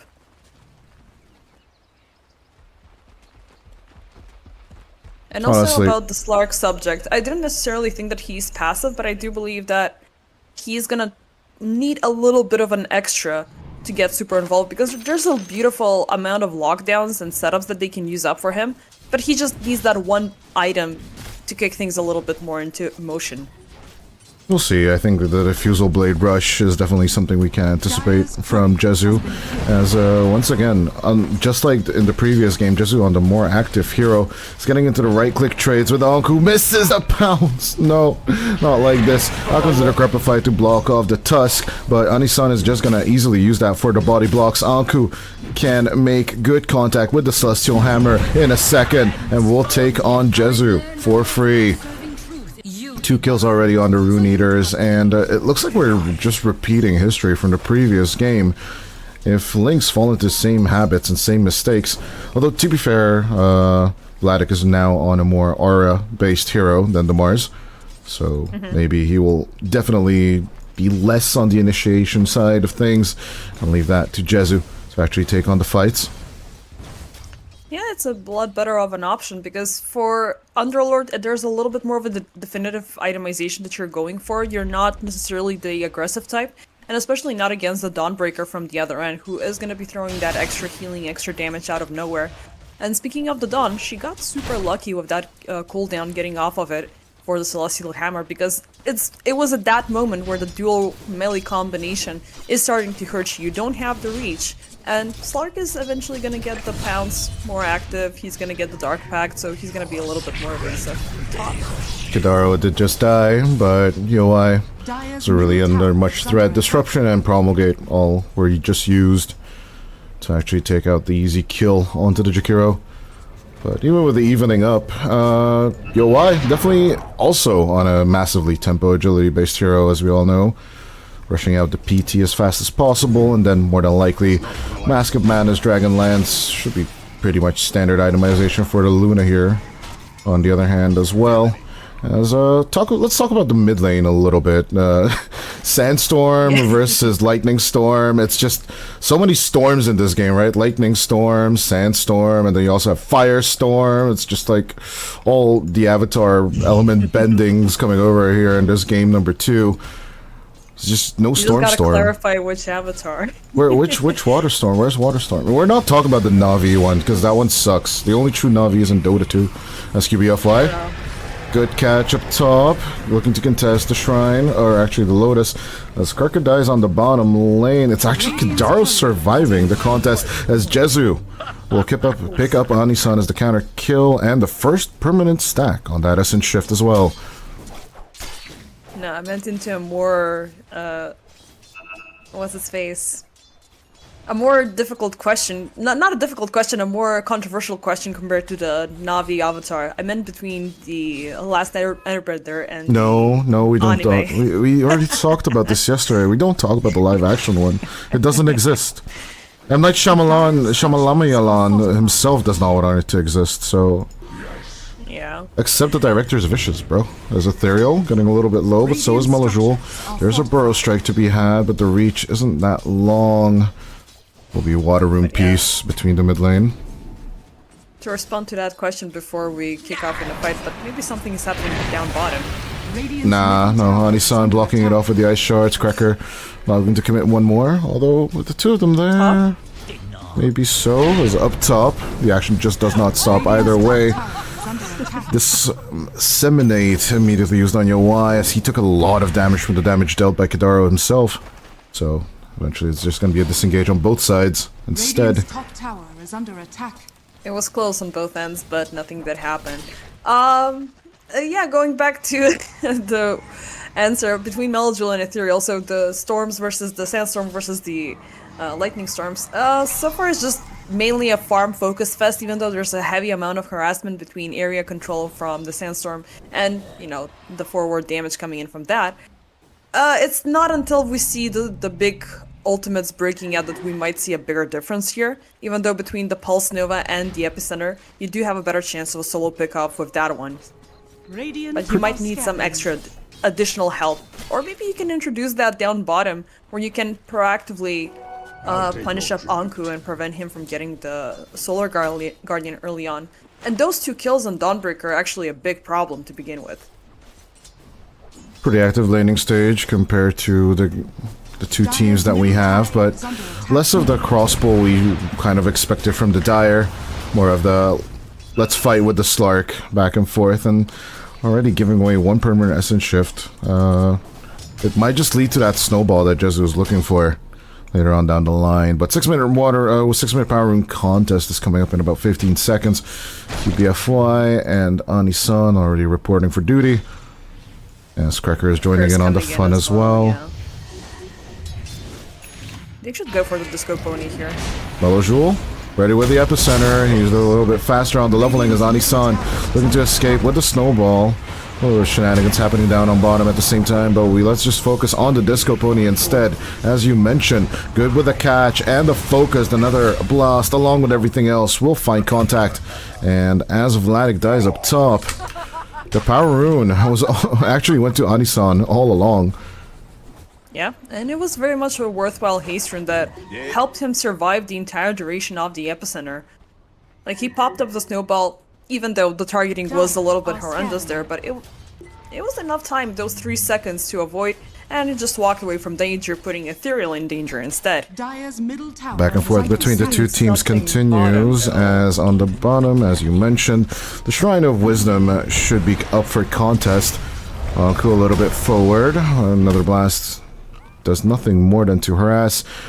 I'm guessing Lynx will be abandoning this plan. Scanning. As Vladik will get to take his on peace. I guess, yeah. An even Steven distribution of the Shrine of Wisdom. What we'll be getting here.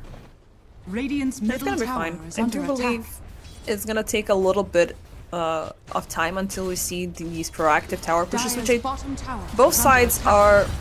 have pretty much some built-in capabilities to do so, but we're gonna wait out on the carries to get something a little bit more. The MKB is gonna be a great addition for Luna, but it's not until, like, it's always that right time that you need to find with the Luna where you can actively utilize her right-click damage, but at the same time gain a little bit of a benefit from the Eclipse. And as always, Eclipse is bound by the Lucent Beam, so until you get level 4 on that, an additional point on that, get additional points for the Moonglaves, it's gonna take a bit. But maybe they can proactively Radiant's use up middle Jesu tower is at under this point. attack. There's definitely contention builds to be had there, and obviously, UI knows best. If he feels that the game is going bad, he'll start gunning for the Aghanim Scepter so that he can just drop the massive nuke damage in the middle of the fights if necessary. But what I'm looking at right now is that in 8 minutes we've got 8 kills, but immediately the game falls into this weird passive state where no tower is actually being pushed, as you mentioned. But yeah, even so, the bottom tier 1 falling down to less than 1/3 HP, or almost less than 1/3 HP. Cracker just constantly dropping off the Nether Blast. He can immediately then, once he's done with this one, move over to the mid lane tier 1 tower. And that's just not boding well right now for the Rune Eater's side. Structures are fortified. But they can't just overcommit onto the Cracker lane so far, as yeah, they even have Ethereal disengaging fully from the Sand King. Nice recovery on the Disco Goat, but still.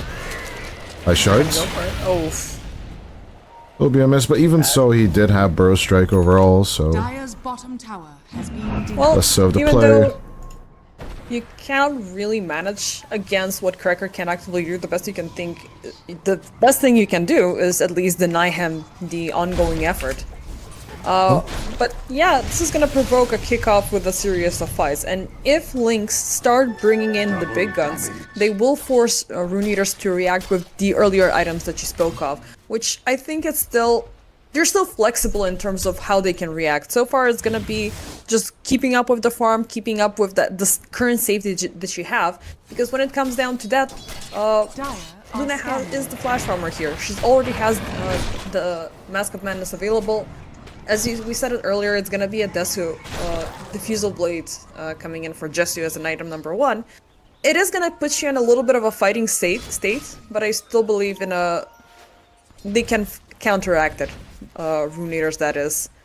And we'll see They about have that. Dawnbreaker online As if things get bad.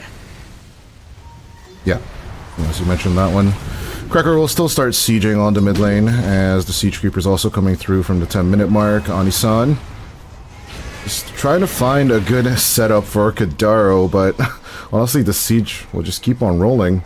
If they can protect this creep, no, they're looking to let it go instead.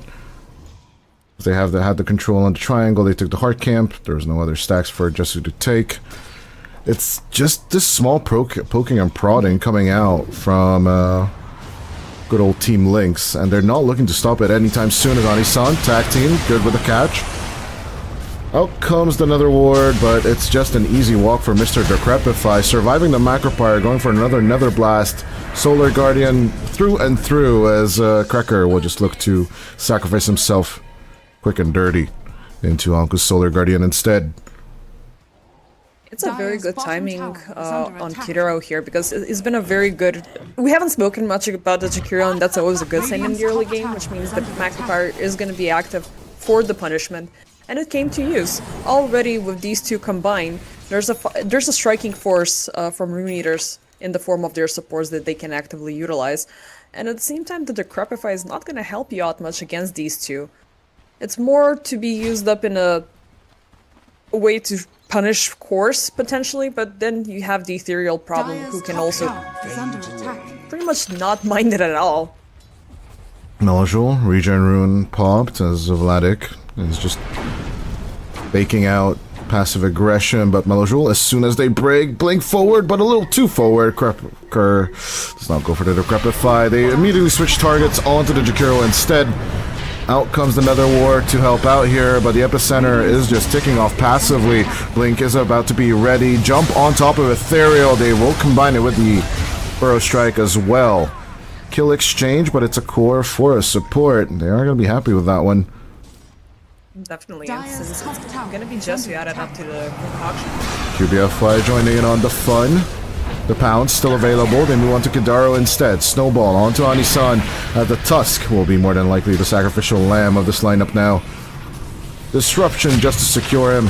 As even with the Walrus Punch, even that will be cleared off by Jesu midair.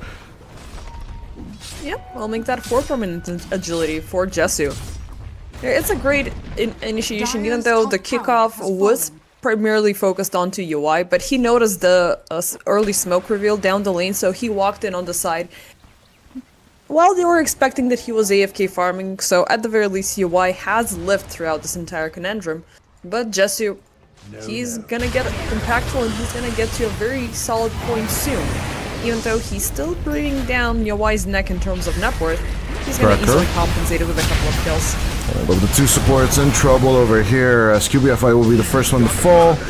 I do believe Cracker is still catchable, but there's no ice shards, there's no split earth. Okay, scratch that, he's not catchable at all.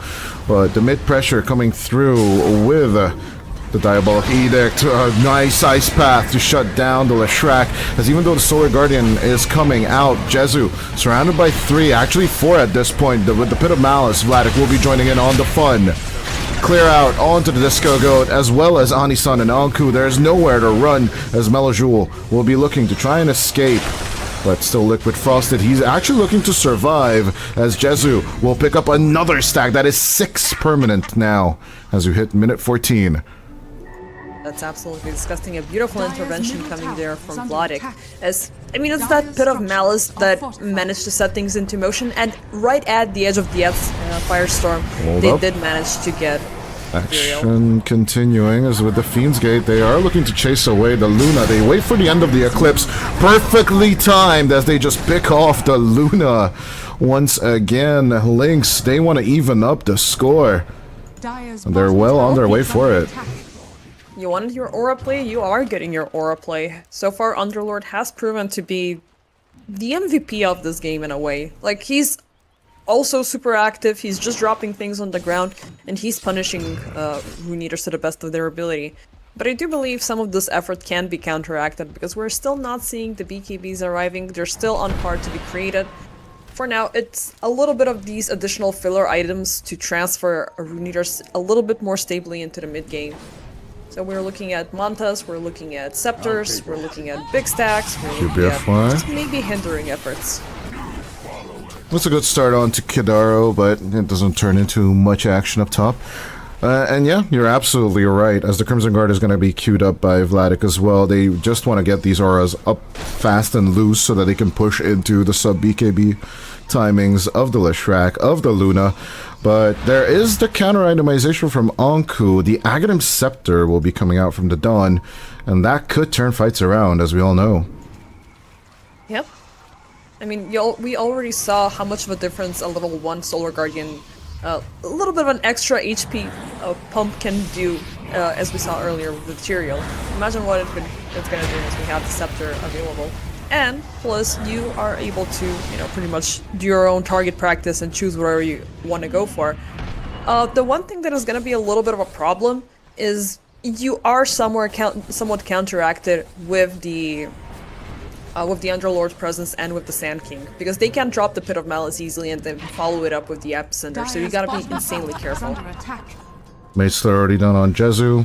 He's moving over to the ever so loved Aghanim Scepter as well, as Ethereal dies in his own jungle. Is Yawai and Kidaro in any kind of trouble over here? We'll see in a second. Eclipse drop, a disruption for the save. Yawai in trouble though, with the Demonic Purge coming through. Solar Guardian to save the Luna, as Cracker tries and pull attention. Anisan coming in with a potential save if need be, but as only Cracker has died so far, they're not turning this into a 4v3, they'll just let it go instead.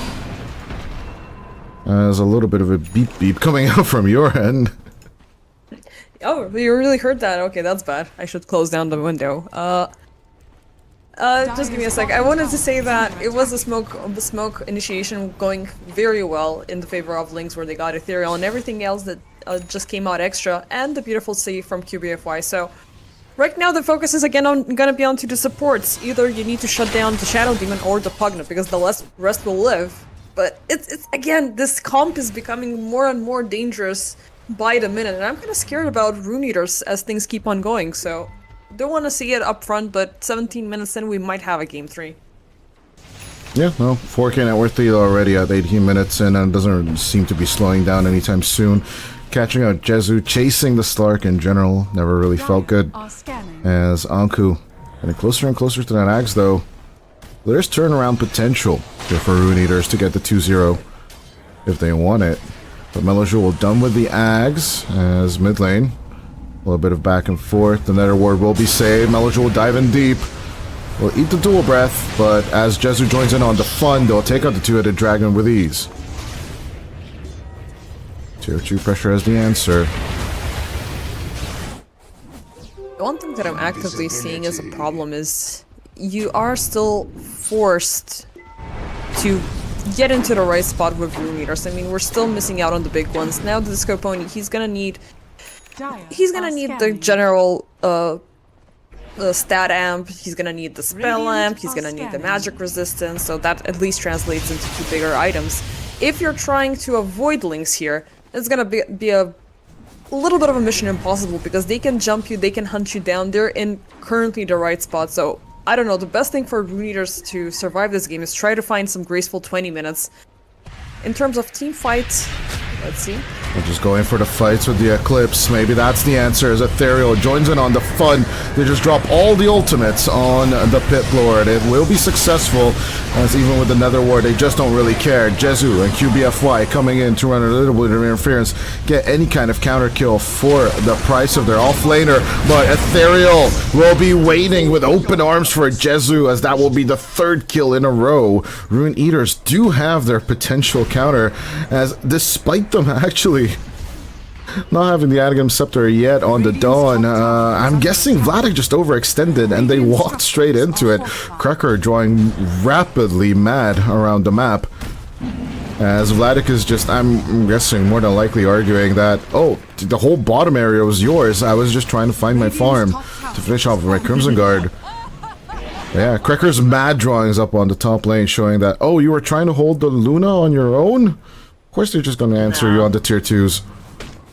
It was a bad idea, regardless of why the reason behind it. Yeah, he's the primary target, which set things into motion, and it has been in the first 20 minutes of the game, so when he got picked up first, it was the best scenario that the Rune Eaters could have hoped for. But there was that obvious little bit of a problem. They had to go layer after layer after layer of a big ultimate to make it happen. At the end of it, they were a little bit exhausted, but finally we have Ethereal kicking things off. Down bottom, we do have Jezu getting caught as he just used the Shadow Dance to try and survive. Disruption coming out from QBFY to help, but Melojoul with the epicenter for the counter turn. Jezu will be gone, but they will just pop Ethereal and Anisan. Melojoul, once again, the cleanup crew of Team Lynx is finding the kills, this time with the Sand King, not the Coddle. But it is working. Good catch on to Anku as well. Can the rest of his entourage make it out on time? Disruption. There is still a Disseminate to be had here, as he will try and dive into Roshan. QBFY will take the kill with the shared damage. Oh boy. It was close, but I don't know why he popped the Solar Guardian at the end there. Luna was completely out of the question. That splitter of last second arriving right after the disruption end is what got them the best out of it, but it's a setup that it was pretty much granted to Melojoul, as this is the... Well, we've seen epicenters before in this game, but this was by far the most satisfying, getting three people caught up in such a beautiful and flash fashion right after the Tormentor takedown. It's just a win after win. Don't get me started on the Caustic Finale and Stinger synergy, right? Because it just keeps blowing people up left and right. But that's just the power of the Sand King, but he does tend to fall off later on down the line. Because as the aforementioned BKBs do come out, eventually Rune Eaters will once again be able to have these turns. And I'll be more than curious to see if they will happen as Jezu continues the aggression, this time onto the Dawn. And look at them stacks. Oh, Jezu just keeps on building those stacks. It's actually going to be the triangle, or you see a small kill happen, but Jezu, he's just more than happy to take off the stacks from the Dawn, and then he's like, okay, I'm off to farming. See ya. Yeah, I'm just gonna borrow this, spare change, go and, spend some time and come back for some extra more, and maybe kill you off in the process. Give me that, give me that budget Yasha for me for the time being. Thank you very much. Yeah, you don't need agility anyways. But yeah, there is definitely gonna be a spike coming in from Lynx, even more than what we're currently seeing, because you do have the spike from the Aghanim Scepter Stinger, from Sand King being also explosive, but by the time defense maneuvers come in from Rune Eaters, I think Jesu might be getting ever so slightly out of control, because he is close to completing his Scepter. So the double pounds with the increased range, that's gonna give him a very, very big, hunting potential. He's gonna be able to close into those supports, close into that Jakiro. Even though Jakiro's role eventually is gonna turn to be this mega kamikaze who's just gonna throw in the Ice Path Macropire and hope not to die, he's gonna eventually need to consider his own Scepter because of that additional pure damage, because at one point there's gonna be a lot of back and forth in this game. The second BKBs, I'm assuming that they're gonna come out later on Lynx if they necessarily need them. Find Anani-san, but at the same time, it's still the gateway up to the top lane, right? And eventually, now that you've gotten Tormentor, Roshan can be absolutely ignored by both sides if that is the key. Cool. I don't think he's in trouble. Is he in trouble? Oh, he might be a little bit of trouble. Not caught out by the pounds, but caught out by the Diffusal Blade. In comes Vladik as well. And they'll easily dispatch of this poor old Dawn. As Eclipse used for farming? Eclipse used for farming? What in the Gaben damnation is this? As Ethereal will burst off Melojoule as a counter kill, but he will immediately sacrifice himself for this one. It's a good worth of a kill, because you got the Godlick streak away from Melojoule, so it's a bunch of gold. But I do believe the Eclipse situation was it was a little bit of an uncertainty. He knew the positioning there of Jesu and onto Vladik, and he was not certain if he was willing to fight it now that they're depleted from their resources, but they still had the Dawnbreaker offlane, and a lot of things were not present, and Ethereal was in a shit spot. Kadaro. Now they're getting Roche. Throwing down the Macropire inside the pit, but doesn't really help as much. Good attempt at the steal from Ani-san, but the pit will close things off. Even with the Macropire, Vladik and Jesu just don't really care. Let's just be honest here. The pipe will protect them sufficiently, and they will immediately turn her on to Kidaro instead. And with now this Aegis advantage, let's see how much Team Lynx can take off this map. I think it's gonna become a little bit more devastating. They have the big spell amps coming in. They're gonna get the gate amplification as well soon enough, so I don't know, these next 5 minutes are gonna be absolutely outrageous. Yowai has barely any space to work with, and look at what's happening. Speaking of him, immediately we'll try and go for the glaze surrounding him, but I mean, even with the disruption, you just need to keep on right-clicking him, Jesu. He'll keep on going through this. He does have Aegis for the fight. This QBFI looking to be sacrificed. It's not going to happen. Vladik securing Yowai and the kill. As out comes the epicenter. They're just popping like zits right now on the side of Rune Eaters. Ethereal is the next one to get caught. The BKB expires, as even with the split, there's just no way you're surviving this. Triple kill going out for Melojoule. And minus Kidaro. Basically everyone dies on Rune Eaters. I mean, they got Kidaro to kick things off. At the beginning of the fight, true. Yeah, it's a team wipe. I mean, they only got QBFY. Ethereal's positioning was pretty much decent to take away, I mean, the crucial support, which is gonna turn things around, but then they didn't realize that the rest of the crew is right around the corner, and sweet, beautiful agility granted to Slarky Boy. 12 on the permanent line. Not It's gonna lie. absolutely It's just, devastating. it's just the absolutely active Slark coming through and shining as he already has queued up the Scotty. He doesn't need Disperse or he doesn't need to dispel any of your shit. He's just keeps on coming at you right now. And Vladik is just the perfect accomplice. Look at him. Now that he's done with the Agnum Scepter, he's like, oh, my good sir, Slark, you want some more auras? We've got the AC coming in as Cracker will be doing a little bit of a backflip when dying, but overall, oh sad, oh no, moving on, anyway. Anyway, we can just keep on pushing, and it's not that big of a biggie. And the second they spotted out Vladik just, you know, looking at them from the high cliff, they just backed off. Nissan just bursted down by the illusions on the play. Out comes the Solar Guardian, they'll take out QBFY as Vladik himself looking to use all the auras to tank up, but once again, it's just bait for Melojoule. Out comes the Epicenter along with the Sandstorm as Jezu will come in to finish the job. Yowai has nowhere to run, but he will find the angle for the Force Staff with the Hurricane Pike. As Anku will be taken out. It will be a double kill for Jezu Stark as he wants to keep on going. 2 minutes of this age is still remaining. Ain't much. Looking to stop him. Yep. I mean, he's doing damage and he wants to go more and more for it. Yowai got insanely lucky there because he got in a double near-death scenario. But he managed to soak up the I thought they were connecting on Ethereal for a sec. Yeah, he soaked up the majority with the Mask of Madness hitting up from the sides. He did pop up the Hurricane Pike with the Manta before so he can break away from the pounce. And it was just a super lucky situation, but they were definitely not willing to fight into this completely. That second life on Jesu is still a little bit too scary. And again, it was a granted situation because when you get Vladik, when you know that he's 100% by himself, and especially with QBFY side by side, things are a lot more manageable. Those safety layers that are given to Jesu in this game have pretty much been propelling him across. I don't know, like, as much as I'm not a firm believer of a Slark, when, as Blitz would say it takes a village. When the entire village works for you, is going great, and you're doing shenanigans like this. Yeah, Jezu actually almost destroying the tier 3 tower on the mid lane. Will just keep on rolling with the punches as his Aegis will expire. There is a Fiend's Gate to be thrown out here if they want to play it like that, but out comes the Shadow Dance, goes in for the casual escape. Can they bait them into a bad situation? And the answer is a massive yes. Out comes the Fiend's Gate through and through, but as the Solar Guardian is looking to protect, the Eclipse is ticking off. They will come in with the connection. Vladik finds 2 more with the pit. But the Force Staffs are working for a contingency for a limited amount of time.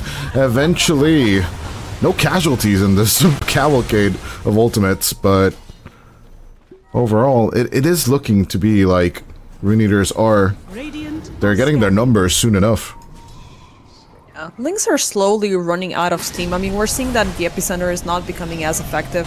We already are aware of Ethereal and his BKB being available, so a lot of this incoming damage is being mitigated and completely destroyed with the Solar Guardian getting more and more so powerful. But to add insult to injury, what's better way to, you know, they're gonna rush out from those spells and you're gonna come back with a second Epicenter because the refresher is about 600 gold away. It's just gonna be the Ring of Tarask missing out.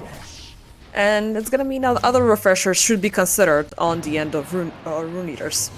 Courier is running away, trying to deliver them items as much as possible, but the triangle shenanigans will be trying to make a stop to Anisan once again with these overcommitments, but Kedaro can hardly make it up to the triangle. It's looking a little bit low as the two-headed dragon is gone. Can they keep contact with the Dawn? It looks like so. Might just be a sunset if they get this kill. QBFY finds the disruption, in with the Burrow Strike. Mojo gets another, and now in a 5v3, up and up we go. Kedara with the buyback, trying to deter them away from this action. And it looks to be successful. Gemma's True Sight caught. But at the same time, late game items are starting to appear on Rune Eaters, to be fair. And that is a little bit of cause for concern as Yowai, if he gets that Silver Edge, it can be used against the Underlord, it can be used well against the Slark himself. That was gonna give you something, but let's see. They've made contact topside. Oof. Ethereal and Anisan both in trouble, but Ethereal makes it out. Anisan, less so.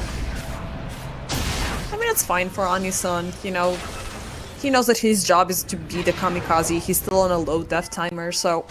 He did not choose It's the gonna be sublife. fine. The sublife chose him. But the same thing goes for Oh, Kadaro as well.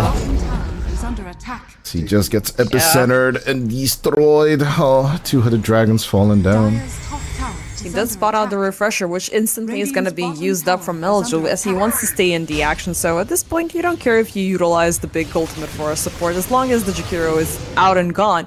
That's going to cleave out some of the high ground defenses, because similarly to the previous game, which was favoring Lynx, now Rune Eaters, they have the better of the high ground defense. They have 3 heroes on the ranging lines. They do have a little bit of a frontliner, but this Dawnbreaker is still not fully out there. She's within the aggressive lines. Yes, she does have the pipe, so it's still within the right balance of whether you're able to protect your team and provide for the additional aggression. She's gonna complement that with the Holy Locket right afterwards. But which side is she gonna go for afterwards? Do you want to go in for more defenses, more collective auras, more help out for your team, or you want to add up to the aggression? Because Dawnbreaker is known to be quite aggressive, and with the Starbreaker cooldown coming in on 25, and I'm looking at this game ranging for a pretty long time.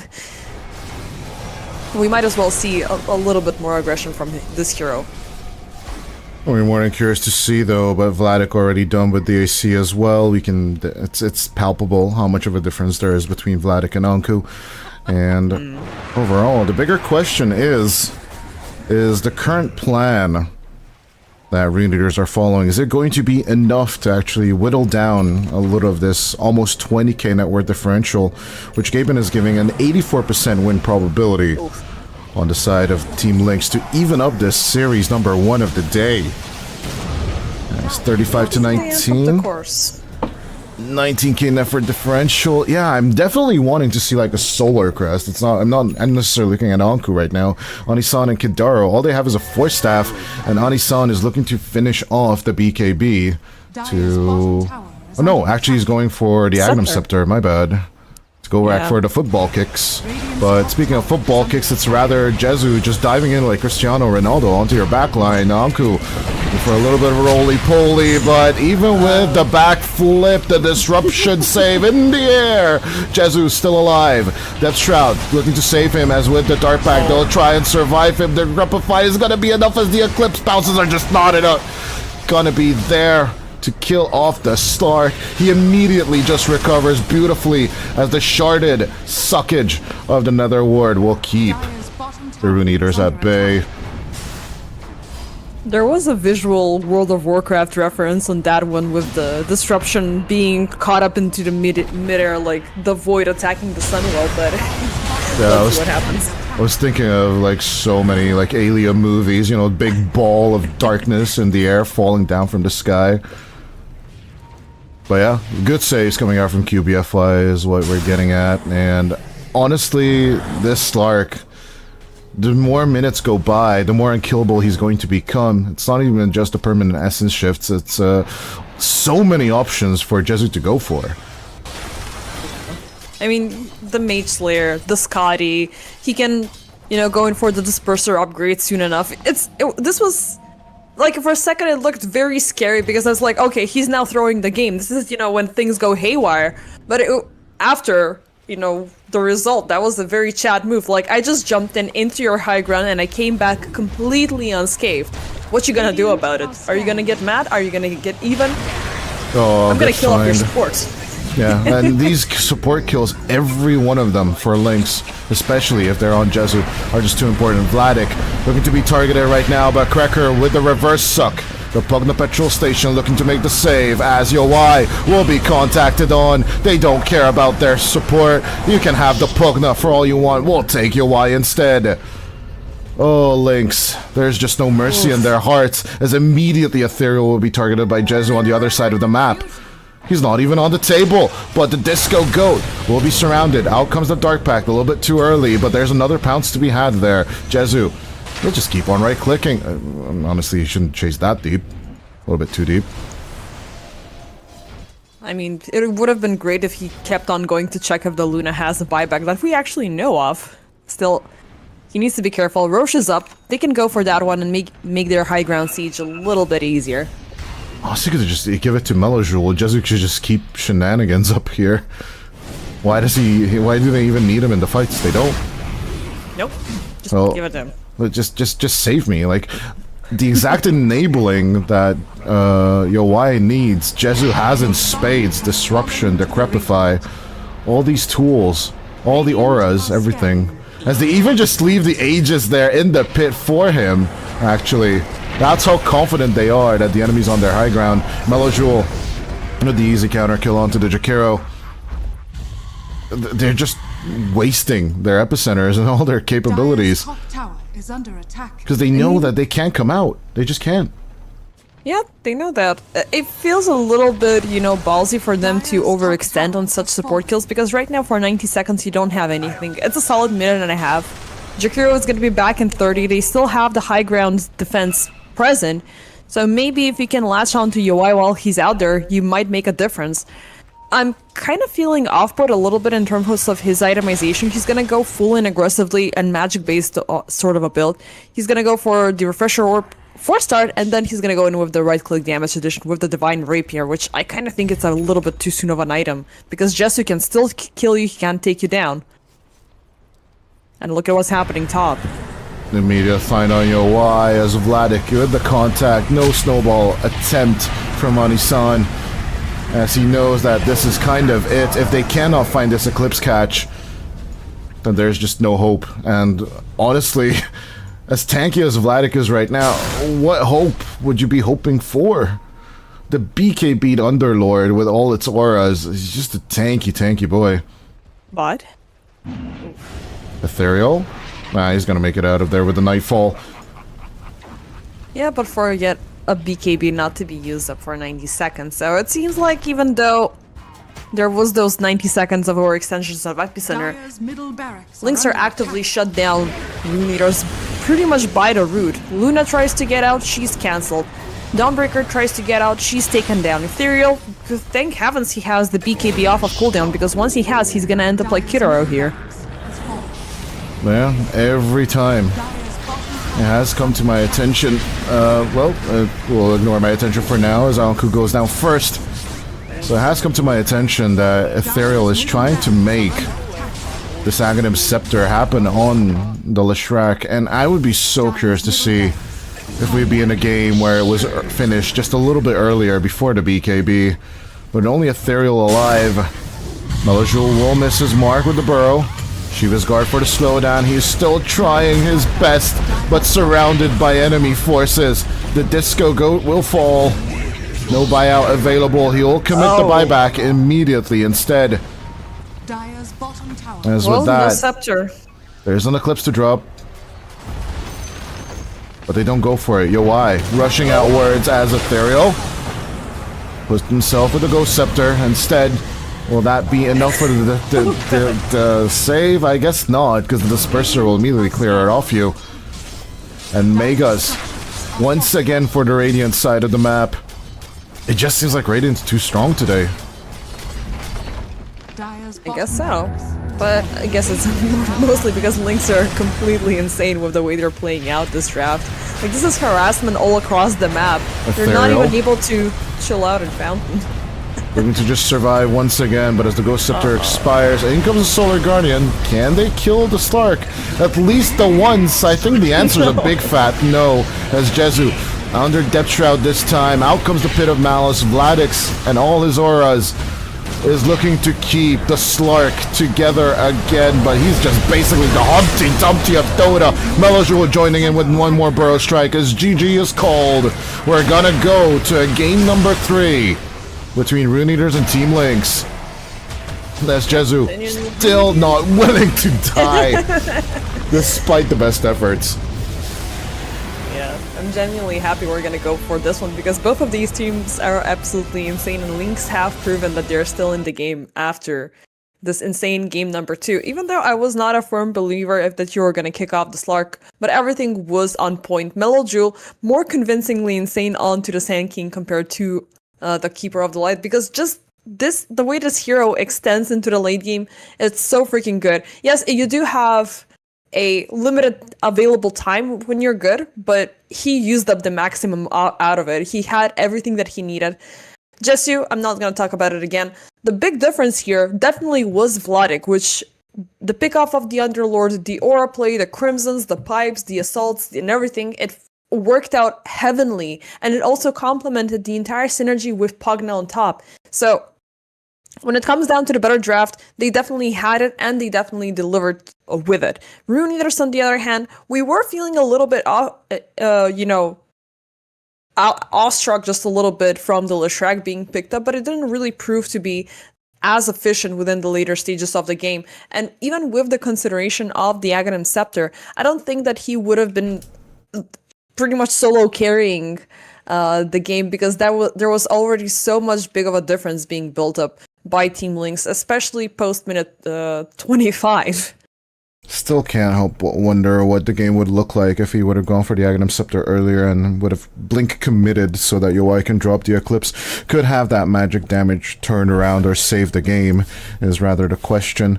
But yeah, even so, Team Lynx with the active Slark will actually make the join-ins, and with Vladik's join-ups in every kind of fight with the global presence, we'll just shut down Rune Eaters, which leads us into game number 3. Let's see which of these teams is going to go to the upper bracket finals. Find out right after the break.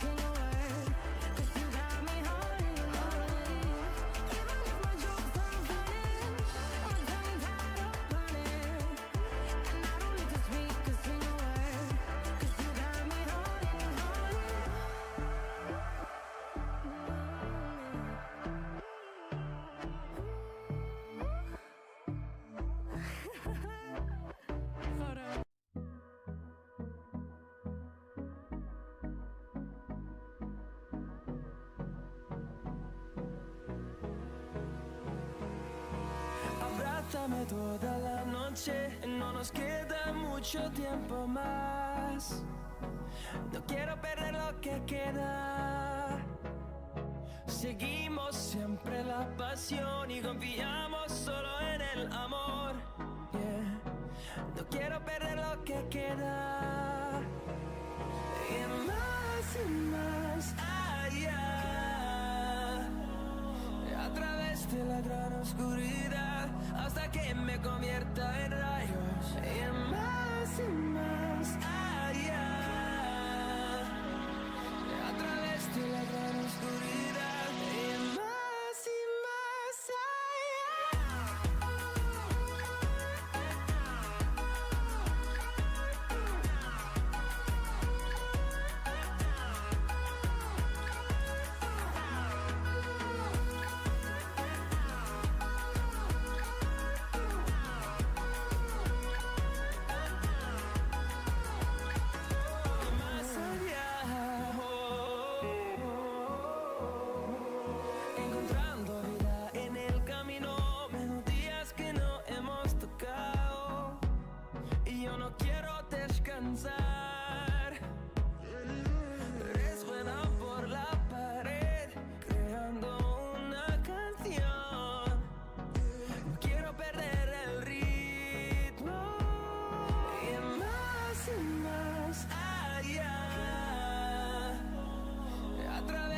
la gran oscuridad hasta que me convierta en rayos y más y más.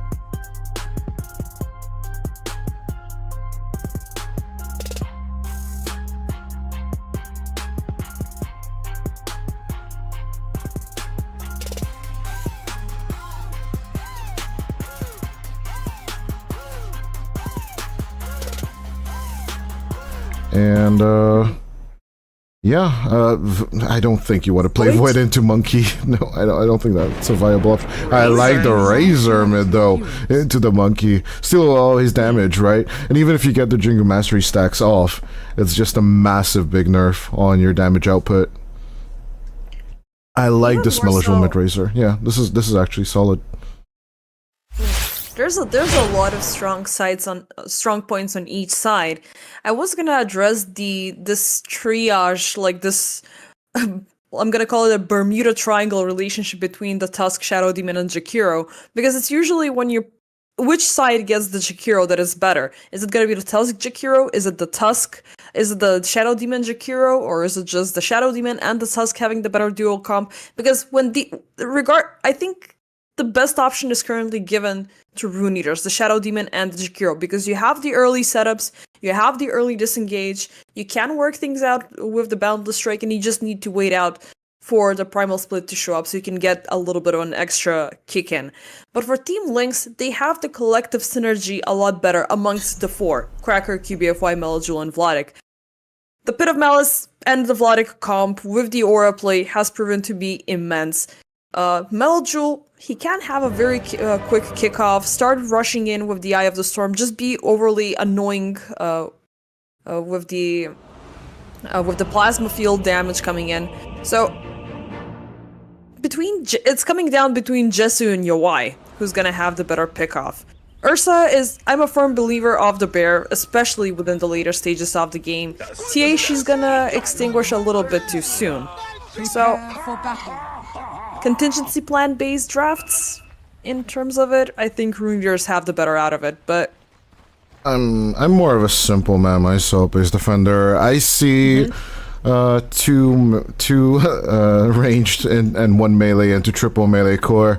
I'm going Team Lynx all the way on this one. I think the Templar Assassin can keep her distance. The Pit of Malice will be, along with the Bramble Maze, a big enough obstruction, sub BKB timings, so that overall, I don't really believe Rune Eaters are going to have a great time overall, but in order for this to actually work, Melodule has to become First Blood for the third time in a row, as you do right now in this series. But the question is, the smoke and counter smoke approaches. I think both teams are just going to ignore each other's vision and go for peace, as it is always an option, even though you deny it. Is this your sacrificial lamp? Like, we're gonna throw Melodule as First Blood and see what happens, and hopefully it's the Yatoro bald head buff. That's why you need to watch Severance. There's even a reference in the show about this as well. Like, off screen, I've been bullying Base Defender into actually watching this show. And it's just so good. The last 3 days of my life have actually been about Severance, and I'm not gonna lie, Ben Stiller made a really, really good play. really good point. The level of obsession you're having this, it's even worse than when you were playing Baldur's Gate, because like, at every single moment, I have 3 minutes of spare time to take a little bit of a breather. I'm gonna go and watch Severance at the beginning. Exactly, that's what I did it during the breaks yesterday. What do you mean? I'm gonna watch 4 streams of ESL Burmy. I'm gonna be watching EPL on the other side, and I'm gonna be watching Severance in the background, preferably when I'm casting it. No. When I'm casting, I don't watch shows. What do you mean? That's slander. You're gonna be hearing from my lawyer from this one onward. But I immediately looking to settle into this cozy lane up on the top, as of course, Vladik. All he can do is just keep his distance and Firestorm down the waves one by one, because of course Kidaro and Yowai are just going to give you a lot of problems. There's no way you're touching this lane unless QBFY does manage to zone out Kidaro one way or the other. Again, the thing that I have a problem with here is, as much as we love a Jakiro and as much as he can get annoying, we saw him in the last game completely perish. Again, it was in the hands of Kidaro. Against the QBFY Vladik comp that they have to offer, once a small move after level 3, when you have maybe level 2 of Firestorm and at 1 level of Pit of Malice, you can lock him down and destroy him and easily scave your way closer to Yowai, who in the early stages has absolutely 0 defense mechanics built in.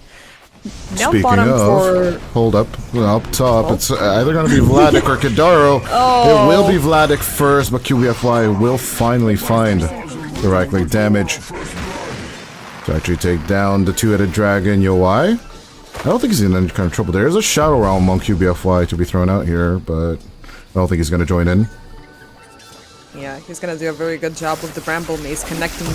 He already had 5 stacks of Fury Swipe, so one more hit it would have been the end of him. But yeah, First Blood is gonna go to Rune Eaters. Oh, the packet loss. It's coming. Has I returned. didn't have anything. Got like 5 at least. Oh. That might have been just you. I didn't have anything. It's not Dota to blame at this point until we get an F9. European Union things, what can you do?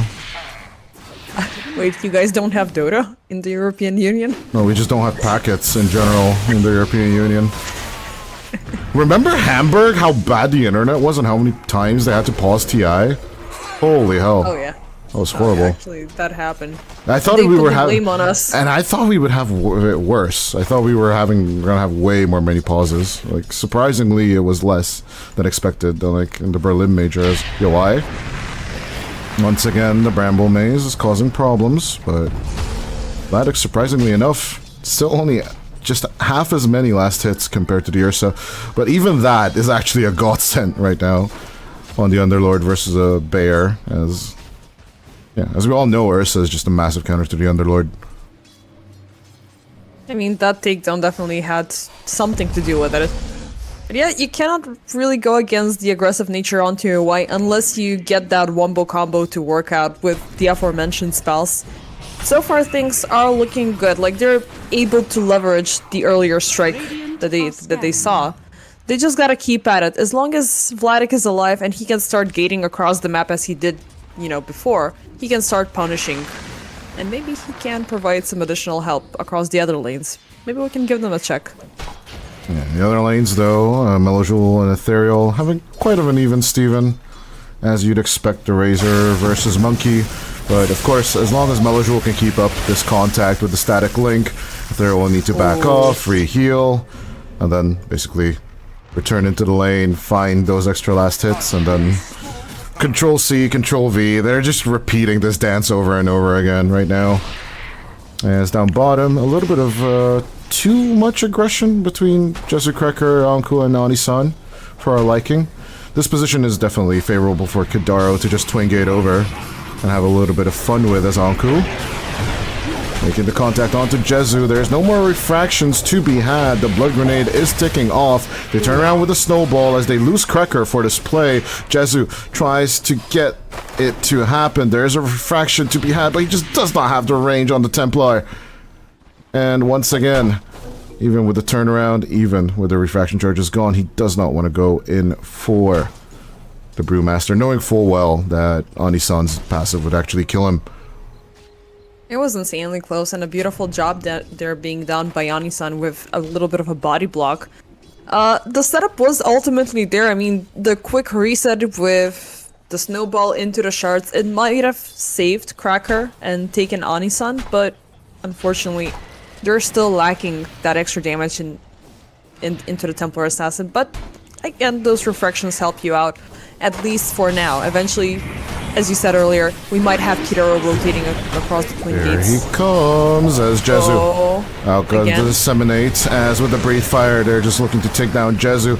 They delayed it long enough so they had the refraction charges, but it's just not going to be enough. Kidaro's rotation will pay off immediately. As on the other hand as well, Vladik sitting under his own tower as Yowai is just looking to give him a little bit of a back rub to the Pit Lord, as with the overpower, he'll take the kill as well. Only this was a minute later. It would have been better. Melojoul at least will get to enjoy the amplified damage rune. QBFY and Kidaro chasing each other in the trees. He's gonna pop the storm. Goes for it. Oh. We'll get Ethereal even with the Jingu Mastery, but Ani-san's little disruption isn't really disrupting that much as QBFY. Joining in with the Bramble, Melojoul. He is looking to utilize this extra 50 damage one way or the other, but the plasma field does not connect to anyone. We'll just have to use it to pressure a tower instead. It was already at level 5 that there was this tipping difference between Melojoul and between Ethereal. So, as you said earlier, like the second the static links goes in, the very right-click dependent Ethereal is going to be suffering for those consequences. Radiant's Even top with the tower tower is under deep attack. dive, the TP out, that level extra of a gain is what set things currently into motion. The Wukong's command eventually will appear, but now the Razor has broken off free to do whatever he wants across the game. He's gonna go for... I assume he's gonna go for the GG boots, given the fact that arcanes are already completed. Yeah, it Which doesn't is really gonna look make... like- It's gonna make the Underlord focus on the big war items soon. Yeah, it doesn't really look like Vladik wants to go for a similar build as last time. It doesn't want to deter from the similar build as last time. But so far, Yowai has zoned out the Underlord pretty much, so... I would be expecting just a bit more aura sharing with the Razor as Jezu, once again in jeopardy. His life is just not going to be saved by anyone. Templar should fall here. As the Shadow Poison finds, so does the Cinder Brew. Slowed to a crawl, Lanaya is looking to eat another nice little right hook with the keg. But on the mid lane, Ethereal.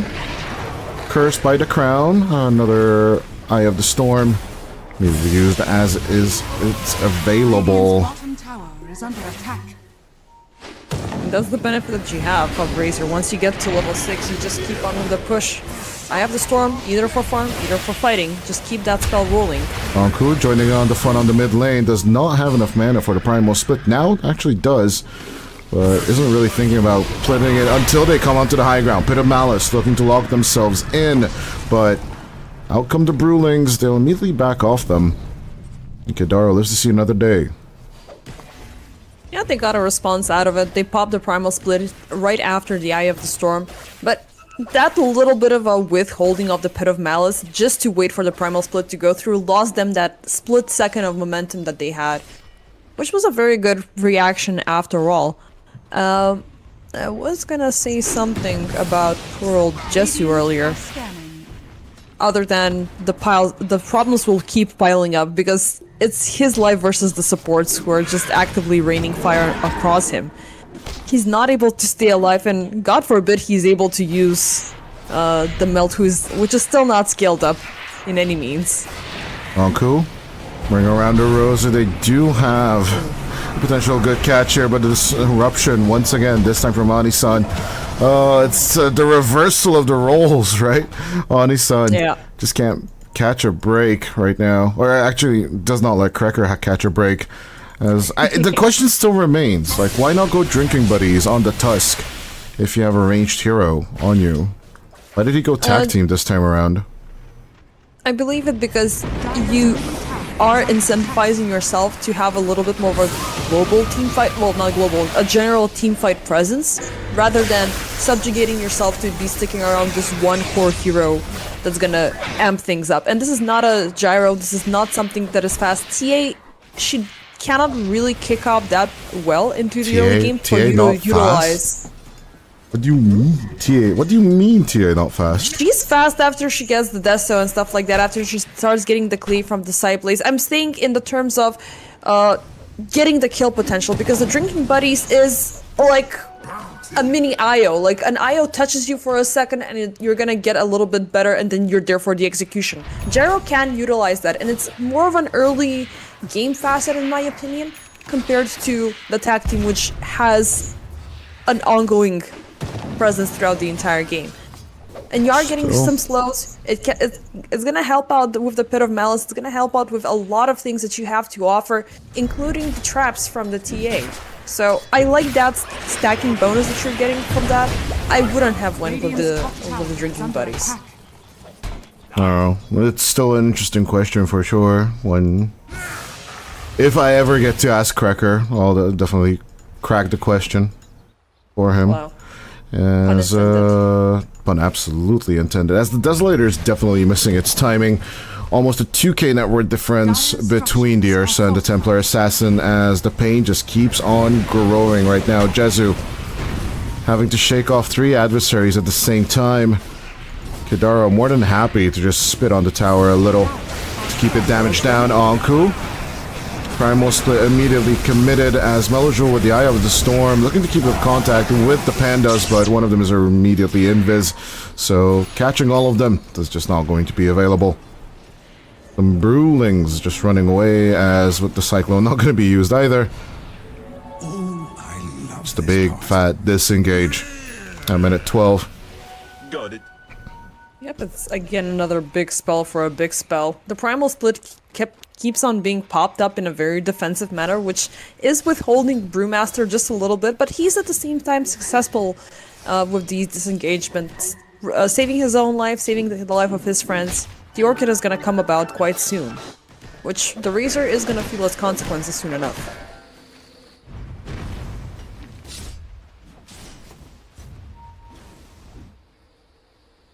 No tower being pressured at minute 13 just feels wrong, I'm not gonna lie, but it is due to the fact that they do want to give the Ursa a little bit more time to get that blink on the side of Rune Eaters. And I must say, Yowai is just doing a stellar job at farming right now with this bear. I mean, what better of a scenario do you want to have? You kicked off with 2 very good kills, you punished the enemy offlaner, you got the Battle Fury on time, so things are definitely going to be smooth sailing. And look at the difference already being piled up between him and Jesu. And Jesu, who has theoretically the built-in farming strat, he's lacking about 2.3k, which in 13 minutes is quite a difference, not gonna lie. Remainder it just keeps growing. Oh, it just keeps growing. Which are good. It just keeps growing. Triple bounty immediately at minute 13. That's how bad this game has been going for Team Lynx. Can't even make a reach into the enemy jungle at all. Yeah. And which is even bigger of a flex for Rune Eaters, because they've been chilling down their lane. They didn't even need to, you know, walk back and try to re-secure the other objectives, because things never were that dire within the first 14 minutes. Second shrines, they're not going to be contested, okay. So I was thinking that they were going to go in for the double shrine, so you can bring in the Ursa surprise soon. The Blink Dagger, it's on the courier. Next up is going to be the BKB, so TA, you gotta work on that Deso faster, honey. Because otherwise, this Ursa is gonna be on top of you and it's not gonna be good. Well, first, this Ursa should definitely be taking Roshan in about 30 seconds, as more than likely Rune Eaters will need to do a little bit of pressure on the bottom lane, taking out the tier 1 tower. Then just moving over to Roshan, who will be taking a nice little stroll to the top pit in just about a few seconds. Ethereal busting out the newly found Diffusal Blade. In comes the Fiend's Gate as Melojoul looking to join in with the Eye of the Storm. But Ethereal, he's at least not the one being static linked right now, but Pit of Malice constantly and rooted inside the Macropyre, changing of the guard, making an attempt. Ethereal not already finding the jump that he wants to make, but they do see where Jesu is. Good with the find. Yowai is happy to munch on Templar Assassin tonight, as they will be taking out Jesu for granted. On to Vladik they will go. The fight just continues, and with this onslaught, immediately they make the mid-rotation. Well, take the tower first? Maybe take the tower first. with your background noise coming in, it's time to call an ambulance for TA, because things are not looking that well. I mean, this aggression was really on point, even though it was again that problem of Melojoul just focusing his eye on of the storm on farming. He just kept on doing his own thing, and from the backline suddenly there were 10 heroes jumped upon his support, and the rest of the crew, they wanted to do something, but TA is still not there. She's not in fighting shape. She, I don't know, like, showed up for 3 seconds, maybe aided in the strike down of Kidoro, which was the only, person who suffered the consequences. I don't know. Overall, it seems like Jesu's just sitting ducks right now, as there's just no space being made for her. But yeah, it's up to Vladik and Melojoul. If they can make this space happen for the Templar, she can still recover, but almost 10,500 gold on Yowai at 17 minutes is kind of unheard of for Ursa's. But he's 501 right now on the scoreboard, and with this massive KDA, he might even be skipping Roshan, and they just want to keep on straight up fighting right now. So Wukong's command is up and ready. In about 30-ish seconds, they'll have the primal split once more. Their team fight is just overwhelming, and I don't think Team Lynx can do anything about it. Get a tower, get 2 kills, get Roshan, and keep going. That's your only incentive here, because as I said during the drafting stage, the big difference here is gonna be your carries, because the cores are matched up one against each other, and it does prove to show within the net worth. So they can fight things off, but once the bear jumps into the equation, the party's over, and the party is gonna be over the second he walks in across the door, because he's about 700 gold away from the BKB, which is gonna be pretty much neglecting what the Razor has to offer. It's not like the Eye of the Storm was scary to begin with. Maybe just fend off the plasma field, but he's gonna walk over the Pit of Malice. The ground is gonna be free for him. And also, he's gonna avoid the brambles, which I was hoping to see that combination of spells to be exploited and to punish the Ursa, but unfortunately, they're lacking in the damage department. And again, it's this TA that needs to have at least a couple of good kills, a couple of good participations. Yeah. With 15 kills already on the board. Though. 15 kills already on the board. It doesn't really look like that BKB on the Templar Assassin is coming anytime soon. And it might not even be the necessary item. Maybe a little bit more reach on top of all of this is what he needs. But Jezu not really looking to close the gap right now, as Anku is having the vision provided. He does have an Orchid on top of everything, so that will be the BKB forcing item on Jezu eventually. But yeah, finally, pit approach at 19 minutes in, perfectly set up so that you can rotate into the Tormentor as well in just about a minute. So overall, smooth sailing for the Rune Eater side. Yep, they're following the time steps very nicely. Also, I was about to say about Jesu, the Blink Dagger being present does help him out with closing off the Rich, and then he's gonna go down that familiar line of completing the Hurricane Pike. But Dragonlance first, you gotta have that range. Still, it doesn't really translate that well into damage. It still needs a little bit more of an extra to complement it, because with the advantage currently on the Ursa, you're already far behind. So, I don't know if you want to go in for... Or? I was gonna say Daedalus maybe, but it's still... It doesn't feel like it's time for it just yet, especially with Yoi going for the Basher next. He's following the all too familiar line of the Bear, and honestly, with all of this lockdown, I just don't see the answer right now other than the BKB. But with him going for the Dragonlance, things are just, once again, they're trying to make the slow play happen with the Templar Assassin. They want to get their second tier 2 towered, but they don't know where the Bear is. Anku shows up immediately with the silence, but of course, the first tick, immediately. But now they're aware, there's a Blink Dagger in play, so... Oh, he had a reflection up as well, so... Yeah, if we cannot, instantly use it up, she's gonna be down and gone.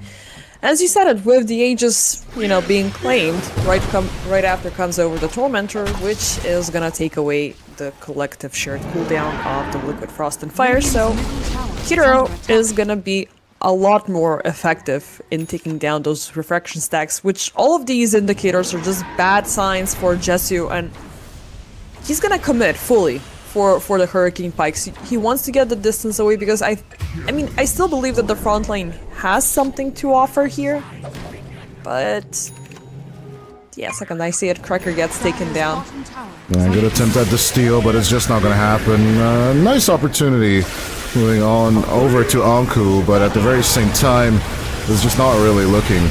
It's actually looking to work as Malajul with the BKB. They use the Guardian Greaves as well just to survive, but all they get is one Brewing.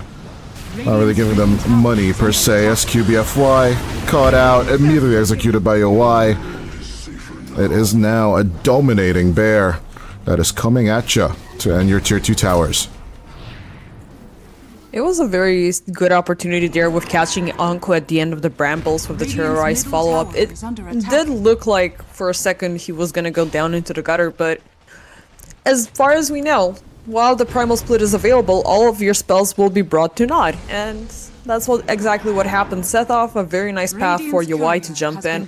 Oh, and he's gonna take a courier away from Vladik. So that's actually bad because it's a halfway through completion of Vladik's Scepter, which has been the playmate for the previous game. Good catch onto Ethereal at the very same time.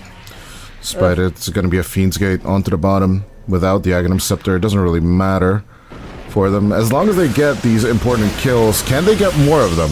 Is rather the question. Kadaro slowed down by the Ice Path. Melojul will be a little late, but Anisan and Anku looking for the turnaround. Yo Y is also in the neighborhood. As the bear is coming, he will be finding Melojul, immediately looking to maul down the Razor. Jezu joining in on the fun as Anku's in trouble, but yo why? He doesn't want to risk the biscuit. Despite using the Enrage, he still has the BKB and the Aegis with a minute left on it. He will pop the BKB, but out comes the macro. In with the Ice Path. Kidaro is keeping them at bay as Ani-san is trying to help out from the sidelines. Disruption onto the bear as they will be losing the Aegis for this, but Ethereal, he could be joining on to the mid-tier 1. Can they hold on with Yo Y long enough? The answer is a big fat no. In comes Ethereal, out comes Wukong's command as Vladik is looking to be a little low. But still letting the Templar go in exchange for the Ursa. Is this even worth it, is the question, because Jezu got so much gold out of this. This was definitely not a team fight that Runeers were looking for, because at first they didn't have the primal split, which is your go-to thing to add that little bit of an extension for the Brewmaster. He got caught up into the Pit of Malice. He got taken down with ease. The Jakiro Macropyre Ice Path combination was popped up a little bit too uncertainly. He didn't expect that he was gonna catch anybody with the Ice Path. The second he had the awareness that he caught both Anisan, I believe, alongside with Jesu, they thought they were gonna do it. Macropyre dedicated, and they just jumped in without any reinforcements. So from a team fight that they didn't really want it to have, they threw in one by one unit. Eventually, the Vladik takedown made things a little bit, balanced out, but they lost UI twice within the equation, so that's a bad sign for the Ursa, who is gonna need to add up yet another item to stay reliable once again, or maybe even start considering on the hunt. Refresher after. Well, speaking of the bears on the hunt, is looking actually for Disperser of all things. Not gonna lie, I do find that a little bit interesting. With Ethereal actually finished with the Diffusal Blade and moving over to the BKB done. I mean, overall, yeah, you're not going for the Manta style. Why not get the Disperser? Is the answer. But overall, if we look at the agility stats of the two item, right, I would say personally that I do prefer. The Disperser? I do prefer the Manta actually. Radiant structures are fortified. Radiant's top tower is under attack. It's just the 2 extra illusions. I like the agility gain a lot. I don't know. That's great, yeah, I will give you that. That part is awesome. But it's just... I'm missing the strength. Maybe I'm just a sucker for strength in general. Yeah, but I guess between the two, the spell feels a lot better. This is its AoE, yeah, on the Disperser. I see you. I hear it. And plus you already have 2 extra reach heroes that are pretty much gonna soak away all of the mana from the enemy side, so why not? What's a Razor without mana? Razor with GG boots. BKB. He's been using them a little bit too awkwardly, like after that primary impact. Let's see if he can use it good this time. Out comes Ethereal. Once again, the Wukong's command with a Pit of Malice. It's an awkward engagement once again, but Jezu looking for the angle, trying to get contact onto Yoi. We'll get one right click off on him, but the bear is just relentless. Yoi looking to join up one more time. Melojul with a little bit later BKB, but will survive thanks to the GG boots this time. The Boundless Strike eventually making contact A little bit of a stun on the Razor, but as they lose 3 of their team, it will be 4. Triple kill for the Bear, and can they go for the Rampage? Anku giving him the vision. Yo, why? Looking for the ankle to join in. Bramble Maze will be cutting off temporarily, but Jezu in contact, in vision. Rune Eaters just keep on going. Yo, Y wants his pound of flesh against the Templar. That is the mega kill streak. No Ultra, thus no Rampage. But at the very same time, Cracker with the Walrus Punch. That is a triple kill. Once again, give him 2 more. Give him 2 more. That could be the Jover. That could be the Jover, but no, it's not going to be Jover. Tier 2s are still standing on the safe lane in the mid lane. They'll be backing off. They'll be respecting things just a little bit longer. Yeah, even though the kickoff of the Wukong's command was favorable for Lings, since Jesse was outside completely and he was able to deliver a couple of shots onto Ethereal, the fact that Vladik was caught off guard and UI was right on top of him, it was just a pincushion waiting to explode. And as we know, Ursa flourishes on high HP targets, as Roshan on the other side of the map. Once those Fury Swipes stack up, everybody is dead on the map. Complemented with the Basher, complemented with the Fusel Blade, it's looking really great. Eventually, 3 targets were lost, primarily the supports, which are basically your safety trigger within this equation, and everybody else is brought to naught. And I do account for him getting the Rampage, because it expired since this team fight was lasting for such a long time. I think Yowai overall got like 6 or 7 kills from this entire encounter, and Roche is still yet to spawn, which means that until Lynx regain consciousness from what happened during that previous team fight, they're gonna have an Ursa coming back at them with 2 lives. Yeah, just a minute left on that aforementioned timer. QBFY looking to set up on the river as much as he can. Let's pick up the pace, Jax. Yeah, QBFY looking to disengage. First crown along with the Bramble. He does not want to commit Bedlam, but he will fake it out. UI at the same time looking for the jump in. But is a little bit too scared to join in alone. Absolutely acceptable. The Bramble was on the tree that he didn't even notice. Also, big kudos to Kiroro during that previous team fight. It synergized so nicely with the Bruising Cyclones and everybody being thrown. Like, the last second setup that they went for the extra reach to get Jesu was pretty much putting the cherry on the cake. And it just proves to show why people are playing with this hero, even though he can be easily shut down. But it's looking good. He's got the GG boots. Dire's bottom tower has fallen. The SNY in and of itself is just not... Haha, I got it in the beginning of the game, you get to suffer now! But yeah, as the Roshan is being taken down by Rune Eaters. I don't know, I'm feeling a little bit two-sided about the SNY Razor. Usually I'm pretty much on board with it.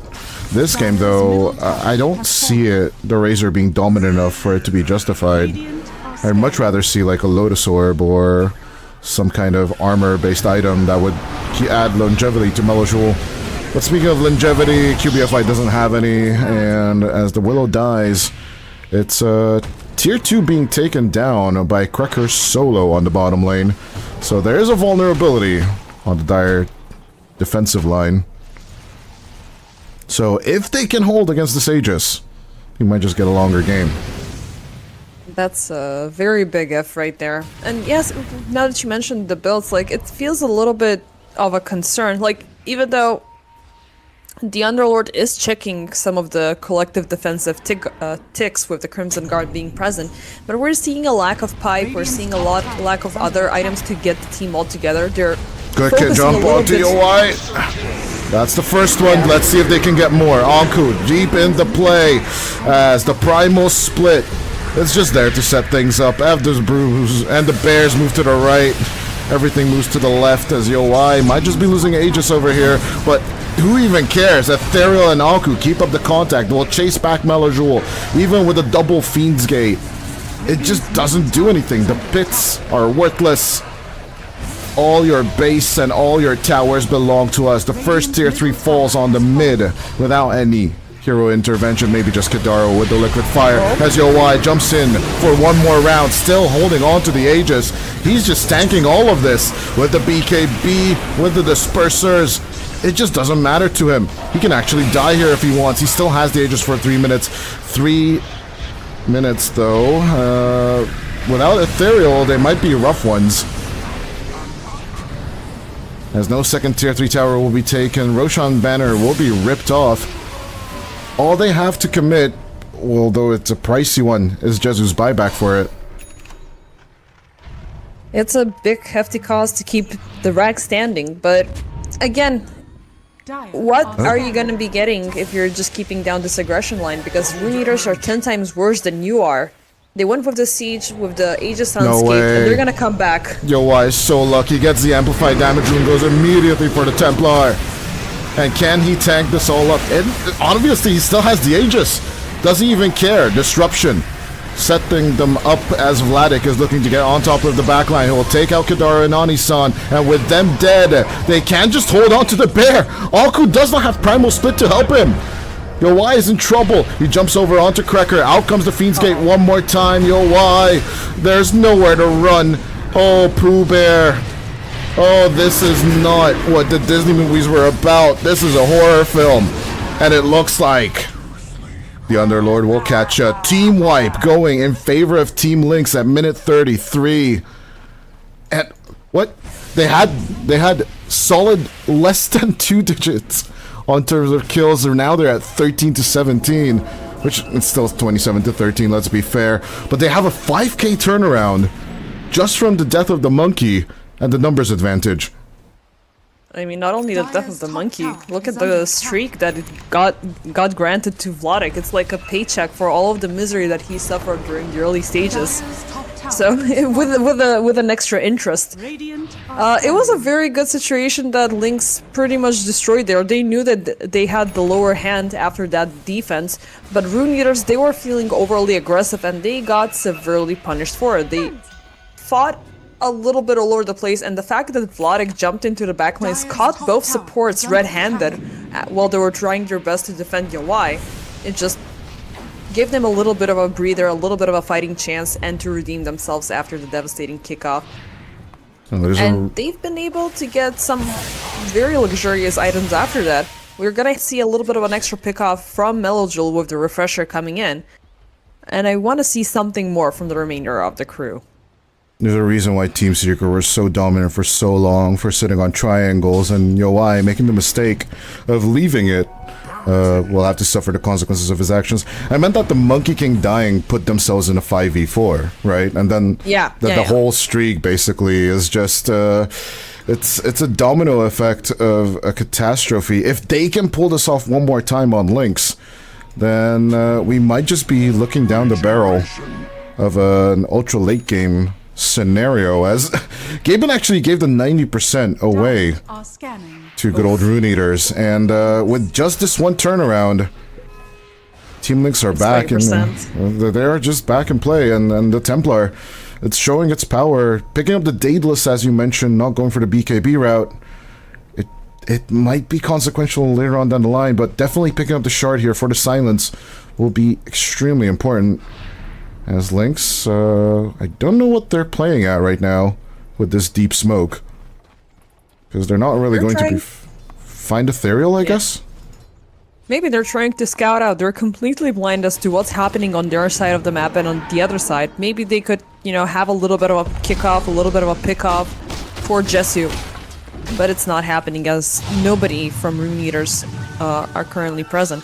By the way, because, well, you were talking about the monkey, I was just getting a little bit of an extra glimpse. It's so funny how similar his itemization is to the Ursa, because right now he's going to be getting the Basher, and it's something that it's like layers of annoyances that they're aiming to deliver, but he's not going to go for a Blink Dagger, I'm sure. Nah, definitely not. Overall, you do have Tree Dance and Primal Spring. I'm a little bit surprised he didn't go for the 0 cooldown Primal Spring overall, but the critical damage is really, really nice at level 20, so... It's just either the additional Wukong's Command Ring or the -1 Jingu Mastery hit. Both are just so good. So getting level 25 on Ethereal would be my high priority. Him getting this butterfly would be huge as well. Just a target that needs an MKB answer. And also we're gonna have Versa closing into the 25 level talent, so it's gonna make things a lot better. Do you reckon now I assume it's the overpower attacks that are being used up still? I think so. Are scanning. Yeah. But although Earth Shock charges are nice too, I'm not gonna lie. Keep in contact, especially against an Underlord and Brambles. Just overall nice. Yeah, it feels like a mini Earthshaker, you know, when he's jumping in with the scepter. No, it feels more like double pounces with Slark. This is what I would give it to adjacent to, and this is just come on, keep it fuzzy, keep it down the fuzzy line. Come on. No, Earthshaker comes from the earth, like Fuzzy Wuzzy. Fair. So slimy and jerky as Yoi immediately goes in for a cracker. 1 down, 4 more to go. As we open up the buyback stats, there isn't much to play with right now on the Link side. They could be losing their next objective here as a creep wave on the mid lane eventually pushes in. Backdoor broken. Yoi going through. Radiant structures are Still got solid minute and a half on the TA buyback, which is still quite scary. But in goes Yoi, immediately getting Vladik off to half HP. Pit of Malices thrown into the fray as Melojoul looking to chase them out. Does have a Refresher Orb to commit over here if he wants to. Anku playing a little with the Razor as out comes the Jingu. Or in this case, the Wukong's Command. Jumping out with the Boundless Strike. They've gotten the racks, they've gotten what they wanted.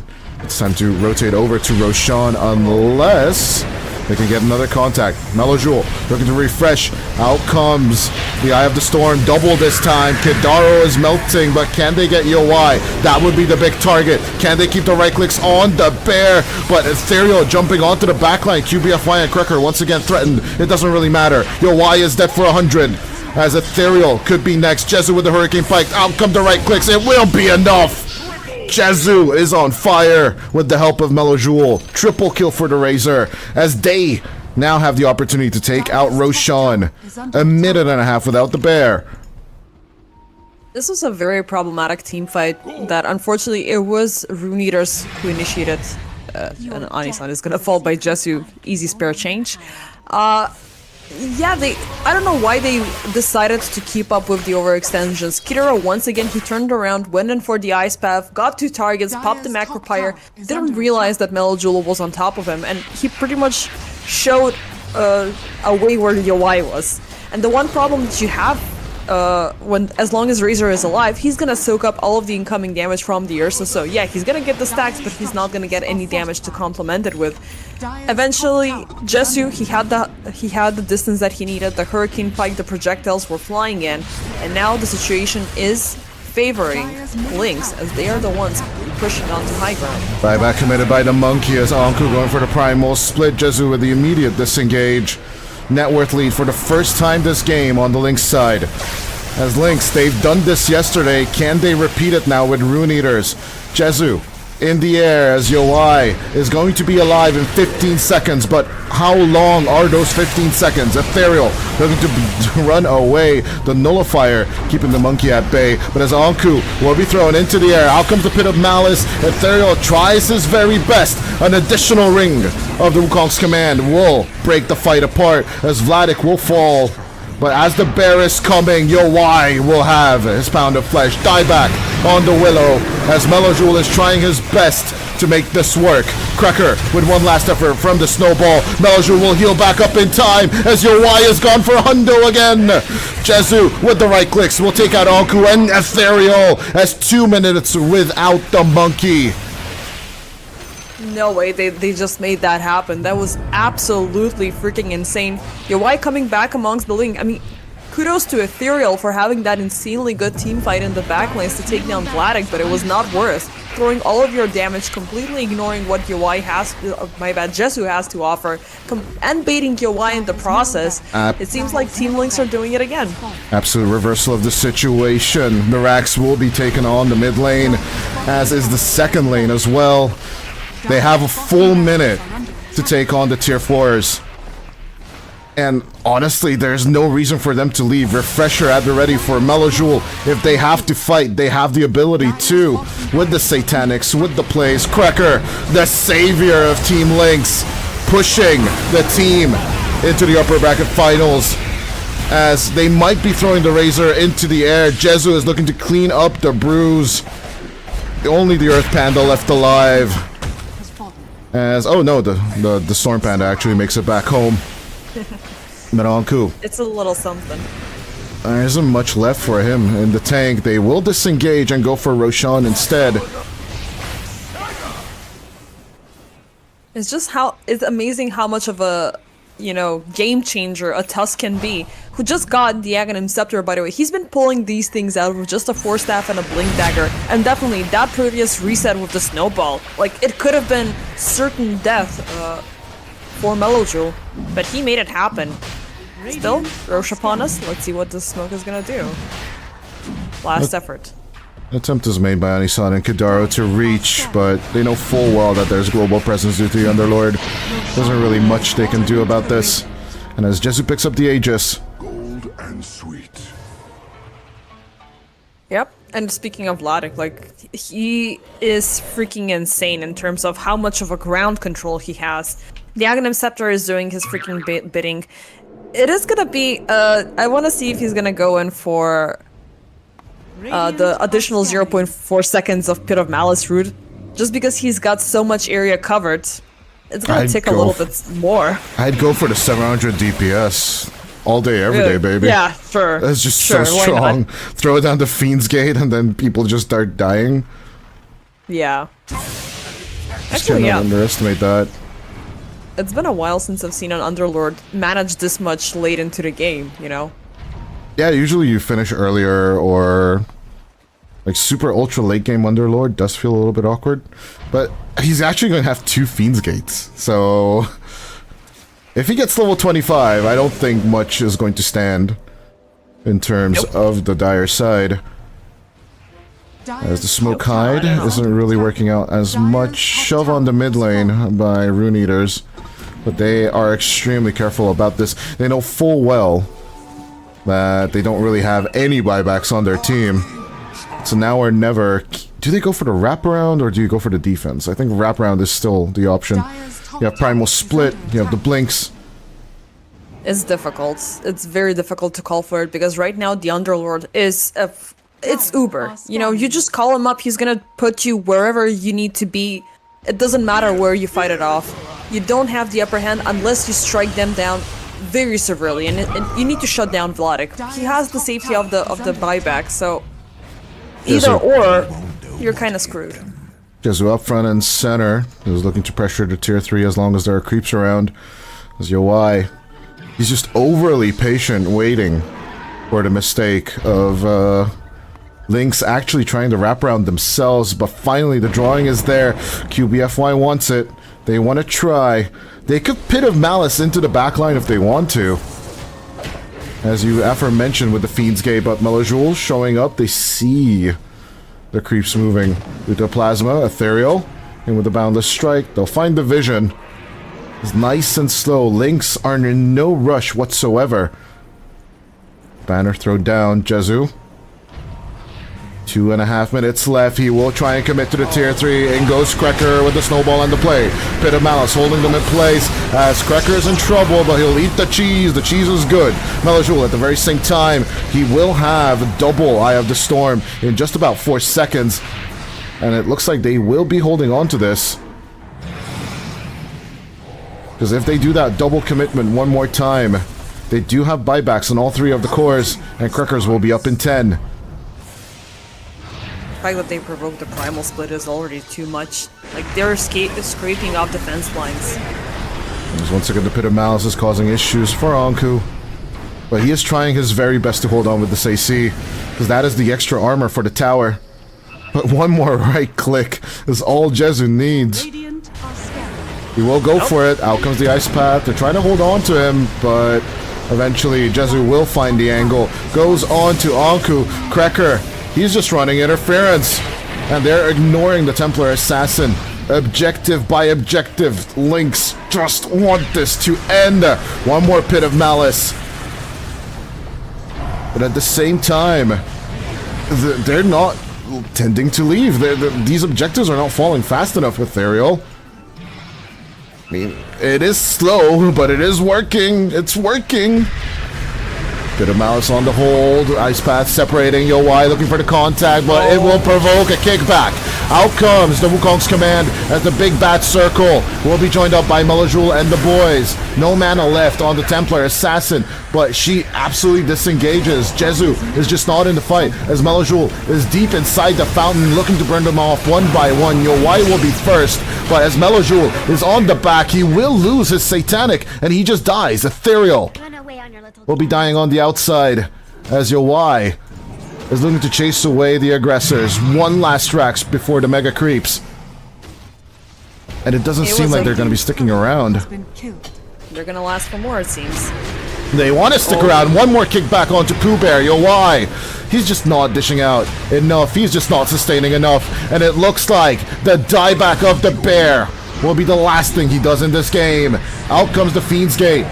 Now, with that additional route on the Pit of Malice, out comes Anku with the Brewlings, but Jezu is looking to clean them up one by one. Melajul looking to join in, but it will be a long ride before he makes it here. The waves on the mid lane are pushed out, and he did not TP to the right creeps. Vladik, at the same time, looking to refresh himself. Thus have another route to set up the Brewmaster, and they will take out Anku last. That should be the game. As Cracker just dies in the fountain for the funs of it. Mega Creeps achieved. Jezu diving on the mid. Team Lynx will take game number 3 of the first series of the day. I mean, as soon as someone calls GG, that's it. Yeah, even though it's obvious that that's, you know, the output scenario from this game. It's been an interesting back and forth between these two, with Rune Eaters actively reigning the advantage and there's just no one to call shutting them down. I was hoping for them to get the game as it kept on going, just because it was that solid of a play. The Razor, the Vladik plays, they just came in freaking insanely, and the problem mainly was, as long as the Razor is alive, your Ursa is dead. And at the end, Yo-Y, he was cracking, he was everywhere, he didn't know what target to focus down because no target was easy for her to take him. Yeah, I told you, Base Defender, we're just overanalyzing it. 2 ranged cores versus triple melee. It's just working out way too well for Team Lynx. And honestly, Vladik, like, shout out to Vladik throughout game number 2 and game number 3. This Nullifier find, in terms of the builds, right? You would usually go for like this Vladimir's offering or these ACs themselves yourself. But overall, I think Team Lynx, they held on long enough so that Melajul can get off this Refresher Orb. And once that was done, the Double Eye of the Storm just basically melted both the Ursa and both the Monkey King. And that was it. I think that's all she wrote at the end there. Yep. I mean, pretty much Vladik with ground control to Major Tom and the Razor combined is just smoothing the path for Jesu to get to his culmination, to get to the point where he was pretty much wearing the bear's pelt across the map and taking him down on every single take, which is gonna further put Team Lynx into the European Pro League Season 25 playoffs. 35, but it's fine. Oh, but 35, yeah. Very same time, I must say, Team Lynx getting away with these late game turnarounds for the second time in a row. First against Amiga in game number 2, and now against the Rune Eaters in game number 3. This is definitely showing you why these guys have made it into the finals time and time again. But yeah, ever so closely ranged heroes, duckface over against melees, and despite the Ursa just having a really great time, it might just be the item overlap as well that caused them a little bit of an issue with the Ursa and the Monkey King. And let's just say, honestly, the Razor into the Monkey King was just a great pickup, which then later on, just causes problems down the line. It didn't really show as much on the mid-game, but I would definitely say Team Lynx just pulled off the impossible after minute 40 with a beautiful turnaround. But with that said, 2-1 for Team Links against Rune Eaters. I'll be right back with VP.Prodgy versus Zero Tenacity.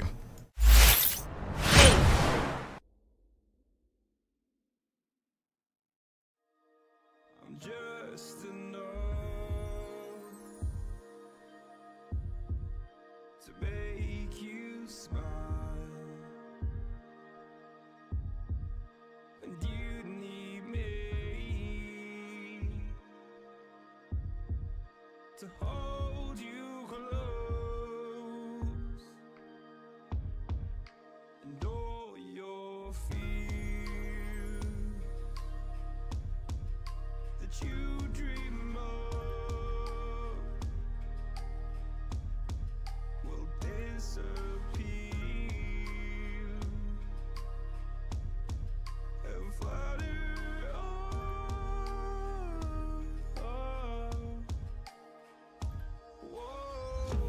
Hold on just a little. We'll meet right here in the middle ground is where we'll stand. Let go of the riddle, 'cause you'll find life is a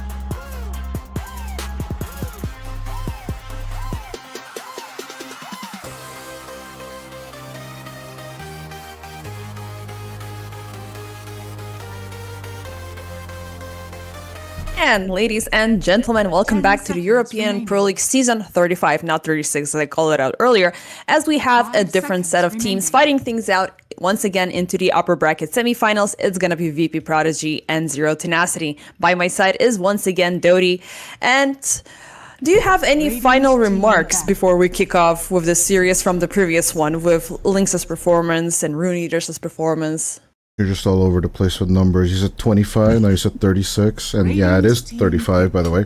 No, overall, I'm a little bit disappointed in Rune Eaters, as someone who enjoys the company of Kadaro, either online or offline. Overall, it's just a performance that does not live up to the hype, and they had such a good beatdown against Lixo yesterday. This series was bound to go the distance, but I don't really think Lynx could manage to pull off the late game turnaround 2 series in a row. And yeah, it just goes to show their approaches to late games seems just a little bit more clean, and maybe it's also the team fights, right? Because Anku, I think if Anku is left to his own vices, to these dumb plays, right? The Omni Knight, and then what was the other one? He just let me bristleback tank, you know, like let me be up front, show them my back, and let them give me back rubs. Like that's all I want. And obviously, it didn't really work out this time around for Rune Eaters. And speaking of not working out, what is that's all I'm saying. The Rune Eaters going down into lower bracket is a little bit disappointing for me, but I'm much more focused on this game. What the hell is going on with VP.Prodigy here? There's a lot of interesting things happening. First off, we're not going to be seeing a Jakiro being picked up, thank heavens, because there's been a little bit too much of that hero, which is, at least at this point, very easy to read. Underlord, Dazzle, Ogre, Magi, a very vague offlane comp. That's all fine. I don't mind that. What the hell? How did Zero Tenacity get the hell away with this? Why do we have Treant Protector and Shadow Fiend on the same team? How did Moose and Dream get this? This is like a Dream lane for sure. They don't care about this Clinks. Who cares? No one cares. No one cares. I mean, there's, I think, way too many things to address at this point. We spoke about VP.Prodigy back earlier this morning, maybe even later yesterday or something of that sort, that this team has largely improved in terms of performance from what they did in Season 34, and now they're doing it in Season 35. I think they were also in the championship, but still they're very consistent in terms of improvement. So at this point, and at this stage of the tournament, you gotta know what you gotta counteract against them. And unfortunately, it does leave some meta picks to fall behind, because they've been playing Pucks insanely, they've been playing Marcy insanely. The Batrider is a little bit... I wouldn't have went for it, but on the other end, VP.Prodigy at the same time had to address a lot of things against Zero Tenacity, so we're gonna end up seeing finally a Treant Protector and Shadow Fiend and Shadow Shaman and Ember Spirit, and I like how tight this comp is currently. But VP.Prodigy, they have some little bit of an extra ground control, or maybe I'm a little bit too spoiled from the Vladic performance of the Underlord that I'm anticipating to see, but there's the Dazzle and the Ogre Magi, which might turn things around really easily. No, the vision game overall on Zero Tenacity is just too much to handle. Like, the Clinks immediately will be showing, as I do like these two bands. I still would have anticipated a Centaur to be addressed, but it's going to be on Zero Tenacity on the Frit, giving him one of his best heroes, his most popular heroes as well, which it is literally the Frit's most played hero. He's sitting at 31 wins and 32 losses, so it might just be to even up time to even up the 50-50. But yeah, VP.Prodigy definitely needs something that enhances the speed of the approach into fights. A massive Ember Spirit counter, and once again I'm looking at the Invoker, and I don't know if Katsura is feeling it right now. 75% win rate on his Invoker, by the way. Goes the Storm route. I'm not really that big of a fan of it personally, because of the Shadow Shaman and the Treant. There's just a lot of things to set you up for failure, in my opinion. Yeah, there's a hefty amount of lockdowns. I mean, the Treant Protector, I'm still bedazzled that he came through, and I'm really keen on seeing him win here. There's, I don't know, like, I wouldn't have considered the spirit. I would have been considering something other than this. There's, again, so much catch, so much control, so many annoying things that you can do and shut down everybody here. Your saving grace is gonna be this Takizawa and Rear Gods combination, I fear. Yeah, there is the possibility of the Dazzle and the Underlord actually coming into the fights, but the overall teamfight capabilities of Zero Tenacity is too high immediately, straight off the bat when I look at it. Overgrowth combined with the Reckoning of the Souls, plus the little Mass Serpent Wards and the Stampede, it's just too much to handle. I don't know how you're supposed to actually fight into this right now with the current lineup of VP.Prodgy. So yeah, it's going to be all up to stopping Warwick. If VP.Prodgy can do that, they can definitely hinder the progress of Z10. But my money would definitely be on Zero Tenacity if I would be a betting man, but I ain't definitely no betting man for sure. I mean, we've seen Zero Tenacity wielding the Ember Spirit warding a Warwick combination 2 times in a row yesterday when it came down to the level up setup. So this guy's warmed up, knows this hero from inside out completely, so I'm anticipating a very, very good play from him. There was this one concern that I was looking to share, but it just completely slipped my mind. I don't know. Shoot. Zero Tenacity are too compact. I like this draft, and I believe it's gonna end. Oh yeah, the only thing that I am concerned is, well, in terms of Zero Tenacity potentially losing this, is if VP.Prodigy managed to extend this game a little bit too far. Because Shadow Fiend, he's gonna pump up a little bit too fast, and that point, he's gonna get 6 slotted, and afterwards he's gonna go downhill. Ember Spirit, he's got a high pickoff at the very start, then he has a drop down, then he comes back up again alive. And if you don't have those 2 damage outputs consistent, you're not going to be able to use the remainder of the team. For Clinks, things can be a little bit more streamlined, but there's the Storm Spirit, which is feeling a little bit shaky, because if you're not able to use the Storm Spirit and the Clinks for proactive kills very early on to sustain yourself, you're not going to be seeing this game past 30 minutes. I'm pretty much, though, on the side of, like, early game should definitely go towards VP.Prodigy. They do definitely have that setup with the Storm and the Clinks, aforementionedly, to, you know, go crazy in general. Because, as we saw in the previous game as well, Jezu had a good early to mid-game situation with the Clinks overall. But it's all going to be down to the Bone Archer actually being enabled or not. So that's what it's about in this game for me right now. Even though we do have lasting presence on Dream, approaching the SF is definitely the wrong call. So shutting him down, or just trying to, at least into the Treant Protector and the Centaur, it's kind of a suicidal call. Enabling QD in general is the path to victory for VP.Prodigy if they want to get there. But that will definitely mean bullying the Frit out of existence and surviving Warwick, as I mentioned before. Yep. We shall see how this game shall unfold, as the horn went off, no attacks during the bounty stage, so it's gonna go 2-2. Already Nefrit and Desire here on the double to try to counteract this lane, taking away the range creep. So they want to get in close and personal, and they have Moose still sticking around, ready to throw himself in. Immediately They are bullying going in for Cutie, instantly on top of him, hexed up, bound up. Janter is trying to slow things down, but we're looking at the first blood here. One more strike is needed. It could be from the Shaman, and they're gonna get it, even though Nefrit is dropping pretty low. They still have the chase on him. One more strike is needed. Janter is gonna get it. It's a core for a core, but the first blood is pretty good. Still Moose is in a not so good of a position. Still, he's gonna fend away. Notices Rear Gods is trying to go across the gate. And he's still sticking around there to maintain the pressure. Personal security serves there. As long as he's there, he's gonna stay in this lane. This is really good for Dream, though. I'm not gonna lie. So he's getting the solo XP. You're more than happy with this. It's basically the same approach as in the last game, but with Vladik. You know, you can't really do much against the Ursa, you can't really do much against the SF. Let's just stick around. Tri-lane versus Tri-lane. Bring back the 2017 meta.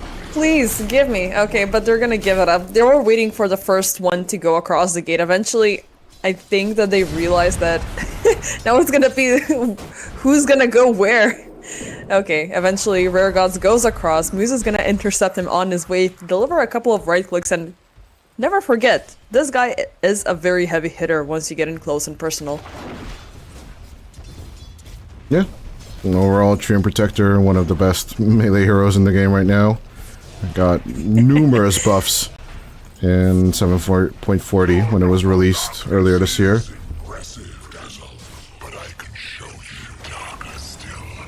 He still has the highest starting strength, right? Or the highest strength gain. One of those. It's pretty high up there. It's 3.4 per level, so... Oh, by the way, there's an error courier. Which one? It's going down the lane that's from the Underlord. Ooh, nice. Yeah. Just in case you miss out. Because I know you're scouting out the errors across the map. Error. I do believe that makes the hero, the courier untargetable, by the way. If I'm not mistaken. I was trying to click on it from a spectator we can't click on it either, right? So, and we can technically click on everything, so... I mean, if you cannot kill the enemy courier because of the error, it's a game bug, unfortunately. Bug abuse. Hiya. It's not like we haven't seen, you know, any of those. Like there was the Arc Warden one. There was what was also recent. Like I think there was also a Morphling bug at the same time. I'm pretty sure half the heroes have become invisible due to certain skin bugs from time and time again as Desire. Bottom. Desire. He's trying to at least turn some return damage onto Janter, but he's gonna have to accept it. The kill is gonna go for Cutie. And Shackle just doesn't heal you up enough in general. Nope. I mean, level 1 Shackle. I don't know, like... It's the better option compared to the Hex, just because it has that extra little bit of a longevity. It's 0.4 that we're talking about, but the damage output, still at level 1, it's not doing much. It's until level 2 or 3 that it already makes a difference. Regen shut down on the mid lane in the meantime by Moose and Warwick. Top side, we're seeing Moose rotating in. He's gonna find Rare Gods and take him down. This time the shackles do work. Overall, already 20 souls immediately on the SF. There's just too much damage for Takizawa to stick around. Things are going definitely the way we expect right now for Z10. So far so good. Now Nefert has left a little bit to his own devices, so solo experience for the Centaur. It's gonna bring your Stampede a little bit closer. Maybe Moose, I mean Desire can stick around a little bit more with Moose up top. They don't really have much time because 6-minute rune rotations are coming. Beautiful bit of Malice up top. They have Moose on the lockout. Once again, it's gonna tick. Rare Gods, can he get another strike? They're prolonging the poison touch, and it's gonna be a deny. Oof. It's huge. Huge. Nicely played out. I like the fact that Dream is still pulling this creep wave despite the neutral creep being pretty much dead. Just stall the lane. Tornado. Out comes the remnant. He wants to turn, actually, mid. Oof. They're gonna save him. At the very least, Gentra level 3 is kinda scarier compared to most supports. Even with 0 tenacity bringing in 2 more guns. Look at the amount of vision that they have here. They're anticipating a kill, wherever it may go. It's power rune time. 6. Janter. He's gonna try to intercept, but right on top of it, Moose is chasing him down. Searing Chain's gonna connect. He's rooted up, he's running low on fumes, and... He'll be top range for the invis instead. Yeah. Warwick is gonna give it to Moose if he's gonna get the reach, but in the meanwhile, Janter is healing up from the tango. The Nature's Grab is gonna reach. One more strike, he's gonna get it before the tier 2 tower. attempt to hide. But Warwick moving in and then just getting Pit of Malice immediately comes in the situation you talked about. Where if the Ember gets caught out in those pits and Vortex chained, it's just a bad time for the Ember Spirit. It is. I mean, same could be said for the Storm Spirit, because there's still, you know, a lot of responses from Zero Tenacity that, you know, we have yet to see. You know, the Shackle plays are gonna come in as well. I'm anticipating to see a Desire Blink Dagger Roshan, just to make this even more so annoying. They can definitely be utilizing the chicken fingers to its maximum, right? Just one right click needs to connect and then immediately Serenata can be chained, disabled. Radiant's top tower is under attack. As long as you don't have to cover, you know, that projectile distance. Yeah, that's why you get the blink and then you just immediately chicken fingers him instead of the Hex. immediate shackle. Yeah. You can go for the hex as well, but I don't prefer it over, you know, like chicken fingers hex, then shackle, then hex. Is usually what I see. Yeah, Pro I completely plays. agree with you. And a blink dagger is definitely a must. But also moves would kind of want to have a blink dagger. That is definitely the way we're going. But shard first. Shard definitely first. Shard has to come in first, the Eyes of the Forest upgrade. And then afterwards, yeah, just get in the blink, because there's nothing better. This guy is insanely slow and insanely chunky, so by the time he gets into the face of the action, half the heroes on his team are gonna fall. And there's already a good, you know, amount of pickoff that VP can do. Down bottom. Let's see what's happening down bottom. They have the eyes onto Nefrit. Beautiful shackle from Desire to put things to a stop, and they're gonna pop the Stampede for this defense. Good thing they already have the Helm of the Dominator, but it's gonna be converted to farm. 100 gold going for Janter. Top tower is under attack. Regeneration. But yeah, I wanted to see this sort of an action, but with a kill to top it off, because it's the only way that VP will be able to transition over Zero Tenacity. Warwick? Because Zero Tenacity, they can withhold the game now. And then once they strike... Warwick? Dream... What's happening with Warwick? Oh, he's on the chase. He's fine. He's not even worried that much about the Storm Spirit as long as there's no other unit. So, just farm, burn creeps, it's fine. There's a pretty big gap to compensate. Yeah, but now you have no bottle charges, you have no regen. What do you do now? Kind of in a checked position. Right click? I don't know, all of this feels wonky on work right now. He's just not really getting enabled right now as Cutie and Yanter? Really? Oh, good thing they didn't missed out on the courier. stack. Oh, Good thing they didn't that's not a stack. found. Oh, Desire. Bye-bye. They're gonna commit for the jumps. Shaman brought back, but he's gonna connect. The Serenata is still under the tower, shackled up. Who stopped to connect? And Serenata is gonna be counting his seconds. Meanwhile, Warwick shows that he's gonna need to retreat as the incoming damage from Cutie is a little bit too much. The Nautil projection keeps Janter protected, but not for long. Eventually, they will find reach to rear gods. There's the Stampede for the Surge. They're gonna find Cutie, stop him up, bound him up. He's locked and loaded, and he is gonna be gone. Never taking two. Last man standing is rear gods. They have him on the edge, and he is done the gutter as well. 4 kills in a matter of seconds. Easy. And this is all kicked off with the attempted kill for Desire. I mean, Serenata was trying to do what he wants to do and provide for kills, but he went under tower. Radiant's bottom tower is under attack. Warwick popping the haste. He's got the... I think he's fine now. Finally, that bottle that we were worried about is gonna be charged up a bit. Man, I love Spirit Dances. Just gives me such a throwback. Yeah, Serenata definitely cooking, and he's going to be sitting on this double bounty as well. Seems like a small exchange, but definitely relevant in terms of the long-term money making. As, yeah, definitely work. Not the position where I'd want him to be. As on an Ember Spirit, that is. But Dream is having the time of his life on the top lane, and that's all that matters for Zero Tenacity right now. Tower is under attack. Yeah. They should get a little bit more, you know? They need to pour in some kills for Dream. We need to see this Shadow Fiend a little bit in action. Also, Serenata is gonna find his courier closing in.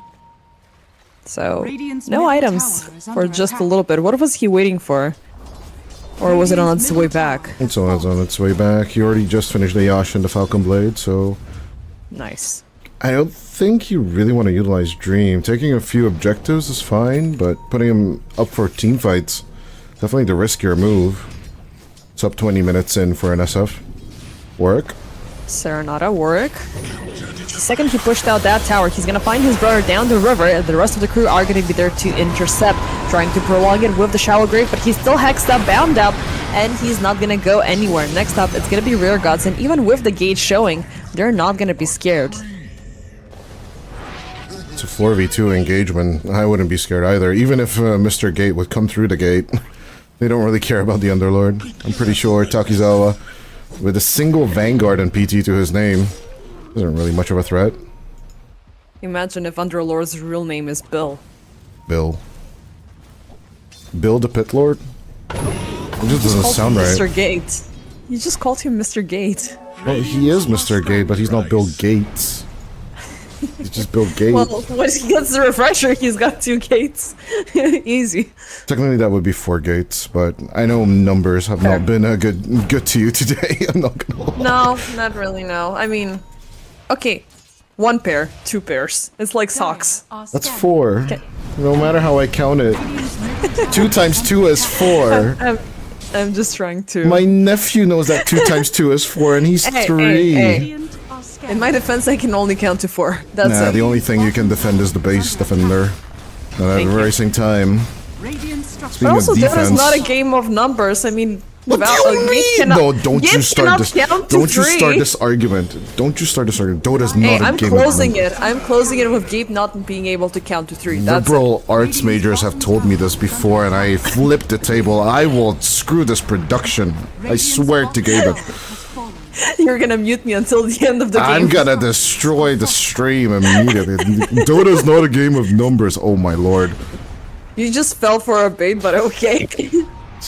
It's a trigger. It's a trigger. It's friendly fire. Self-friendly fire for sure.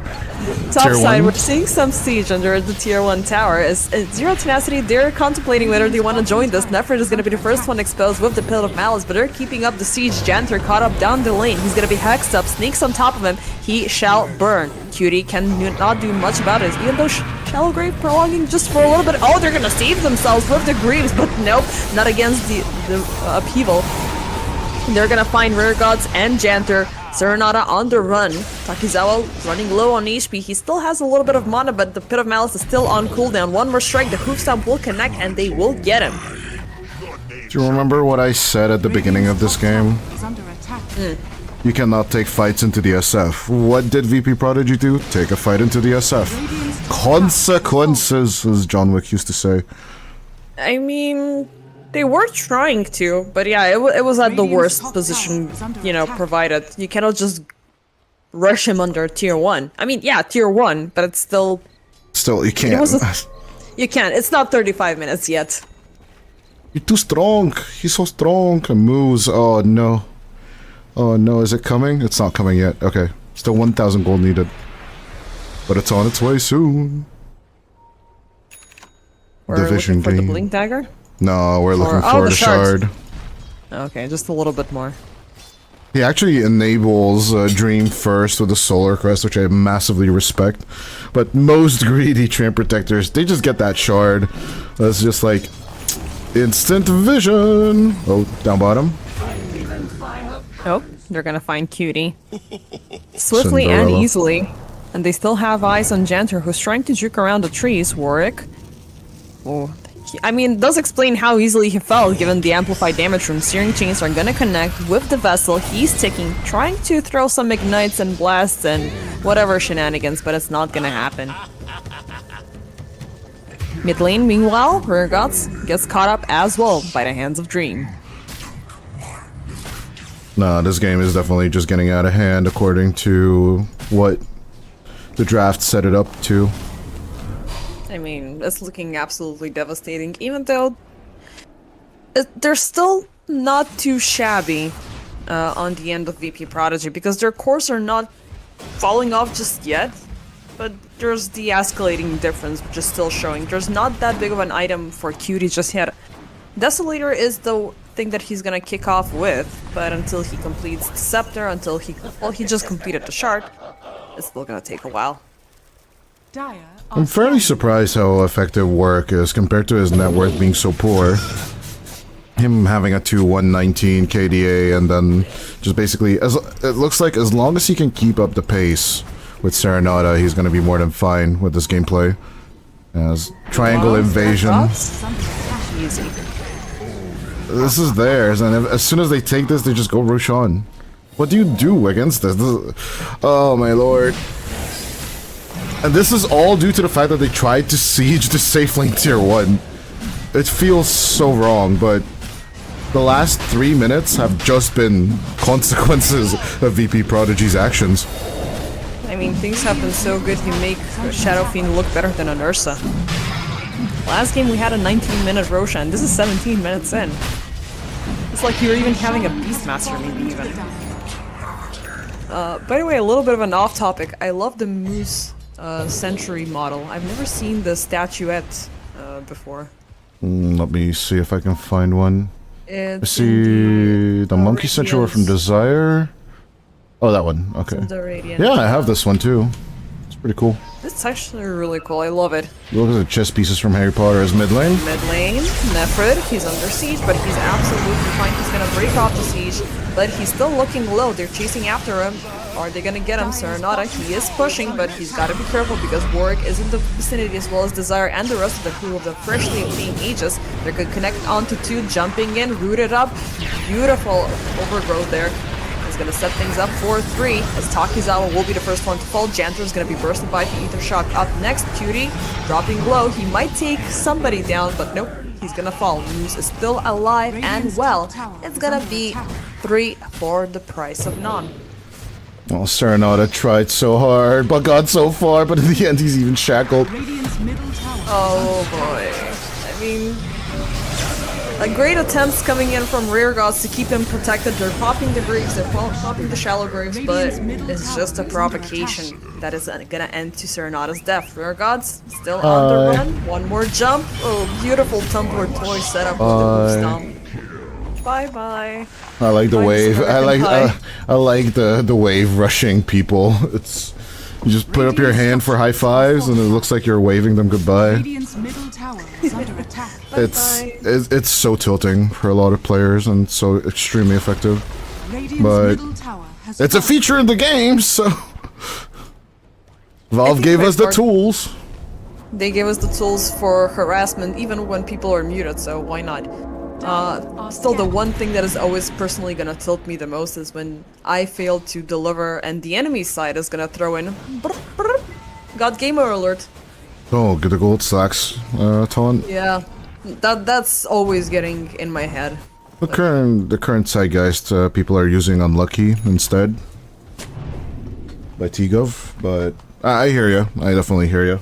There's always that one taunt that just tilts enemies. But oh yeah. Our good old friend B-Cops, Yippee, is weaponized in my inventory, so I use that one all the time.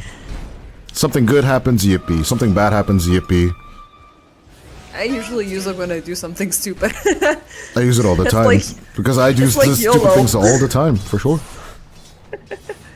A little bit of a mid-exchange, but it's all for the Arcane Rune, which Warwick is gonna obtain alongside with the Illusion. So he's got 1 rune on top of him, 1 rune stashed up and ready to go. Meanwhile, bottom side, Desire is getting a solo kill onto Janter. Yeah. I was having good hopes for Ogre Magi when this game kicked in, just because I've missed out on this hero for such a long time, but... Funny scoreboard on the board. Oh no! Funny number! No! The funny number! Turn off the stream! No, they're seeing the script! Turn off the lights! Funny number. Funny number. VP.Prodgy are doing it on purpose, haha. Radiant's top tower. Yeah, To be fair, it should be red 22-3, by the way. But honestly, yeah, because the advantage always goes first, but we're 3-2-2. 3-2-2 for sure. But it will be high ground at 22, siege man. coming Oh, bro, this is brutal. This is indeed brutal. 1 minute until the Aegis expires, and that tier 3 is below 50% HP. And guess what? You're not the ones having the Treant on your side to heal it up, so... And speaking of, all tier 1s are left standing. Some of them have been scathed, which means that this Treant had the chance to heal them up at one point, but he's choosing not to because there's 10 times more interesting things happening, and they're so far winning the game insanely. No, the most annoying thing is that Moose still has not picked up the shard. It's just burning in my eyes that he's just ignoring the item. Maybe he heard me say it and he's just like ignoring. Just a genuine advice, because I've said it before that it's just insta shrine. It's just insta shard for the Treant Protector at 15. I mean, maybe he was hoping to win the lottery between him and Desire, so... It's I mean, also the current Shaman Shard, I like the previous one better. When way more. There was little snakes around the shackles to make it a lot more aggressive. Down bottom, Rare Gods, he's gonna be sandwiched between Desire and Nefert. Manages to pop the Shallow Grave, but nobody is gonna be there for his aid, so he's gotta accept it. He's dead. tier 2, number 3, going down like the London Bridge. Yay! The script is broken. We broke the curse. Oh, we're not there yet. We're not there yet. It can still be 6. It can be 644. We'll see. Without the Aegis, without anything, with just the snakes equipped, they're sieging onto the tier 3 bottom lane tower. Fortification is gonna be popped up, but doesn't care. The units, the snakies, are only gonna be right-click down to Takizawa, which is gonna be an opportunity, but the Pit of Malice onto 4 is gonna put things to a little bit of a halt. Still, Requiem goes up, does not damage anybody. Still, they're choosing to let this tower go down. Serenata pops in, he's gonna be hexed up. The snakes are still there doing immense amounts of damage, and he's gonna fall. Nefert, he's gonna die into the pit. They're still trying to chase them out. What happened? Oh, okay, for a second there I thought Desire lived, but no, he's gonna fall. Nevertheless, he, Desire, Moo, and Genter, all of them are dead. Still, Zero Tenacity, they've sieged as much as they could have during the reign of the Serpents, even though trading off an additional support and 2 big streaks might not have been a good trade. Takizawa ensuring the hold right here with the pit. 3 pits and 3 firestorms used in just a matter of a minute. Overall, the Underlord's power with the Crimson Guard and the auras is just showing through hard. And yeah, Zero Tenacity just did not respect it. They still get the tier 3 for it though. So it's massively worth it for them. Yeah, at the very least. It's a little bit of a something, but next one either could be hindered back because they've gotten so many benefits. VP.Prodgy, that is. Did they? I mean, I'm looking at the money. I'm looking at the money too, but all they got is like 2,000 gold. And the return of the advantage. Overall, they get 5k, but then they lose a little more for it. Fair.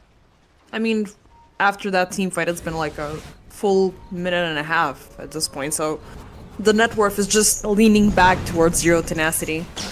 Yeah, because there's just so much space for Zero Tenacity to farm. That is true. Oh yeah. So they're just compensating. They're compensating so fast. But even the kills on the supports and Nefrit are just so valuable to them right now. Yeah, the next 19 kills have to go to Zero Tenacity for the next funny number. I'm just here for the memes, bro. I don't know what you expected. I mean, I meme. Yeah, Aghanim Scepter done on Cutie is definitely something we should have talked about. As soon as he got it, the Burning Army was a big useful tool. But I don't think it's going to be enough for them to contest Roshan just yet. So as they lose Takizawa's courier, oh no. We're not going to be getting that Lotus Orb just yet. And on top of everything, yeah, they're liking the fact that the scepter has been completed. Last time we didn't see it being picked up onto Jester, which I think there was a little bit of a drawback, because this is going to help you out currently into the fighting, and then the more the Kling's damage scales up, then that's when you start hurting the SF more. Yeah, absolutely agree. This is definitely the thing to drop in team fights, and if I die, I die, but I will take at least 2 or 3 people with me, kind of deal from Cutie. And he has to embrace this role pretty hard. That's why he's also like looking to skip BKB and such. Yeah, that's gonna be a good call. If you have the distance, if you enter the team fight last, it could be nice. Oh, was that a... Did you see that thing though, around the gate? No, it was I don't believe so. Purple black texture. Nope, nope, not on my end. Oh. Purple black actually is bad. That means video card failure, so careful. Uh-oh. Uh-oh. No. Sometimes they don't load. I'm not even kidding. It's Are not you necessarily sure? me. Purple black is bad. Purple black is the sign of the devil. Uh-oh. Look it up. Look it up, sister. Yeah, Roshan number 2 going towards Zero Tenacity. Getting there. He has screamed, he has alerted the entire map, but unfortunately VP.Prodigy are a little too far off. And now you're concerning me big time, man. Like, I'm trying to get this computer to go and to do prod on my own, and you're telling me my GPU is dying? Oh, purple and black is always a bad sign. When we used to overload GPUs, that was the first thing that showed up. When I was doing walking and rendering. Acid failure? Texture failure? Yes. I don't know. It sometimes fails to load. Not necessarily. I mean, I've seen it even on good GPUs. Meanwhile, Cutie, he's venturing out very deep and very courageously around the tier 1 tower. He's gonna be walked completely around his own units, around the snakes. So, yeah, you'll have a burning army, but we have burning snakes, and it's looking like the snakes are winning over the archers. Meanwhile, top side, Serenata, they will find a Moose lurking around the trees, but it's gonna be a setup for the Requiem. Oh, almost avoided it with the ball lightning. It's not gonna happen. Still Dreams' his effort is gonna be exhausted. Over here now. He's still pushing forward, like he pretty much owns the place. While Serenata, he is going back to try to cut out the wave, as it's looking like they want to siege yet another tier 3. He was successful on that, but the mid lane is still pushing, so Serenata cutting off a wave or 2 is not really going to help them on the long term. Dream immediately engaging on the bottom instead. Yep. I mean, look how fast these range drags are falling. Warwick is kicking things out for the melee racks. No Plinks, no problem. Nephros Courier is dead, so it's at least something that we're just gonna hinder Zero Tenacity, alongside with this fortification. If we don't get Lotus, you do not get Lotus either. Yep. Although, on the other hand, VP.Prodigy did manage to complete the item, at least. Okay, only 18 more kills for the funny number, Anna. 18 more! 18 more! Come on! I don't think you're gonna get it. Somebody's gonna die. I think somebody from Zero Tenacity is gonna die first. No. I have a feeling like that. Maybe you're not. I don't know. Come on. But you know what that will happen. What happens if someone dies on Zero Tenacity? What? VP.Prodigy will go from 6 kills to 7 kills! Yeah! You did the 6-7 last time, so this is payback for the previous game. You did. You said it last. You said it previous game. Yes. I said. Okay, I was just counting it. I was not memeing it. Holy crap. No. Even saying it is the curse. Serenata. Oh god, don't put Gen Z language in my mouth, dude. Wait, you used the Gen Z language. Shame on you and shame on your family. Shame. I cannot even use numbers normally. True. That's why you fell into the cursed language. Anyhow, things are happening close to the second Tormentor. It seems like there are attempts to engage, but look at that right-click damage, just destroying Rare Gods on the spot. He was trying to find a safe angle to TP out, but it's not gonna happen. Serenata is gonna go back home safely, at the very least. It's gonna be Warwick on the shard, which still means Moose is not gonna get it. No shard on the tree end. Meanwhile, Warwick in the Radiant Siege, Serenata, oh my god, he's gonna swap roles and places with his brother just to be stuck on the Observer Hill. Oh boy, this Desire is just free farming Serenata across this entire game, and now he's gonna be sitting ducks up on top and pretend to be an observer ward. Takizawa was so close for the save with the Lotus, but just not fast enough. Yes, you know, Dream finds him. He's gonna, you know, slow him down with the Pit of Malice.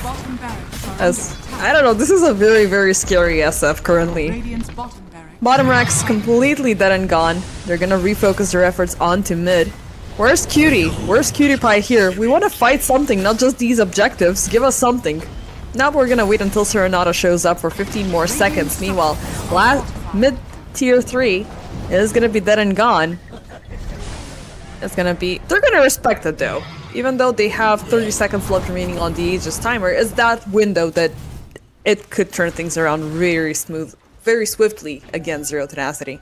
Yeah, and Dream are just going to be a bit more... Dream and Zero Tenacity are just going to be a bit more disciplined. And they're going to take their sweet time in actually obtaining Megas and other objectives. As you should. Yep. There's no need to rush. You can wait for that butterfly to come out. Wait for the next Roshan rotations, and...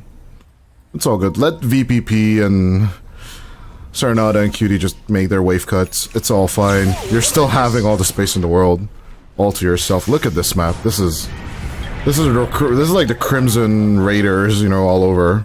It's just red all over the map right now. Yep, it's insane. 5-man smoke attempt coming in from VP.Prodgy. They could scout out Warwick as he's closing down this mid lane. But they see Janter, they will see if somebody's gonna commit for a jump, and Ember is not your primary target unless you can, you know, lock in and destroy him on the spot. If you have an Aghanim Scepter on the Underlord, it would be a different story, but this is the current story that you have to deal with. He's not considering it now, he's just gonna go in for the full aura play, then into the defense. I mean, when you have that extra reach, maybe... Yeah, and when you're winning the game, we're seeing the Scepter a little bit sooner just to add insult to injury. Work. Now Zero Tenacity on the smoke. They will infiltrate the base, jumping into the backlines. They will find Janter, they will find Rear Gods as well. Yoga Magi is low, but he's still not dead. But oh, it's Cutie. He's gonna find Desire, but he's forced on the run as well. Janter eventually falls apart. The Burning Army will be used up to try to find some defense against the Snakes, but it's units against units right now. Janter forcing out a buyback. He wants to make it worthwhile with the gate, trying to expose targets forward. Requiem charging in right at the edge of the Pit of Malice. It's not gonna connect. They find Takizawa. They're dropping him down. Never on the side is keeping Serenata at bay. Once again, Janter into the shallow grave. Moose is falling low, but he is fine. Janter eventually safety expires. He is dead for the second time. Dream of the heavy hitting. He takes down Cutie. In the backlines, Warwick temporarily hindered by the Pit of Malice, but he still has his eyes on to Takizawa, to finds Rodent God first instead, who does not have the shell. Oh, actually, he has the shallow grave, and he's gonna TP back home. Still, Zero Tenacity.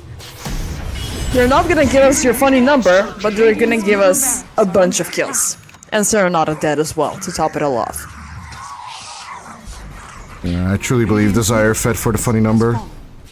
To ruin the funny number, that is. I'm pretty sure. It's all Desire's fault. Yeah, no. They're not gonna get to 44 kills. Not in this game. I'm sorry to break it to you, sir. Takizawa. Bound. And he's gonna be protected just for a little bit. 3, 2, 1. And... Dead. Actually, he's gonna survive, but Rare Gods will not. Dream still on a godlike streak. 908 in this game. Racks are falling, base is falling apart. The draft from VP.Prodigy is not present currently to defend this, and Megas will be secured. Is that for it?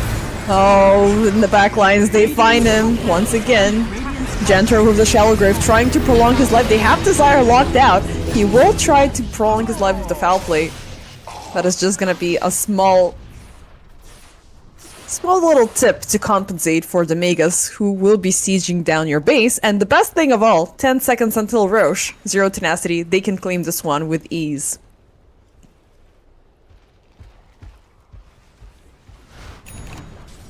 And we can still hope for the 399, by the way. So 66 more kills for Zero Tenacity.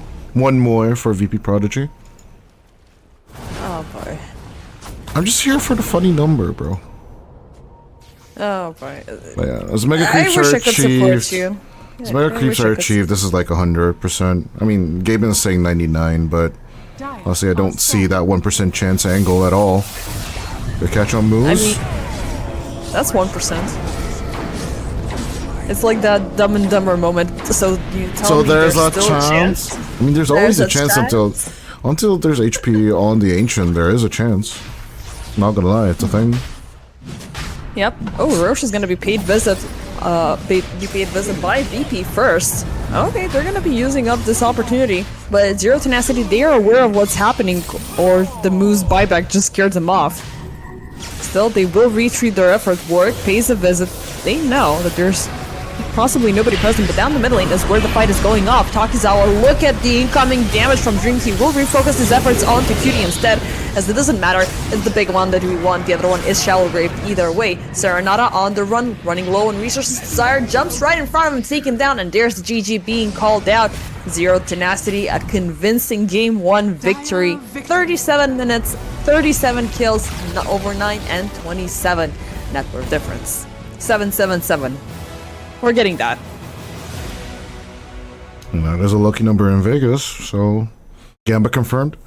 Well, yeah, no, Zero Tenacity actually with the lockdown, with the perfect draft. I don't know how VP.Prodigy let them get away with this one. It's just a little bit of a shame to the team that actually did so well in the group stages, but I will be very curious to see if VP.Prodigy can bounce back from this one, because they've been on the up and up this season, technically been undefeated in their group stage, including the aforementioned, Estini +5 team, very esteemed team. But overall, like, VP.Prodigy have just been, extremely clean. They did not play against the Estini +5 team, to be fair, though. But yeah, like, what happened to this team that they did have a little bit of struggle against Winter Bear, I will say that, yesterday in our first series.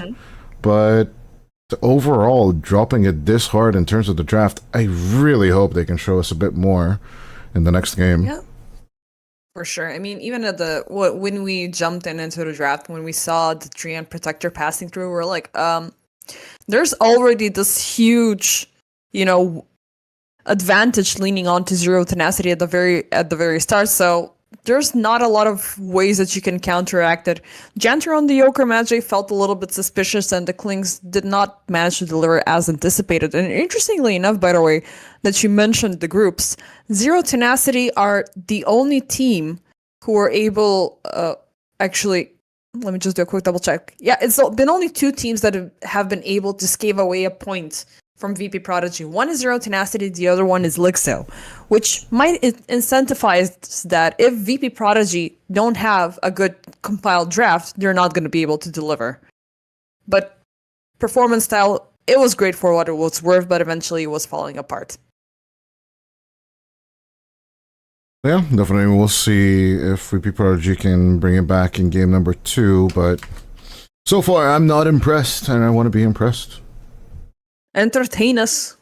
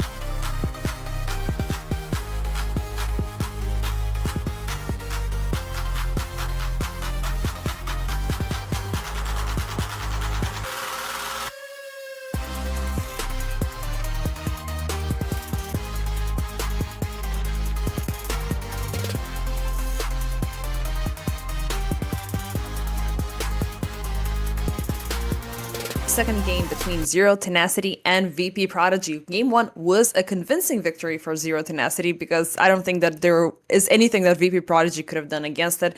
Maybe some switcheroos in the builds, or it could have worked out, but a new story is upon us where we see, well, the flightless bird has arrived upon the field, which is a hero that we haven't seen in a while. Treant Protector is gonna be vicariously banned out. By my side, Dodie. What do you reckon so far of these combinations? I like the bird pickup overall. We've seen Navi Jr. You and I have seen Navi Jr. live cook with this when Niku and God the Juice were playing it. But overall, I think I've yet to see Cutie truly own with the Kez. But I'm currently, due to the CIS meta, playing the bird in the mid lane as well. I'm not really ready to just write it off just yet as the carry of the VP.Prodigy lineup. Against the Luna, it holds up well in the terms of the tempo, but I would not mind if VP.Prodigy would go for this Weaver route, right, that we've seen. So it's Weaver plus Kez, the minus armor synergy. With other heroes that have minus armor like Slardar or Razor, it just doesn't tend to work out as much. But we shall see. You know, overall, the mid lane Razor has proven to be pretty good on Melojoule, right? The build is pretty straightforward. GG boots into... well, in my case, I would go Aghanim Scepter because I'm a greedy bastard. But VP.Prodigy might just want to go a little bit slow. Get that BKB online, get the Wraith bands, and then just, you know, keep on B-rushing the enemy.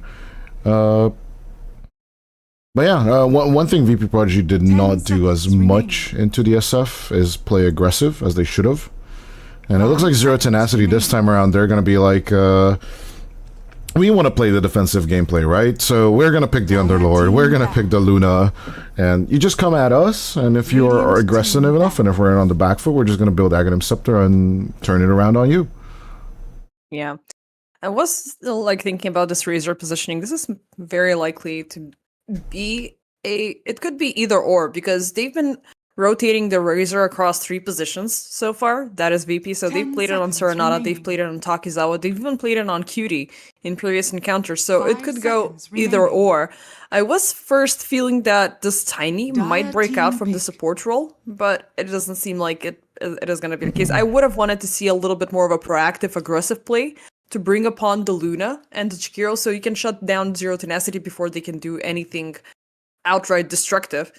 But given the collective and immense power of the Underlord, Jakiro, and Luna combined, I mean, Luna hasn't really been, you know, that's super great, but it's always, as any good carry, it's about what you have around you. And Underlord and Jakiro haven't been shying off from delivering insanely good results. It's the classic Kami hero. When it was in the meta, there was nothing else but that Dream used to play. But now that it's back, semi-back, I guess, Dream is definitely in the mood to actually play it once or twice. This does give opportunity for VP.Prodigy, as you mentioned, to go for the aggressive drafts, but currently they are kind of ignoring that phenomenon.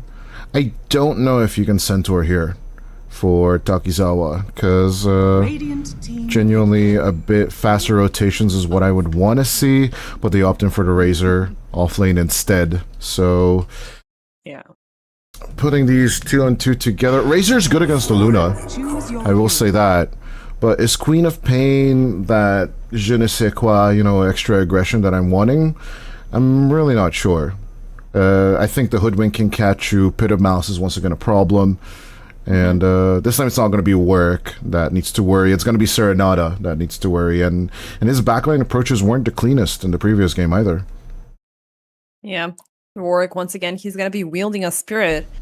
I do like the Void a lot better compared to the Ember, especially within this scenario, because I love the control, I love the presence. Him and the Hoodwink, I mean, there's so many things that can be set up into motion, but again, this Razor against the Luna combination can be very easily shut down, and we saw what happened.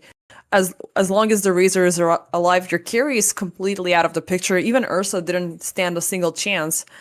But yeah, still the question is remaining, will Serenata be enough for VP.Prodigy to get up to that point, to activate both Cutie, to activate Takizawa against Dream, or is it going to be a clean slate 2-0 result? I will go ahead and answer that question. I'm believing that this is a 2-0, just because the tempo is fitting towards Zero Tenacity style. They're warmed up. They could deliver, unless they, overextend, which is gonna pretty much bury their game prematurely.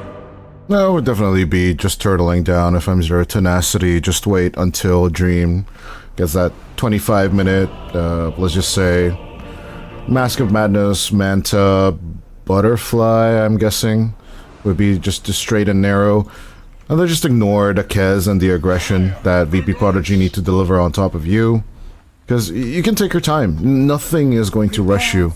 The only tower push the enemy has is genuinely the Tiny and the Razor, and just let them come, is what I'm trying to say for Zero Tenacity, right? Because you have Bushwhack, you have the Remnants, the Ice Path, all of these lockdowns are just a death sentence for Serenada and the Kez. So... Don't forget the big one. The Pit of Malice. Oh yeah, of course, Pit of Malice, but obviously Pit of Malice will be covered down by Static Storm, so it's kind of like, when you're knocking down pawns in chess. So I'm immediately discarding those pieces in my head. In terms of these terms, it's going to be spells, but yeah, same thing with the Eclipse versus Raptor Dance. So, like something is going to die, but at the end of the day, once the dust is settled, what are the fights going to look like? That's the question. And I want to see VP.Prodigy cause this chaos that got them here. Like, wake up, boys, wake up, do something. Poking them with the stick, do something, do something. It's 4 o'clock CET. Like, the coffee should have kicked in by now, for sure. Like, you should be up and about and ready to deliver a show. It's gonna be, I believe it's gonna be a tempo problem. If you find the right kickoff, if you find the right, aggressions to begin with and kick off the big ultimates, it's gonna be that team who's gonna be able to keep things up. But I'm still leaning on to Zero Tenacity. It's just, again, this Underlord feels very good. The cleave damage from the Luna could be really, good if you're granted, because you can stack heroes all together. That's your go-to. But at the same time, it's a very delicate situation that Zero Tenacity have to set up for themselves. They're not going to be getting kills for granted. Yeah, as we settle into this cozy laning stage, it is going to be 2 for 2 on the runes. Nicely done, as Yanter at least sets up the Queen of Pain for success, taking out the Observer.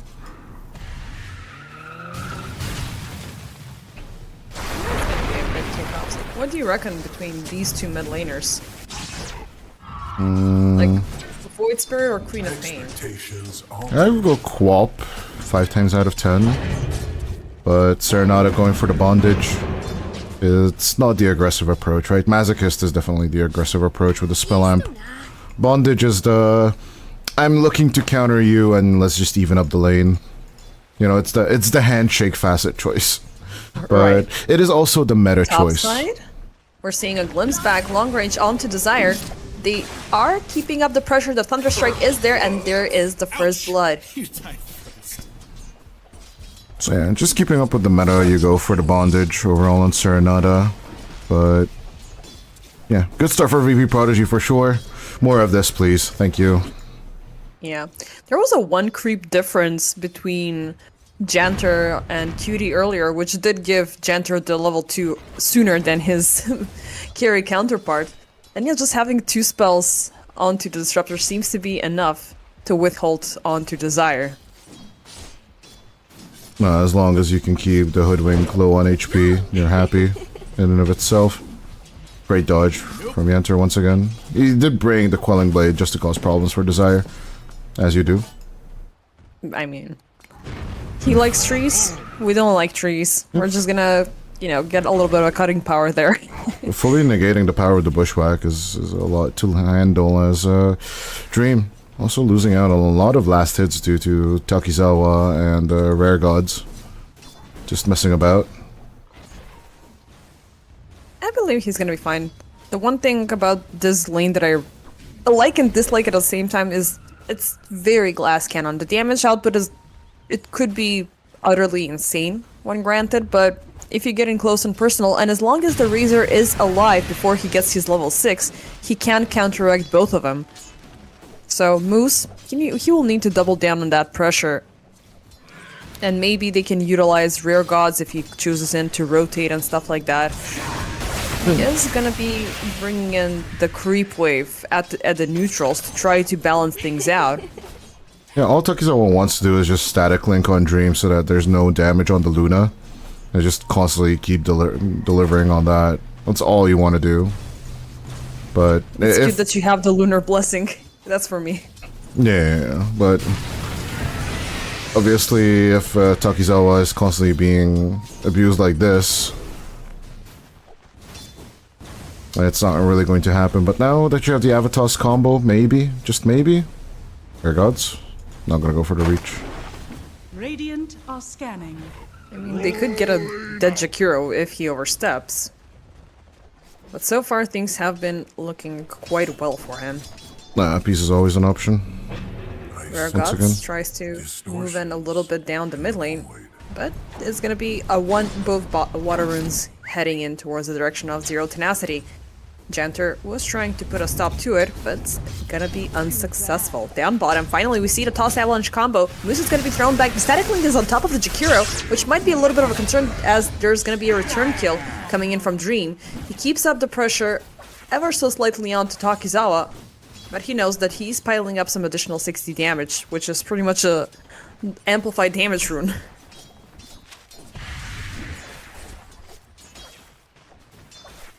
Yeah. So far, so good. Top side. Desire. His life is going to be cleaned up as Nefrit has overstepped alongside with his buddy, probably looking for an easy kill onto Janter, which unfortunately it is not going to happen. First kill going in the direction of Zero Tenacity. This mid lane. Nah, Serenata doesn't have 6 yet. As soon as he does, Warwick is just not going to have any mercy in his heart. Yeah, this is why I want Masochist, right? You just go through, you take some damage yourself as up top, hold up. Oh, we're seeing some aggression. Now they're pushing in. Cutie's gonna drop severely low, but they wish they had a glimpse right now to draw him back. Or maybe a sharpshooter or something of that sort. Acorn Shot and Bushwhack still on cooldown. If somebody appears, the second they do so, they would be dead. So far, it's the fortification that is fending away the creeps from any further siege. Cutie will reveal himself. He is aggressive towards Nefrit. Ooh, a beautiful use there of the grappling claw to get away from imminent dangers. Desire is just waiting for a jump. There's the glimpse back. They're gonna push Nefrit back. They're keeping up with the fighting. It's gonna be Nefrit being dead and gone. But Cutie, he's dropping severely low, but they will be counteracting this aggression. Actually, Cutie will fall as Desire. Oh, gets the upper hand. Still Janter right behind him. 5 seconds left remaining until the glimpse. Can he buy himself the distance? It's still at level 2. So it is a good sign. Yep. He's Desire gonna will get to get the the Lotus Lotus on time. It's fine. He still has the glimpse if he chooses to do so, because Kez will be back in about 5 seconds. But still, they're playing it around. Send the Underlord home. Comes back first. Bit of malice. Send the Underlord home, but that means Desire will kill you. Takizawa is under fire as well. Moose keeping up the pressure. A couple of strikes are left needed. He's juking around the trees. He's doing his best to stay alive, but nope, that's only a BG song, not Takizawa's life motto. Ring around the rosy. Wait, Shrine of Wisdom coming through. It's just gonna be 1-for-1. No further aggression. Top tower is under attack. No, as you do. I mean, you're 4-4 on both teams. Zero Tenacity, as predicted, starting to take the lead, but emphasis on starting to. So VP.Prodigy do have a nice chance still. They're gonna be locking 2 targets into the field. There's Virgots closing in as well, but they're gonna be popping the Eclipse right back into Takizawa's hands. Dream is trying to run away, but backup is coming in the form of Void, and they will force out a kill. And it's gonna be Virgots has fallen. Now the focus is on to Takizawa. He is burning from the vessel, and one more strike is needed. Come on! There it is. Thank you. I've broken your loop, Razor. Work with the easy finds, just more charges into the urn. Yep. Just put it in the bag. Serenata. Support.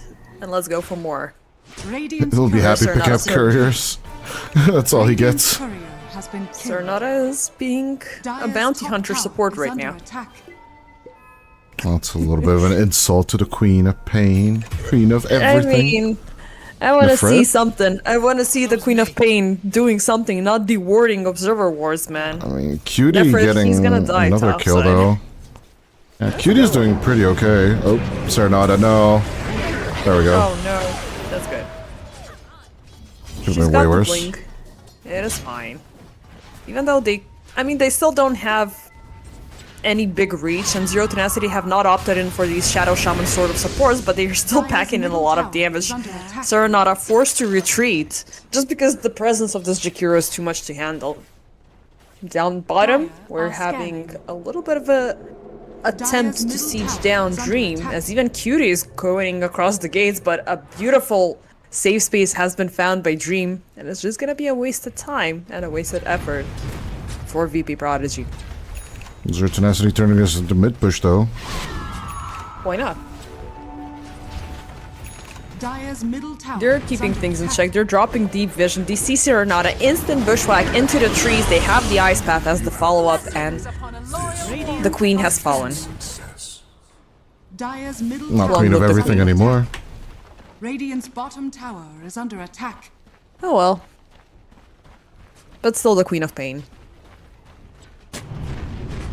Eventually, mid lane tower is gonna be Dire's dropped middle to tower 0. has fallen. Can at least one tower be Radiant's bottom replicated tower is under across the attack. lanes currently? I don't think so. Even though they are bringing in units down bottom to keep up the pressure onto Dream. And it's funny how the active pressure is still down middle from the remainder of the crew. They catch Warwick into the field. Janter, they will focus onto the Disruptor. Serenata, beautiful avoid there, but he still has the screen, but jumps away. He's still ticking down. Is the dagger gonna take him down to 0? As the rest of the crew, they're fighting things off. Nefret, he's gonna be moved away from the queen, but Serenata, he's still burning a dual breath, will not bring him down to 0. It's gonna be 35 HP left remaining. However, Cutie will find Desire. The Hoodwick will be burned down, and it's a beautiful kill with a streak on top of it. Support for support. Overall. Not much to show for on either side, but Cutie is getting his pound of flesh. That's the bigger benefit for VP. It's kind of dead even if you look at the net worths. It's an extra hundo gold because there's a lot of assist gold spread out for Desire's death. Yeah. Down bottom, speaking of assist gold, a lot of will be granted from the takedown from Takizawa and Rare Gods, as a 4-man siege will result in 2 swift kills, maybe a tower to top it all off. Is under attack. Well, Zero Tenacity, genuinely nice and slow. Oh, you come at us, we fight back, we take objective. It's one of the simplest, whatchamacallit, recipes in the book. And Zero Tenacity are definitely cooking. Dire's bottom tower is under attack. So far, so good. I mean, Only Cutie's having a good time on VPP, I'm not gonna lie. Dire's bottom tower has fallen. Everyone else it is could just... be a good sign, it could be a bad sign, but yeah, I do agree with that notion. Razor and Queen of Pain are broke. Pain and suffering everywhere on the other lanes. Maybe you can throw in an emo joke here because of Pain and Razor, but I'm not gonna go down Some that line. some kind of That's gonna be brutal. some kind of My Chemical Romance song comes to mind. I am a fan, so sue me. Topside, double smoke coming in from Warwick and Desire. They have their eyes on a kill. Probably they're not gonna be getting Hello. Cutie, but it's gonna be a Janter, which is still a good kill, but it's gonna be for the neutrals. Either way, you're prolonging the static storm 12 minutes into the game. And you're getting a top tier 1 tower, so all tier 1s are down? Yep. It seems so. Dire's top tower has fallen.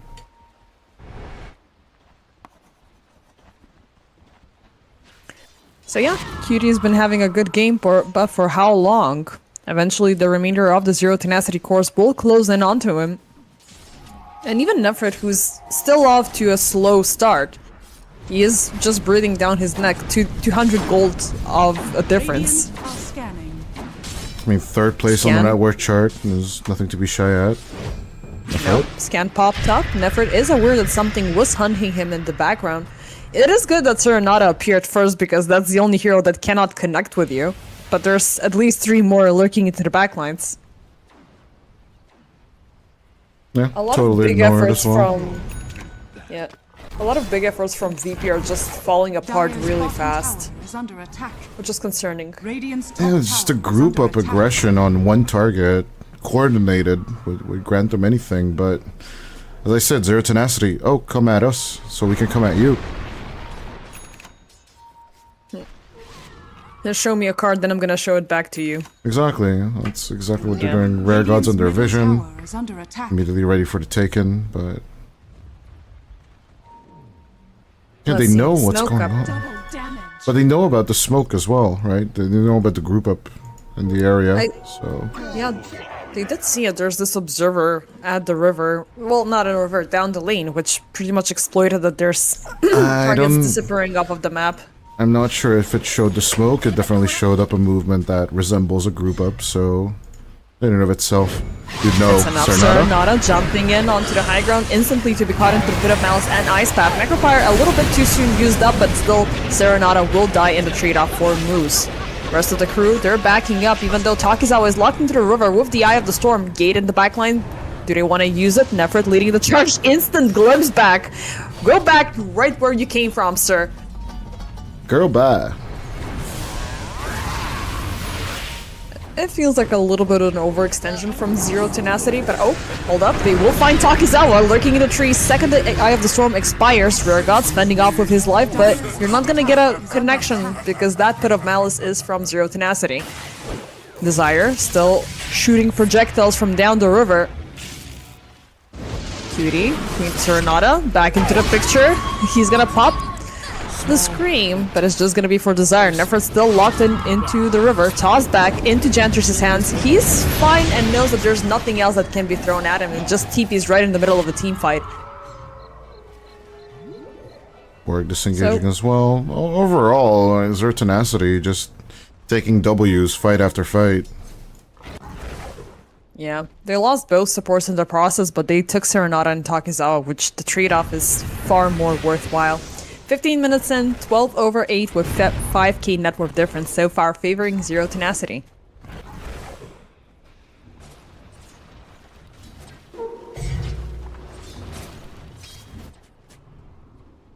We're all 5k net worth lead at 16 minutes in. We're pretty much around the same bend of the previous game. A 77% win probability. We just need a bit more time so that good old Dream can finish his farm. He's going for the Manta first, immediately BKB. They want this to end faster, actually. Jantar is gonna get caught up. Warlock into the backlines. He's gonna be caught as he's been trying to get kills, but he's not gonna pay for his punishment. Meanwhile, Desire gets caught up, avalanched, and destroyed. Support for support once more. But Zero Tenacity, they're doing these executions deep into VP.Prodgy's side of the map, which is gonna actively force them out to respond, stray away from, you know, getting the cast to AFK farm, same as what Luna is doing currently. And in the mid lane, oh, they find a target. It's gonna be Rare Gods caught into the Macropyre. He's sticking, he's burning, and he's gone. The Queen walking over the Macropyre with the BM on. It is slightly gonna scrape Moose, but it's not gonna set the course for yet another kill on either side.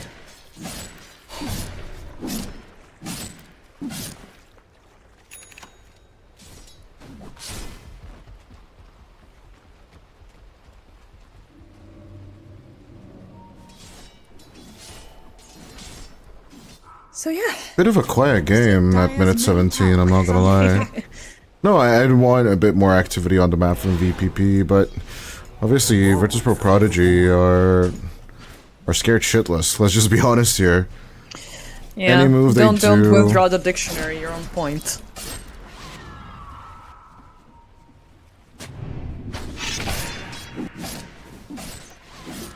I mean, so far, I don't know. It feels like a little bit of a problem because VP cannot necessarily initiate for the gain.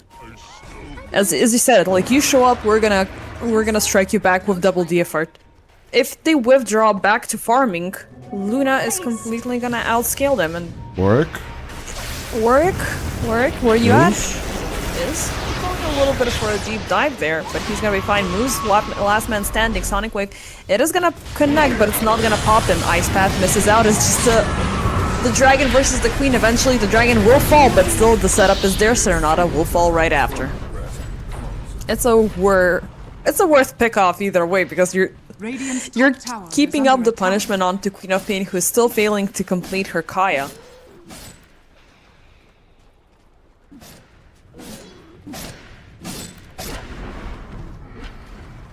But yeah, it is indeed a kind of a slow game, and these, you know, little bit of trade-offs feel like they're favoring Zero Tenacity more and more so, because every single time they're getting a core out of a support.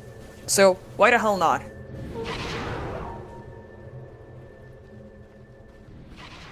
Down bottom? 16 to 10. Do you see Takizawa? I don't think they want to dive on the Razor. They just want the Tormentor timing to come around, and then Zero Tenacity. As I said, they just want to take it nice and slow. Come at our objectives, we'll react, but obviously we have no reason until our Luna is done farming to actually fight you. Yeah. I mean, at the same time, it's something that VP are queuing up themselves for. Look at that. Look at the vision. Firstly, place that around the Tormentor. So, is it gonna be a good idea to try to strike them, to try to contest this objective? Because they need to find a way to punish Zero Tenacity, but in what form is the question? Radiant are scanning.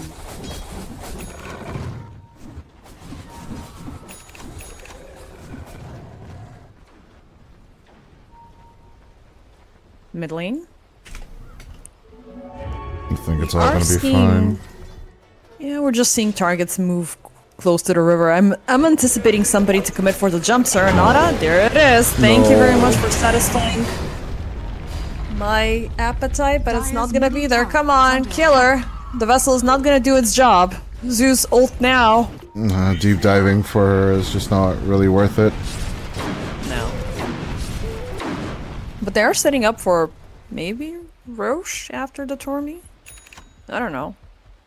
The objectives are very far from each other. Maybe just get the Tormy and then go across the gate.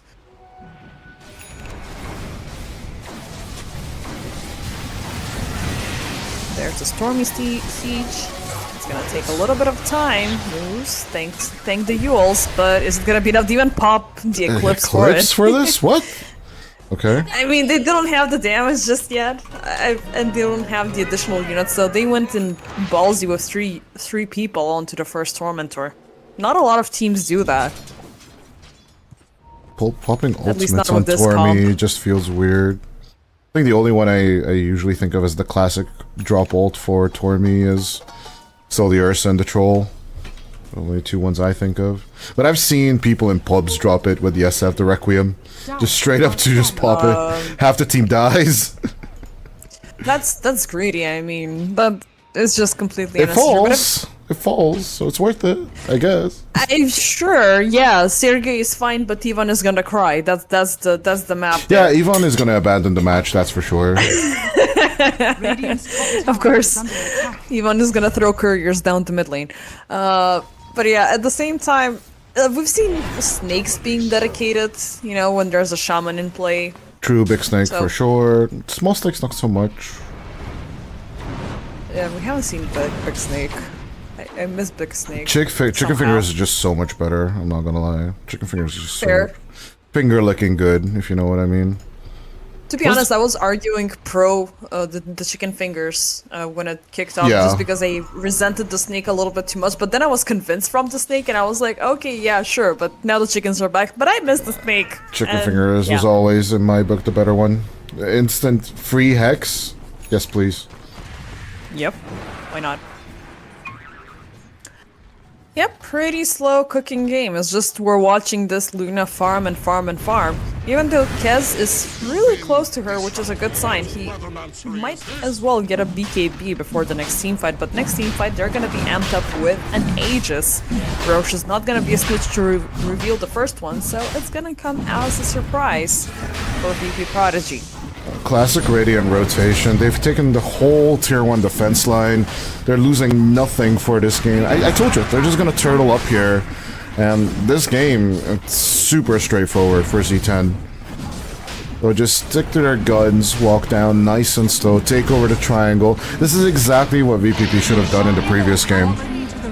But Radiant structures are fortified. But Radiant's top tower they haven't done is it in under the previous attack. game, and they're not doing it in the current game. yeah, they overextended and just not setting themselves up for success in these plays right now. Dire's bottom tower is under attack. Nope, it doesn't seem like it. Meanwhile, with the freshly obtained Aegis, Dream is just keeping up the pursuit to push in down the tier 2's bottom. Dire's I mean, he structures he are lost a little fortified. bit of the net worth, you know, advantage just because he was a little bit busy with Roche, Dire's but he's gonna be bottom tower compensating is it under attack. not so far after. Kez, in the meanwhile, he's not able to perform shenanigans as such just yet, so he's still sticking around with his team. They've been trying to get this top tier 1 tower for quite a while. They even popped the fortification to defend it. But second Nephrit shows up, they're just gonna rotate back. Meanwhile, Gates dropped in the Dire jungle just at the end to catch up onto Serenata, the Ice Path, and the Astral Remnant will miss out. Still, all alerts on VP.Prodigy. They're ganging up. They might get a return kill if Zero Tenacity overextend here. Desire might be the first one to fall. He's gonna get the reveal onto Cutie. Instant avalanche. He's charging up the sharpshooter, but is gonna miss onto all targets. Under attack. Yeah, Desire with the wrong approach. The rest of the team immediately backing off as well. Serenata. Bit of malice. Nephrit is going to be pulled back into this field and the storm to try to hinder him back alongside with him. Warlock is going to join in, but nobody seems to be dying. Sonic Wave eventually popped up. Nephrit, Rare Gods, both of them will pop. But there's the Eclipse. They have a lock on to Takizawa, and one more strike is going to be needed. They're going to be getting it. Janter pulled back into the river. Him is going to join the crew of the dead. Desire with the buyback vengeance coming in, bought back, and he's like, I'll immediately take 2 kills, bro. Mine. Dire's Just middle imagine tower like this is tiny under squirrel walking back into the lane with a shaking fist like, I'm gonna come and get you! Just cocking the crossbow like a shotgun, like, I'll be back. Immediately. It's even funnier, like imagine if the boomerang was a slipper. Dire's middle tower is under attack. It's chocolata or whatever the South Americans call it. I don't know, we Chocolata. call it the papucha. Yeah, It's good very old funny. papucha, And yeah. speaking of Desire, he's gonna be caught up. No. And he might as well No. pay for his second life glimpse back and destroyed. Okay, first dieback of the He game. knew about that ward! First dieback of the He game. knew about it! He wanted to clean it up, to be fair, but like they expected it to Serenata shooting down bottom, that the rest of the team is down bottom as well. Yeah. So I would have done the same thing as Desire. You can, you can diss him in the chat, but let's just be honest, most position 4s would have stuck around there. But Fred being under vision is kind of scary. The what now? Nefrit's under vision in the triangle. Ah. They can definitely start with something with that on VPP. I mean, sure, but maybe not. I don't know. Like, I think it's gonna take a little bit too much of a time to take down Nephrit with these, unless you call in Cutie as well. But do you want to commit? Warwick? Finally gonna take out that Observer, which has been annoying me for such a freaking long time. Even though there was a bait from both sides, like who's gonna jump in first. Eventually, VP withdraw from that contest, and they are forced to see Dream on the side, cleaving off of this tier 2 tower. Just wait for the creep wave, and it is gonna fall. It's amazing how they're just acting magnet against the Zero Tenacity movement. Like they're amping up for something to happen to try to strike back. Zero Tenacity appear, they just move off away from them, and it might be a way for you to find a way to get Kez going, but I think you're gonna be suffering way too many casualties in between. No, they're having way too good at the time. Honestly, when Moose has Greedy on the Jakiro and is just having a time of his life in terms of the net worth compared to the enemy supports, that's just not supposed to happen on Jakiro. Like they're definitely not hunting the Jakiro and the Hoodwink enough. Still, yeah, Desire has 7 deaths, more than half of the kills so far obtained by VPP. But the Jakiro just not being punished for establishing vision and such. It's definitely a missed opportunity from time to time. But besides the Tiny, who else can make catches, right, for your team? Hold that thought. Work. I think they might have spotted him out as he's trying to get the shrine very last second. He's not gonna get it because Serenata steps in and Work gets obliterated on the spot. Okay. This was a greedy. I mean, did you saw how close the radii were, you know, from completion? Yeah, like 3 pixels for sure. Pretty close. I think even less, but that obstruction was on point. It could pave the path towards taking this tier 1 tower, but Zero Tenacity, they're ganging up, they're willing to punish. The Serenata instantly caught up. He's gonna break away with the blink, but they've used up the Raven's Veil from Cutie, so that tier 1 tower siege is gonna be the dream. Discipline swap not happening, but Raptor Nest will be available if they want to fight. So again, it's this back and forth, move to the left, move to the right, but it's pretty undecisive from VPP. Even though they have their BKB ready on Cutie, they have the control on Serenata. They're gonna catch the Tiny, lock him into the ice path, and it's finally gonna be a little bit of a kill going for Zero Tenacity. Serenata looking to punish this in. Pit of Malice is gonna put him on the spot as Tekuzawa is leading her charge with Eye of the Storm. Cutie on the side, they latch on to Work, but nope, they're put to a stop. But there's the BKB from Cutie, he's willing to charge it forward. The Pulse is gonna break away from him, and now Cutie is forced on the run. He realizes he cannot keep up with the fight, because guess what? Drim has entered the fight. He's gonna take down Genter, leading the charge closer to Takizawa. He's got the Eclipse if he wants to use it, but no. Razor is a little bit too fast, and they can be getting a lot more other things, you know, if they want to. Only get Warwick for the 2 supports, but overall, Virtus Support Prodigy at this point will take anything that they can get their hands on.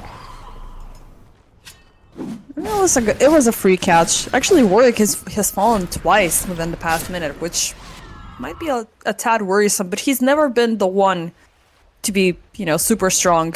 He's always been at the end of the course, but it's already for him good enough. I don't call Void Spirit weak, per se, but yeah, until he gets his BKB, he's just gonna have a hard time. It's his choice that he went for the Kayayasha, right? So he'll be suffering until that BKB is finished. Well, Moose, he's found Cutie lurking into the Lotus field, into the Lotus fountain. Cutie is trying to make up his mind which side he wants to cross over. Vergots will try to set things into motion for Desire kill setup, but their stream, they will find Cutie, they will find Vergots, even though the trade-off is going to result into Warwick's kill once again, but how much money are we looking at? About 600 gold difference favoring Zero Tenacity. And guess what? Tormy on top. Drum roll. It's gonna go to Moose. Nice. Moose. Who's Liquid shark? Fire, Moose Liquid is Frost. But big news though, VP.Prodgy took their first tower down post 30 minutes. Huge. Good. And it's that top tier 1 tower that they've been yearning for throughout this entire game. Also, I love the aggression that Moose is about to bring. He's gonna get the Blink Dagger, which I was not, you know, anticipating to see from a Jakiro necessarily, maybe from the Hoodwink to get in a little bit closer and personal, but it just proves to show how cocky he's feeling, and maybe he can complement it later on with the Scepter. Still, Serenata is facing a lot of problems. He is able to jump away before the second Pit of Malice ticks. But now he's got the BKB. So, finally, it might change the narrative of his survivability. But is it gonna be enough for VP.Prodgy to defend this game? Double smoke. Where shall we go? VP moving as a team. They're wanting to set up a little bit too soon for Roche. He's gonna be away for 1 more minute. Or maybe they can do the detour to catch Zero Tenacity red-handed. Let's See, the suspense is high. They're getting closer. They might have seen some residual particles running across onto the high ground, but nope, they're gonna make the catch first. It's gonna be a pit dropped on top of the Rare Gods. Dream looking pretty low, but he's gonna be fine. Pops the Eclipse, tries to fight things up into the middle, but he will fall. Cutie looking like he might join him as he's trying to run away, but he's gonna be fine. BKB will let him live across the Macropyre. Moose looking bad, Serenata will catch him. Okay, VP.Prodgy.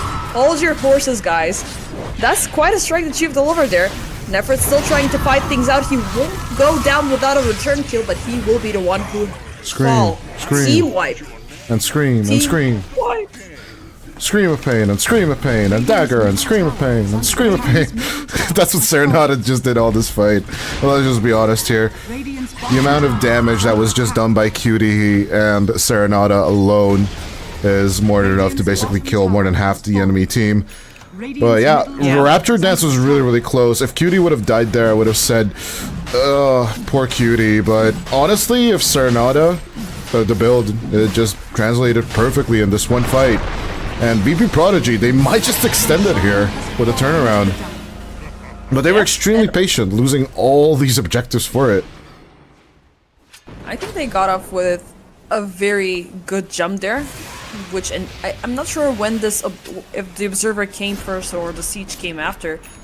But still, they walked away with a very nice setup, which did provoke Zero Tenacity to throw the gate a little bit too soon. But also is that scepter reveal of the Queen of Pain of Serenata, just throwing daggers everywhere and deleting units on the spot. I believe Serenata has had the Ags for a long, long time. It was more likely that the BKB now allowed him to actually survive with the Blade Mail and the Bondage.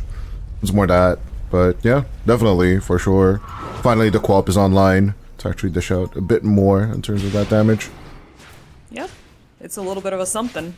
But Zero Tenacity, I don't think that they have fallen off the rails just yet, because they are still missing out on another set of items to appear, which is going to be a good set. We're looking at a Lotus coming in for Nefrit, we're looking at the Satanic coming in soon enough for Dream, which could shift the course for the next one. Even though now this is going to be a good granted chance with 3.5 minutes left remaining onto the Aegis timer for VP.Prodgy to push back into Zero Tenacity, and guess what? They will be claiming 4 towers, which they've been losing up upon, and lead the way towards a tier 3. Roche Banner dropped down. It's going to be exchanged with the fortification on the other end. Zero Tenacity, they're fully alive and well, and they're willing to defend this. Desire, however, will pop and phase his fears with the screen. Fortification gone, the tier 3 under siege. Serenata tries to jump in to close into a target to try to take down the second support away from Zero Tenacity, but he's not going to have a chance. However, Rare Gods finds a big one. He's going to throw Dream back into the middle of the team fight, out into the fray.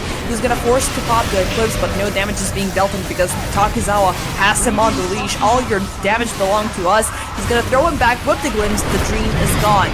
Serenata jumping back and forth in. Nefrit, they're gonna try to rotate this around now that the BKBs are out of the question. The Macropyre is right on top of Cutie. The life number 1 is out of the question.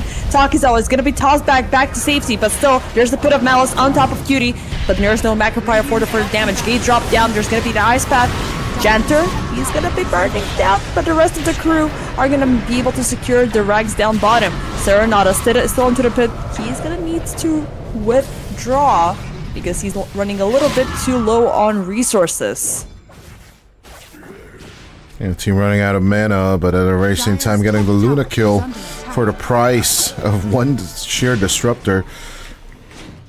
One meager disruptor overall, but a full Rax along with the tier 3 and the tier 2 line is definitely going to be leading VPP to a little bit of a smile. Yeah.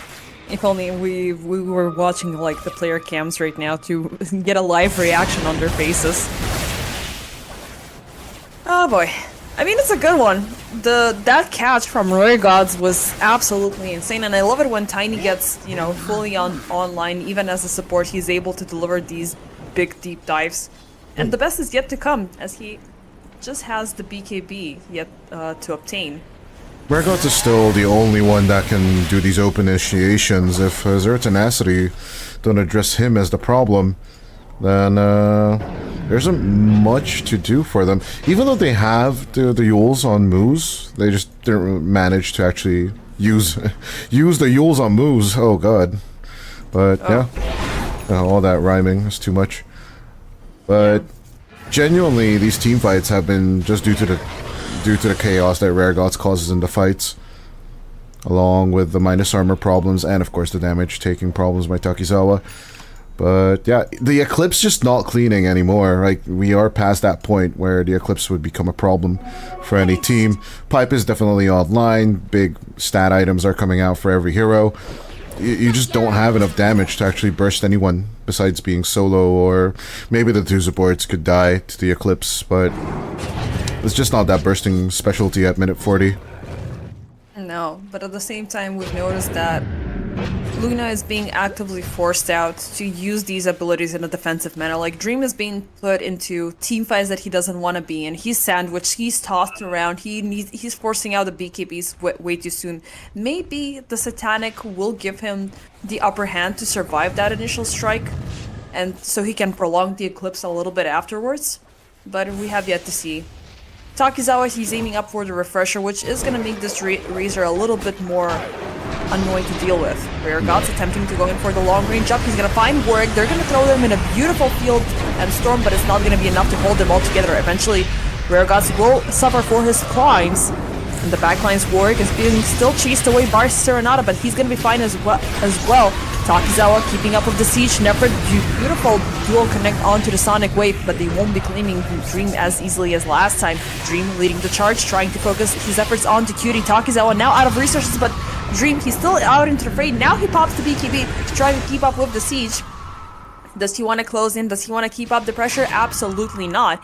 Even though they will find one additional kill in their favor, they're fine with this. They're fine. One extra, it's fine. I mean, it's the two supports for, once again, your offlaner. Nefrit is definitely not fine with this overall. Yeah, he is working on that BKB to actually survive these fights. At least mitigate some of the damage done. But yeah, we are at a damage impasse between the two teams. It's very interesting that Virtus.Pro are not causing that much more, but the Rare Gods Chaos, as aforementioned, is distracting enough so that a core kill can be made, despite the best efforts of Zero Tenacity. And yeah, the reason why Dream and the others disengaged, BKB, Satanic, and Eclipse were already used, so there's not much to drop here as a Serenata. Serenata gets caught up instantly. He shows his face. Eclipse with the sharpshooter. Nicely done. I mean, I told you, as long as it's used solo, the Eclipse is still going to get you kills, but other than that, in team fights, it's not the most effective spell. Speaking of team down fights... bottom, Takizawa is going to get locked out. Pit of Malice, they've seen him pushing in, but it's going to be a BKB TP out back to safety. Still, 6 seconds are enough for a TP over the Pit of Malice. Yeah, as it should be. Thank God it is. But I would not be surprised if Warwick slowly but surely goes towards an Abyssal Blade after he picks up the Blessing. Like, even double a Resonant Pulse, it's a nice help to cause a bit more chaos in the fights.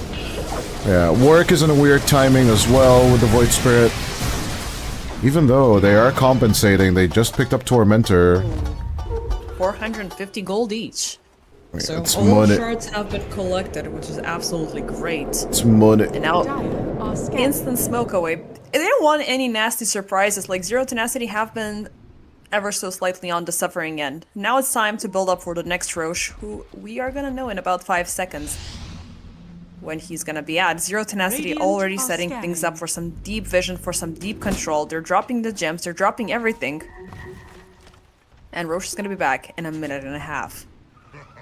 Without Serenata, things are...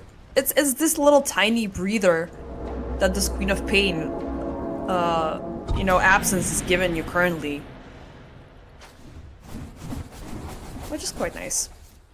Yeah, overall you're happy as a Dream. Oh, immediately switching to Daedalus.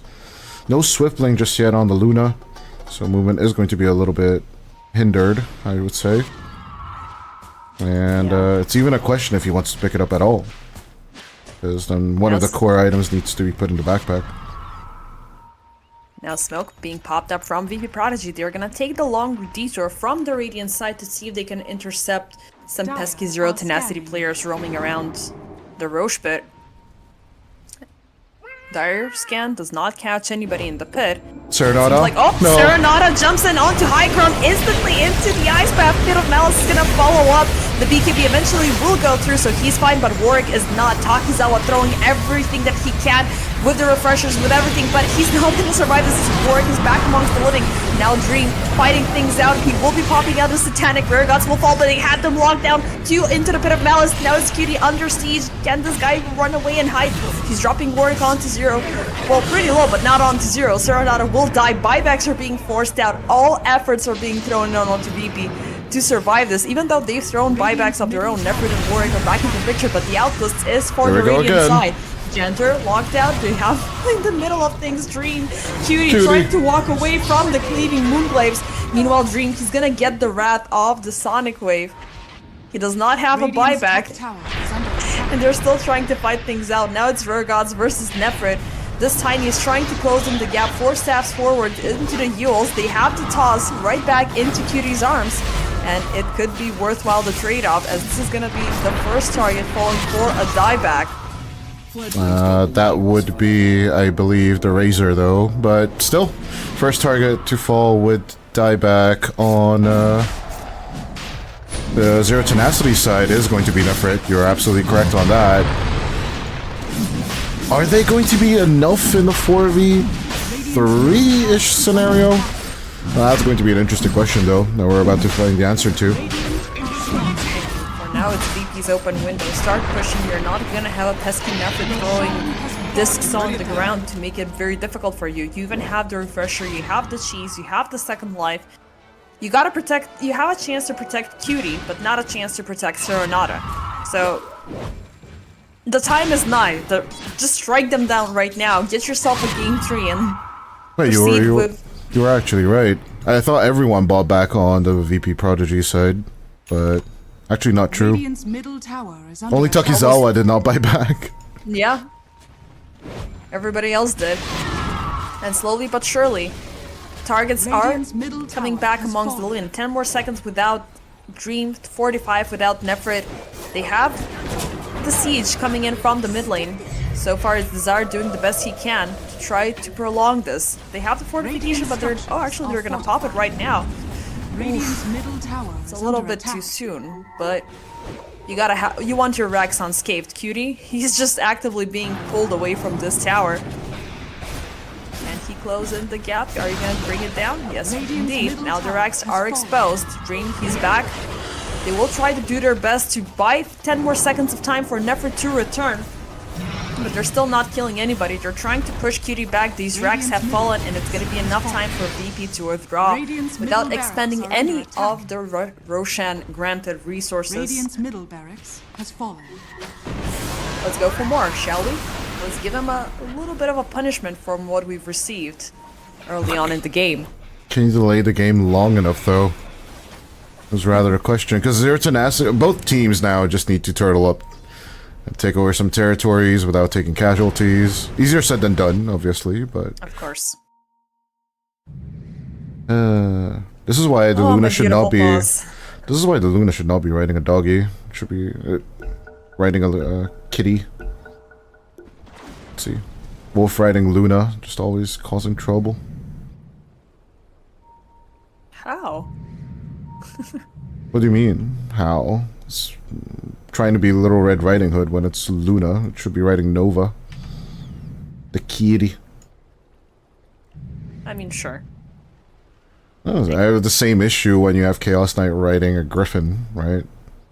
Armageddon is a horse. Hello? It's in the lore. You'll be riding a horse. I think we threw the lore out the window. Same thing with Batrider. When he's not riding a Batrider, he should not be called Batrider. Simple as that. What the hell? We just got a Mars set, which looks like he got it granted from Odin. Exactly, that's what I'm saying. It doesn't make sense. It doesn't make sense because we're not going down the rules. Like, this is Dota, we make our own lore. We have Zeus and Mars in the same universe. Okay, that makes sense, by the way. Because Mars is rebelling against Zeus. That makes sense. actually. They're from different mythologies. It's fine. It's fine. No, it's not. Okay, compared. Okay, Zeus and Mars in the same game is more fine than a Bat Rider riding an owl and being called Bat Rider. You're still trying to find the logic. I'm telling you, there's none. Ugh. There's none. Get over with it. Well, the Greek pantheon and the Roman pantheon are kind of connected. Let's just be honest here. One is the copy of the other. It's like the European royal family. Okay, Cutie attempting to siege the final tier 3 just to be pushed then onto high ground. He loses the Aegis, it's on the ground, he's deep into enemy territory. What is he gonna go do now? Rear God setting things up into motion, gonna get a long, beautiful onto Dream and onto Desire. The Sonic Wave is not gonna connect onto much. Dream is still onto high ground, bleeding down targets, but nobody has fallen just yet, but they still have this beautiful micropire onto Jenter and Rear Gods, and they're gonna take down both supports out of the picture. The tier 3 is still standing, the racks are protected, no Megas around the corner just yet. Zero Tenacity, they have salvaged half of the problem, but there's still gonna be more problems knocking at their door because there's a refresher that Serenata did not use, there's a refresher from Takizawa as well, and Cutie as well. Who's gonna go in for the Divine Rapier, by the way? Just get the blessing! Bro, where's your blessing? What blessing? Get the Aghanim Scepter blessing. I don't know why Cutie's ignoring that item instead of the Divine. But yeah, Zero Tenacity, Amplified Damage Rune, and as we all know, as soon as you learn the Luna, buildings are made of butter. Serenata? Instant Sonic Wave to try to hinder her back. No Creep Wave, but I'm gonna get my illusions to start, you know, kicking things off into motion. There's still no backdoor protection, so we're gonna buy off some time. So it's illusions versus illusions. We're not sending in the real units. It's mini Arc Wardens in play. To hell with it. Who needs backdoor protection? We're gonna go all in. There's a fortification being dropped up, but it's not gonna help with healing the towers. 30 seconds left remaining until the supports come back from VP.Prodgy. Let's see how much damage Zero Tenacity can do in the mid lane. Look at those Moonglaives cleaving. And your Rex are gone. Dream, he's gonna focus his efforts down bottom. Serenata wants to say no, but he's gonna be caught in the middle of the crossfire. Just gonna throw in the Sonic Wave as... Okay. I got a little bit of packet loss, but it's fine. But it's gonna be fine. Everything is fine. Still damage dealt. Zero Tenacity, respectfully retreat, reset. And now it's gonna be VP's time to see what they're after. Oh, look at the graph. What a roller coaster game right here. Beautiful. Beautiful. Art. It's an earthquake graph. It's my heart rate monitor just put into the game right now. Oh boy.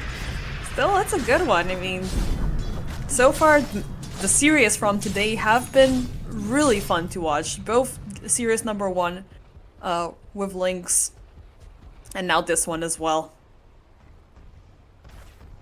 Yeah, I'm pretty much sure Zero Tenacity thinking that they have the easy strategy out, but then VP.Prodgy coming in with the surprise of the auras and good approaches into the game with a little bit of a sacrificial Were Gods gameplay.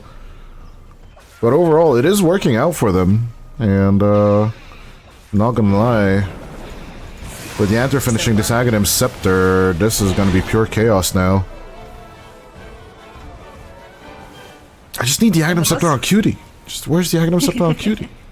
Nah, man, I just want to Divine. I want to end this game, but he's got to be careful when he brings in that item, because what we saw last team fight was, you know, not looking that solid for VP.Prodgy. Meanwhile, they're going to be having a big reveal of the BKB on Rare Gods up next, so he might not be just a sacrificial kamikaze lamp to set things into motion. He might as well survive that primary jump. Meanwhile, we did see the Moose Scepter being available, so I'm looking at the supports from Zero Tenacity to opt in for BKBs and stuff like that. And one thing that I like already is Desire queuing up for the Wind Waker. Yeah, overall, just saving people who are being Avatost comboed and such. Desire could definitely, you know, set you up for success. Especially if the Raptor dances out, then people can make it out of the fights. 9,000 gold currently available onto Desire as he finally queues up the Swift Blink for creation. But first off, let's do a little bit of a move. 4-man smoke. Let's see if we find somebody. There's already been a little bit too much of a quiet time from both ends, so things are about to be a little bit too scary. Or they can go in for a Tormentor, even though it's just gonna give them additional money. Yeah, on this concern, not what about like a cheesy rat gameplay that OG used to do? Why not just go straight up for that tier 3 by pushing out the bottom wave and then standing by there at the racks with smoke and then just taking it? Because Zero Tenacity are only doing this just to farm. I'm not gonna lie. The rest of it is just a show. If they know where VP are at, they can utilize that. Just throw a gate from a fountain to the tier 3s and knock him out. But that's not gonna come via the mid lane. So maybe at least push in one more set of Rex. Like, this is more like Tundra and what's his face, and Game and Gladiators game 3 back at TI. Yeah, in 2024. Yeah, just keep at it, keep them busy. Let's see what happens here. Got beautiful toss back onto Nefrit. They're gonna throw in the Static Storm and heal, but it's gonna be empty still. They have Nefrit in a bad spot. Maragots and Gender, however, we're gonna be the first one to fall. And clips Morden onto Takizawa.